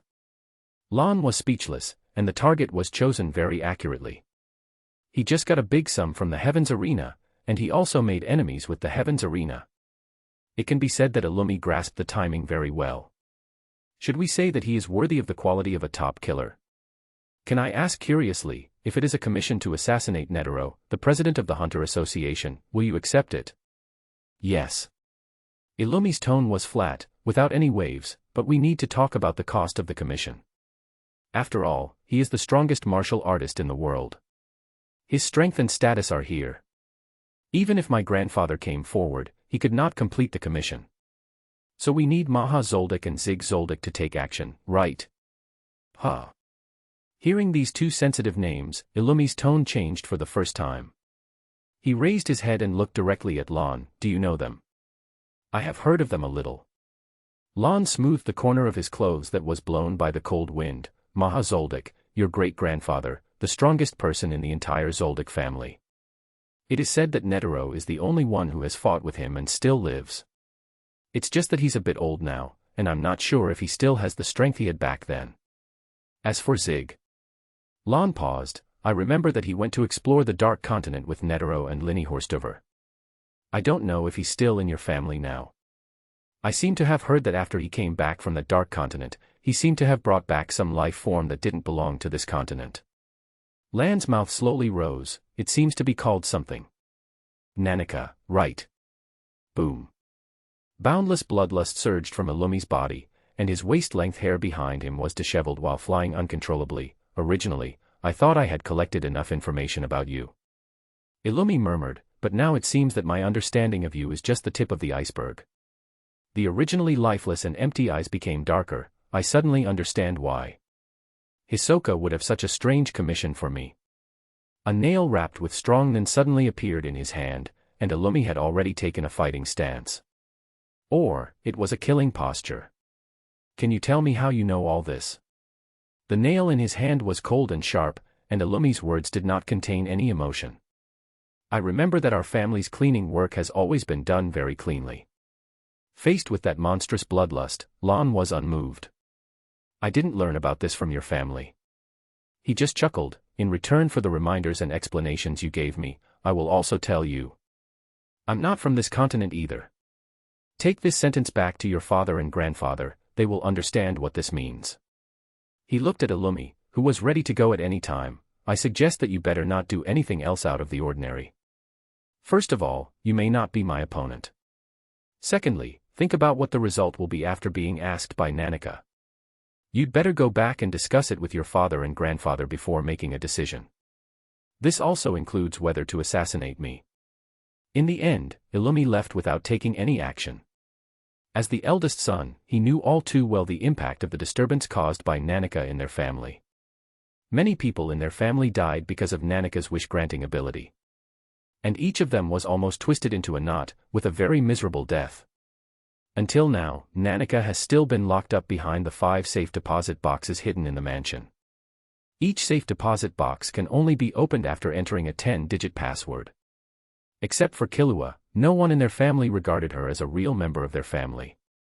Even if the one who coexists with Nanika is their younger sister, Aluka Zoldyck. T/N, HxH fandom stated Aluka Zoldyck's gender as female.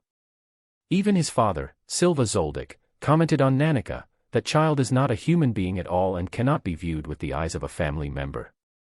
That child is from another continent. Facing Lon, who claimed that he was not from this continent either, Illumi did not dare to be careless. As a killer, his vigilance prevented him from acting rashly. Instead, he quietly left and retreated under Lan's gaze. Regardless of whether he really came from another continent, it was a big deal for Lon to know about Nanika's situation. He needed to go back and have a good discussion with his family. And this was exactly what Lon wanted. In this way, their family will not bother me again. Lon stretched his body slightly, and his main goal was achieved. As Illumi said, when the Heavens Arena could not do anything with its own strength, it would definitely choose to entrust the Zoldyck family. In this case, Lon would have to face Silva and Zeno. Although he was not afraid even if it was a one-on-two situation, it was always a troublesome thing to be targeted by these two guys. Especially by that old fox, Zeno Zoldyck, who is considered a top killer. If he knew a little about Lan's situation, he would never choose to fight him head-to-head. He will definitely hide in the dark and give him a fatal blow at the most appropriate time.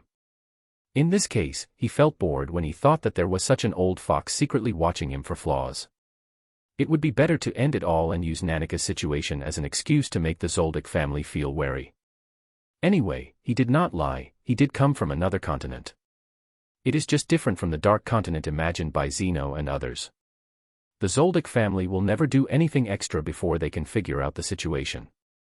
Their family can be a killer family and still stand in the world without being wiped out. Naturally, they will have a set of survival concepts belonging to their family. They will not easily provoke anyone or anything that will cause disaster for the family. In this way, Lan's side is temporarily safe and undisturbed.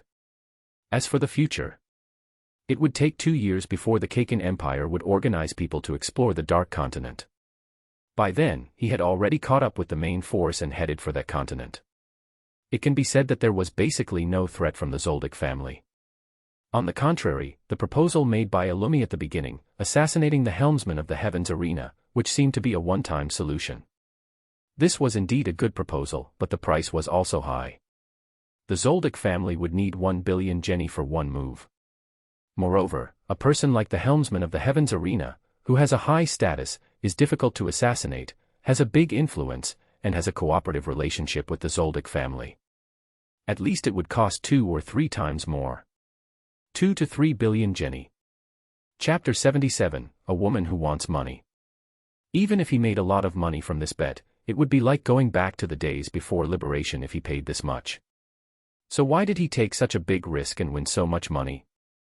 Instead of entrusting Illumi, it would be better to do it himself and kill the helmsman directly. Lon was suddenly startled when he thought of this. This seemed to be an unthinkable path. But it seemed to be a more feasible path. His hand subconsciously rubbed the gun on his waist. His eyes flickered. In the end, he chose to take the risk. Having won so much money from the casino, however, he turned around and killed the organizer. Although he is now part of a mafia, it is indeed a bit too inhuman to do this. If it were the guys from Phantom Troop, they might do it directly without any psychological pressure. But for him, forget it. After making such a big profit, he sent the principal and part of the interest directly to the bank card number sent by Machi. If it had been handled the normal way, the message would have been like falling into the sea without any response. But for Machi, the interest amount is wrong. Almost immediately after Lon transferred the money, Machi sent a message. Well, after all, she is a woman who wants money all her life.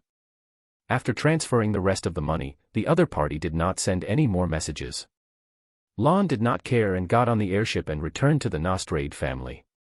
Heaven's Arena also reacted immediately after searching in vain. They first announced to the public that fighter named Lon had engaged in match fixing and was permanently blacklisted by Heaven's Arena. And in view of the bad influence he caused, Heaven's Arena reserves the right to pursue the responsibility.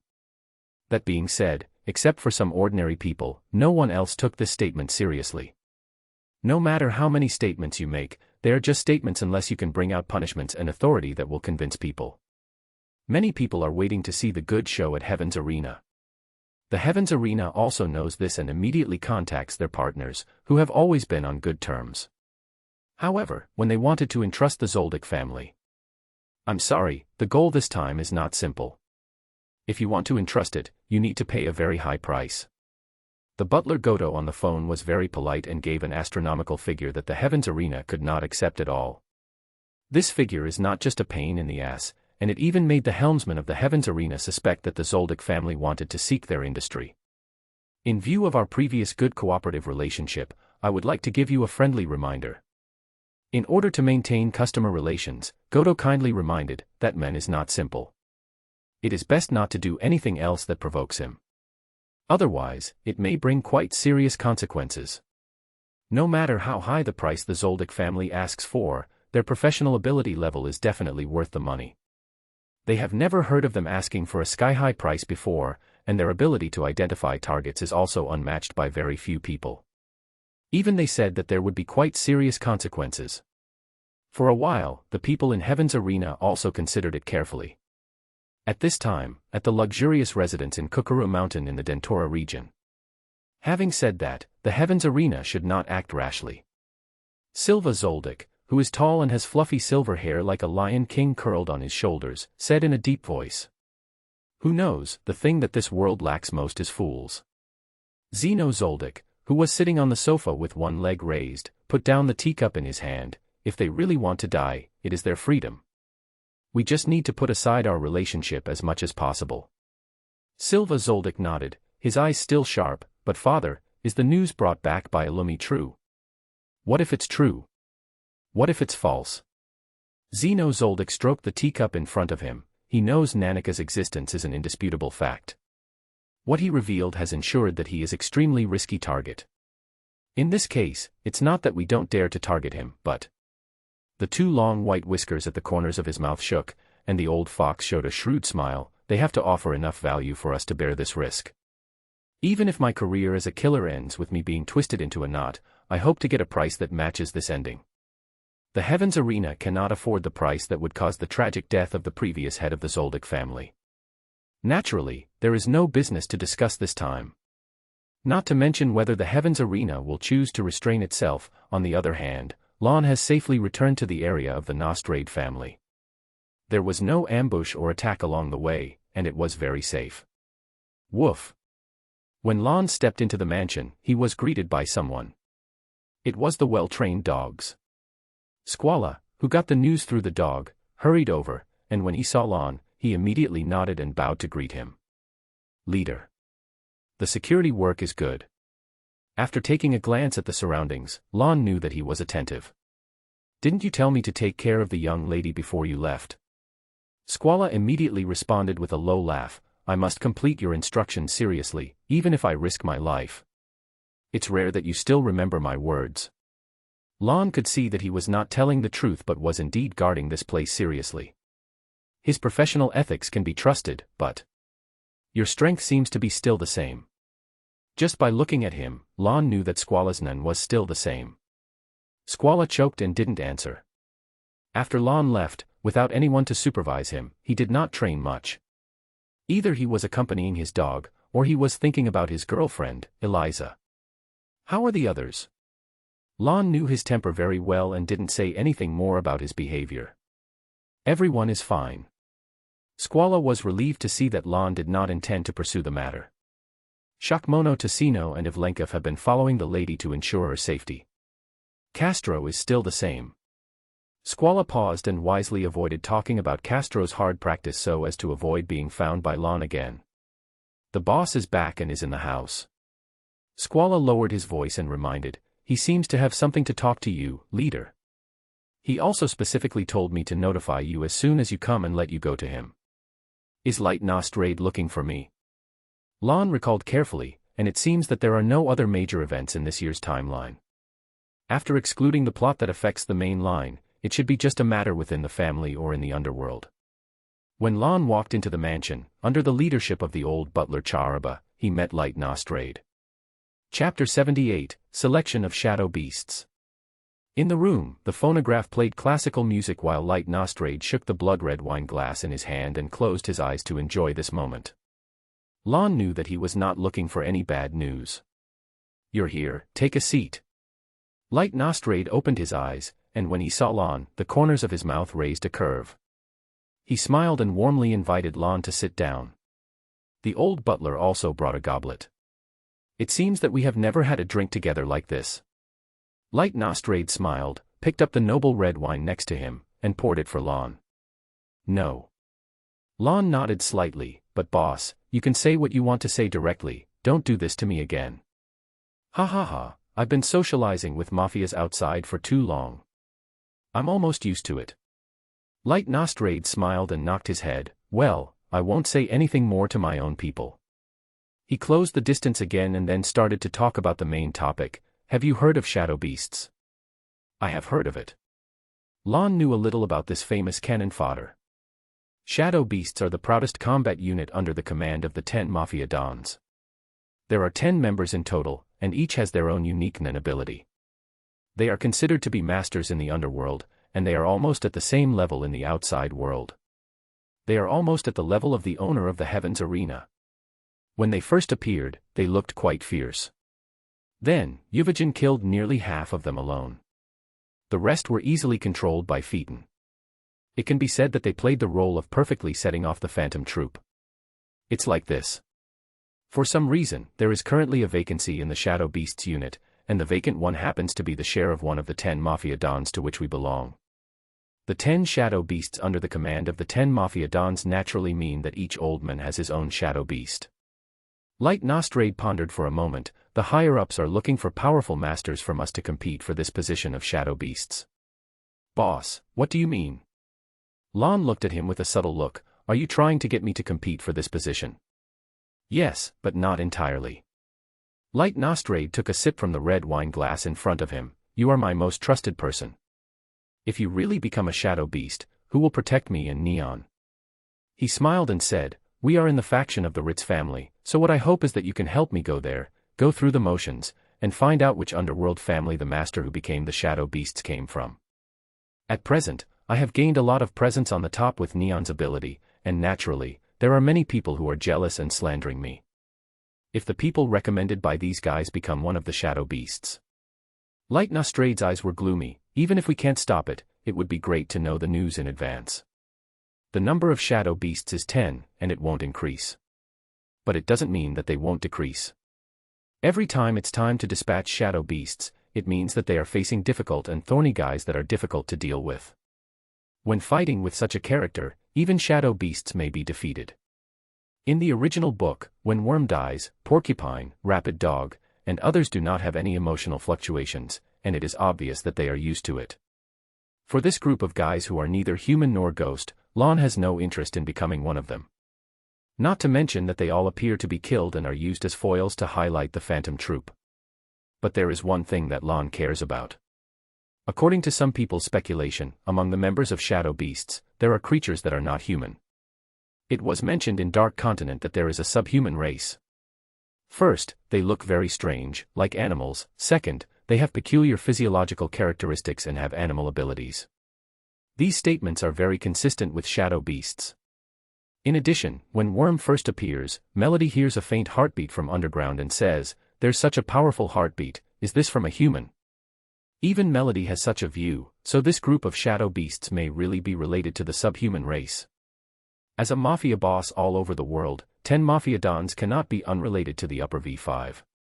Even the active gangs on the Asian continent, where the Kaken Empire is located, are all part of the eliminated Kaken royal family. They have an inseparable connection with the Kaken Empire.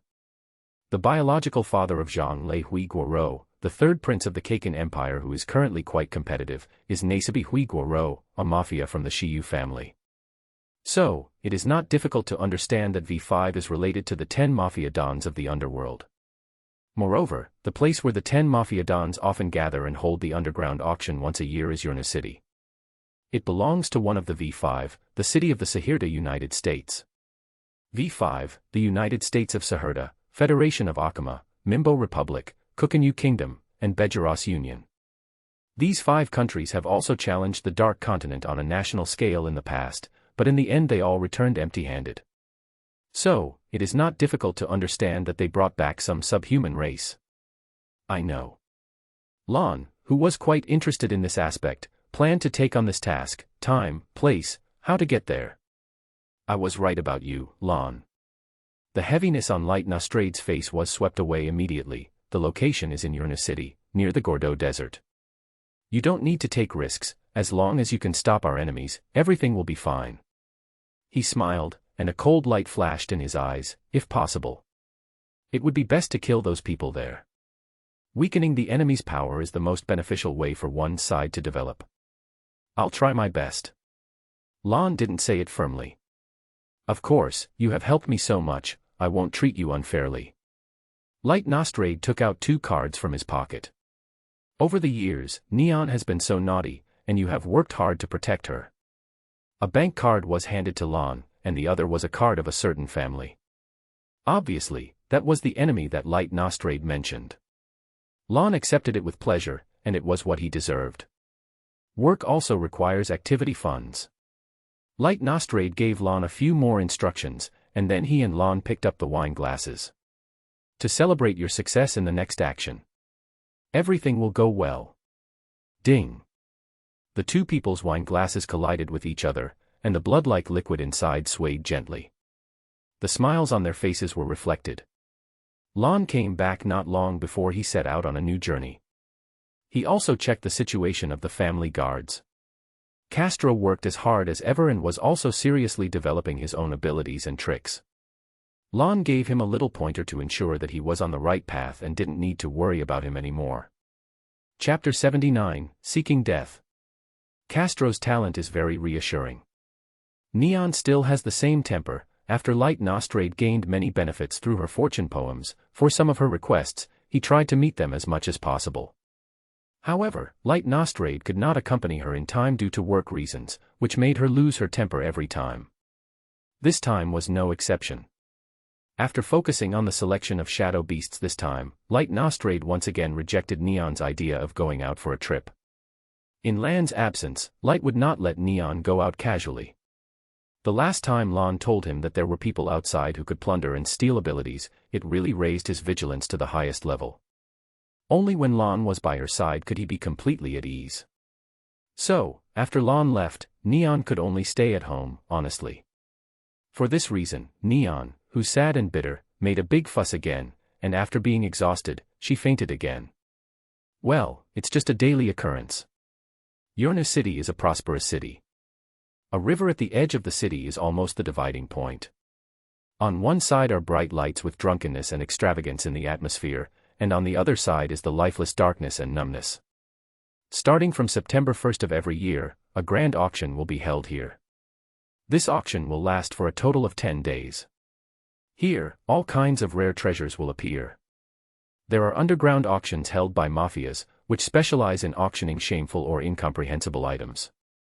There is also the world's largest auction held by the government. This auction will have at least 50,000 participants, and it is the most authoritative auction in Urna City. Its admission ticket and auction item catalog will cost 12 million jenny. It can be said that it is the interweaving of light and shadow, the grandest formal auction, and the grandest dark auction, all of which gathered at the same time in the same city. It must be said that a city has such a complex duality, which also has its charm. It's a pity that I was training last year, and my boss was busy with his career, so I couldn't come here to see it. Last September, Light Nostrade used the relationship with the Ritz family and relied on Neon's fortune poems to gain power and money continuously. It can be said that he is in a period of rapid development, and he can't delay any day. And the underground auction in Urna City is a veritable den of money. As long as you come and don't spend a lot of money and take out the price that makes the 10 Mafia Dons satisfied and leave, then your underworld career will be over. Light Nostrade, who has not accumulated much wealth and knows how to develop steadily, avoided the auction last year. Even in his opinion, he doesn't want to participate this year. Instead, he plans to use the wealth accumulated in the past few years to prepare for a blockbuster at the auction next year. Lon also came here to explore the way in advance. When Lon got off the airship at the airport, he took a deep breath. Well, there is no sweet taste at all. After leaving the airport, Lon took a local taxi and went directly to the Gordo Desert. However, because there were many gangsters blocking the road, the driver dropped him off at the entrance of the desert. Another one coming to die. The man who was responsible for blocking the road let Lan go and laughed disdainfully after learning Lan's intention. To die. Lan looked at him. What are you asking? Hurry up and get in. The man looked impatient. I don't want to talk too much nonsense with the dead people coming down. Swish. As soon as he finished speaking, a dark muzzle of a gun was pressed on his head. I advise you to think it over before you speak. Lan held the gun in his hand and pressed it against the man's trembling forehead. Do you know what you are doing? Feeling the muzzle of the gun on his head, the man's face was covered with cold sweat. You are provoking the 10 Mafia Dons and the Shadow Beasts. He roared in a low voice, but he didn't even dare to raise his head. At this time, the other minions who were blocking the road nearby finally reacted. Seeing this, they were shocked and quickly took out the guns on their waists and pointed them at Lan. Of course, I know. Didn't you just say that I was here to die? Lan smiled. So, I, a dying man, am very curious about the situation inside. You'd better explain it to me now, otherwise, I may just give up and take one away now. The men, are the newcomers coming here so desperate now? He wanted to curse, but the muzzle of the gun on his forehead brought him back to reality. Gulu. At that moment, he swallowed his saliva and honestly told all the situations inside. It turns out that the selection of shadow beasts this time is said to be from the candidates recommended by each family. But in fact, 10 Mafia Dons already have their own reserve talents. Those so-called masters who came to participate in the selection were all here to serve as food. Every so-called master who came to participate in the selection all went in vertically and came out horizontally. The minions made the final summary in a sloppy manner. Isn't this just finding the strongest one?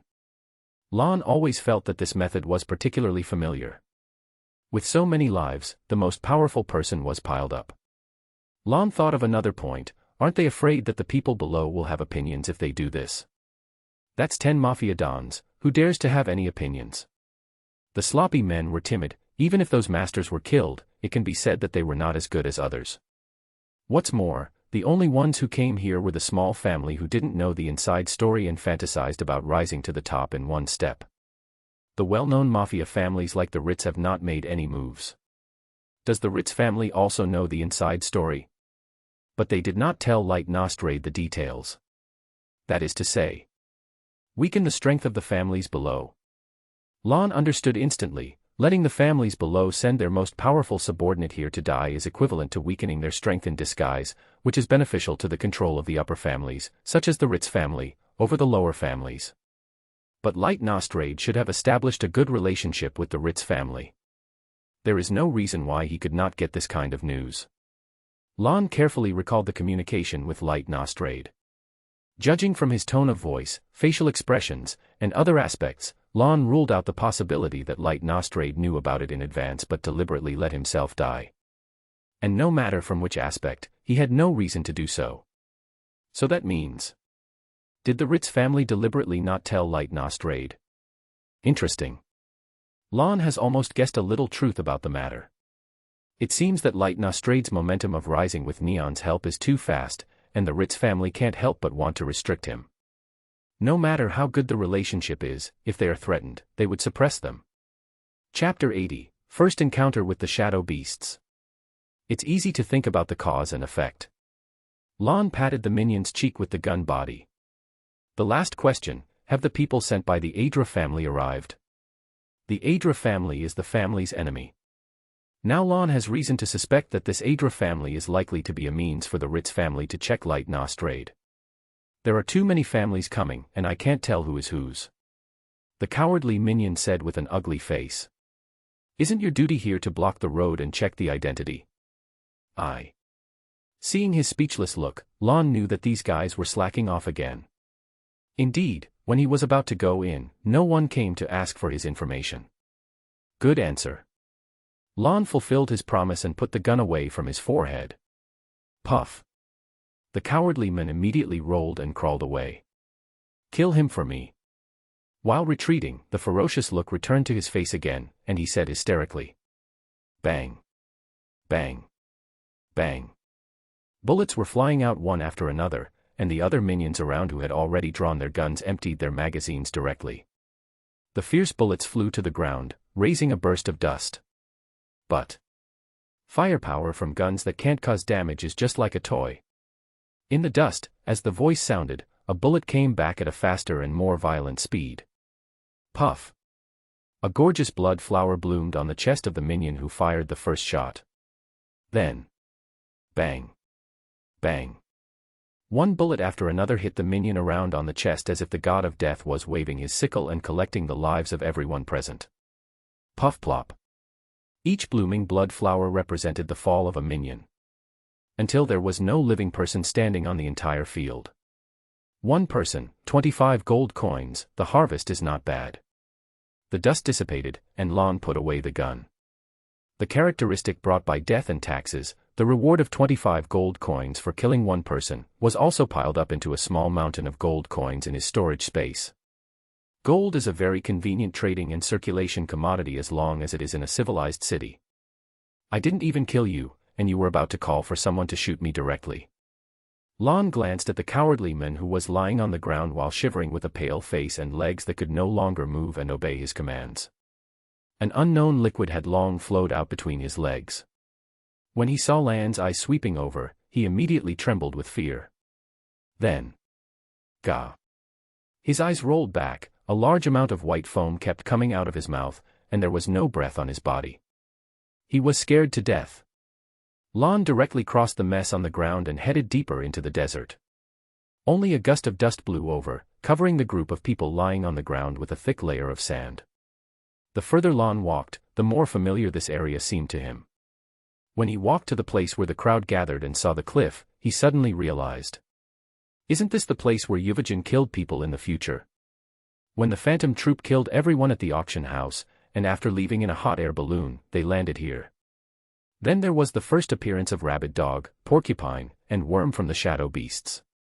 It also highlighted Yuvajin's image as a peak enhancer type. There are quite a few people here. Lon glanced around casually and saw that quite a few guys wearing black suits like him had come here. Tall, fat, short, thin, handsome, ugly, and weird, all kinds of people were there. Ah! With a scream, a ravaged and tattered figure was thrown down from the cliff. Next. A cold voice followed, almost without any delay. Before the broken body hit the ground, someone had already rushed up to the top of the cliff without hesitation. It seems that I have found the right place. Lon looked around, everyone had an expression that said, no strangers allowed. Then he thought for a while and took a deep breath. Is there anyone from the Adra family here? The sudden shouting made the originally solemn atmosphere here suddenly disappear. The so-called masters who were adjusting their states there were all startled by this shout. Which bastard who doesn't know how to live or die is howling like a dog there? A sturdy man started to curse directly, if he is really in heat, I will send him to the pig. Click. The man's eyes came into close contact with his buttocks. If his mouth is too dirty, my hands may also be dirty. Lon, who broke the man's head casually, looked around again. So, is there anyone from the Adra family here? These masters from various underworld families who had not yet cursed out any unpleasant words immediately swallowed back what was on their lips. They stared at Lon with extremely fearful eyes. They didn't see the attack just now clearly and didn't even have any time to put defense. But when Lon reiterated that he wanted to find someone from the Adra family, a group of people also subconsciously looked in a certain direction. Huh. Lon was startled and then immediately reacted, is that the guy who just went up? The whole audience was silent, and no one answered. It seems so. Lon clapped his hands, this means I arrived at the right time. After that, he ignored the thoughts of the guys present and jumped up directly towards the top. This scene made the other Mafia masters' eyelids twitch. They looked at Lan's actions until his figure disappeared above the cliff, and then they began to discuss it a little. Who was that guy just now? What a great skill. I don't know, but he can easily kill the people of the Boyle family. I think he must be very strong. He just asked about the Adra family. Is he related to the Adra family? How can someone who is related not know each other? I think it is more likely that they are enemies. Forget it. If they are hostile, why would he rush up to find someone? I don't think it's likely either. You know, the rules of the selection are that only one person can go up at a time. If he just rushes up like this. Isn't that just right? If he violates the rules and is killed by the people above, we will have one less enemy.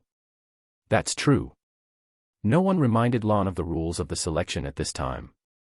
They all watched Lon go up to the top of the cliff and then wait for his head to be thrown down. There were only a few people in the more empty desert. Is it here? Lon, who came up, looked at the people from the Adra family who had just come up to the top of the cliff and had fallen on the ground in a pool of blood. It seems that I don't need to do it. In addition to Lon, there were 3 people present. The guy lying in a pool of blood on the ground, the thin men with frizzy hair standing next to him, and the men with parted hair wearing small black round sunglasses on the other side. Have someone come up already? The men with parted hair next to him said without emotion, I haven't called anyone yet. Forget it. You came just in time. I just haven't had enough fun with this guy yet. The skinny guy kicked the men from the Adra family to the side. The motionless figure had no more breath.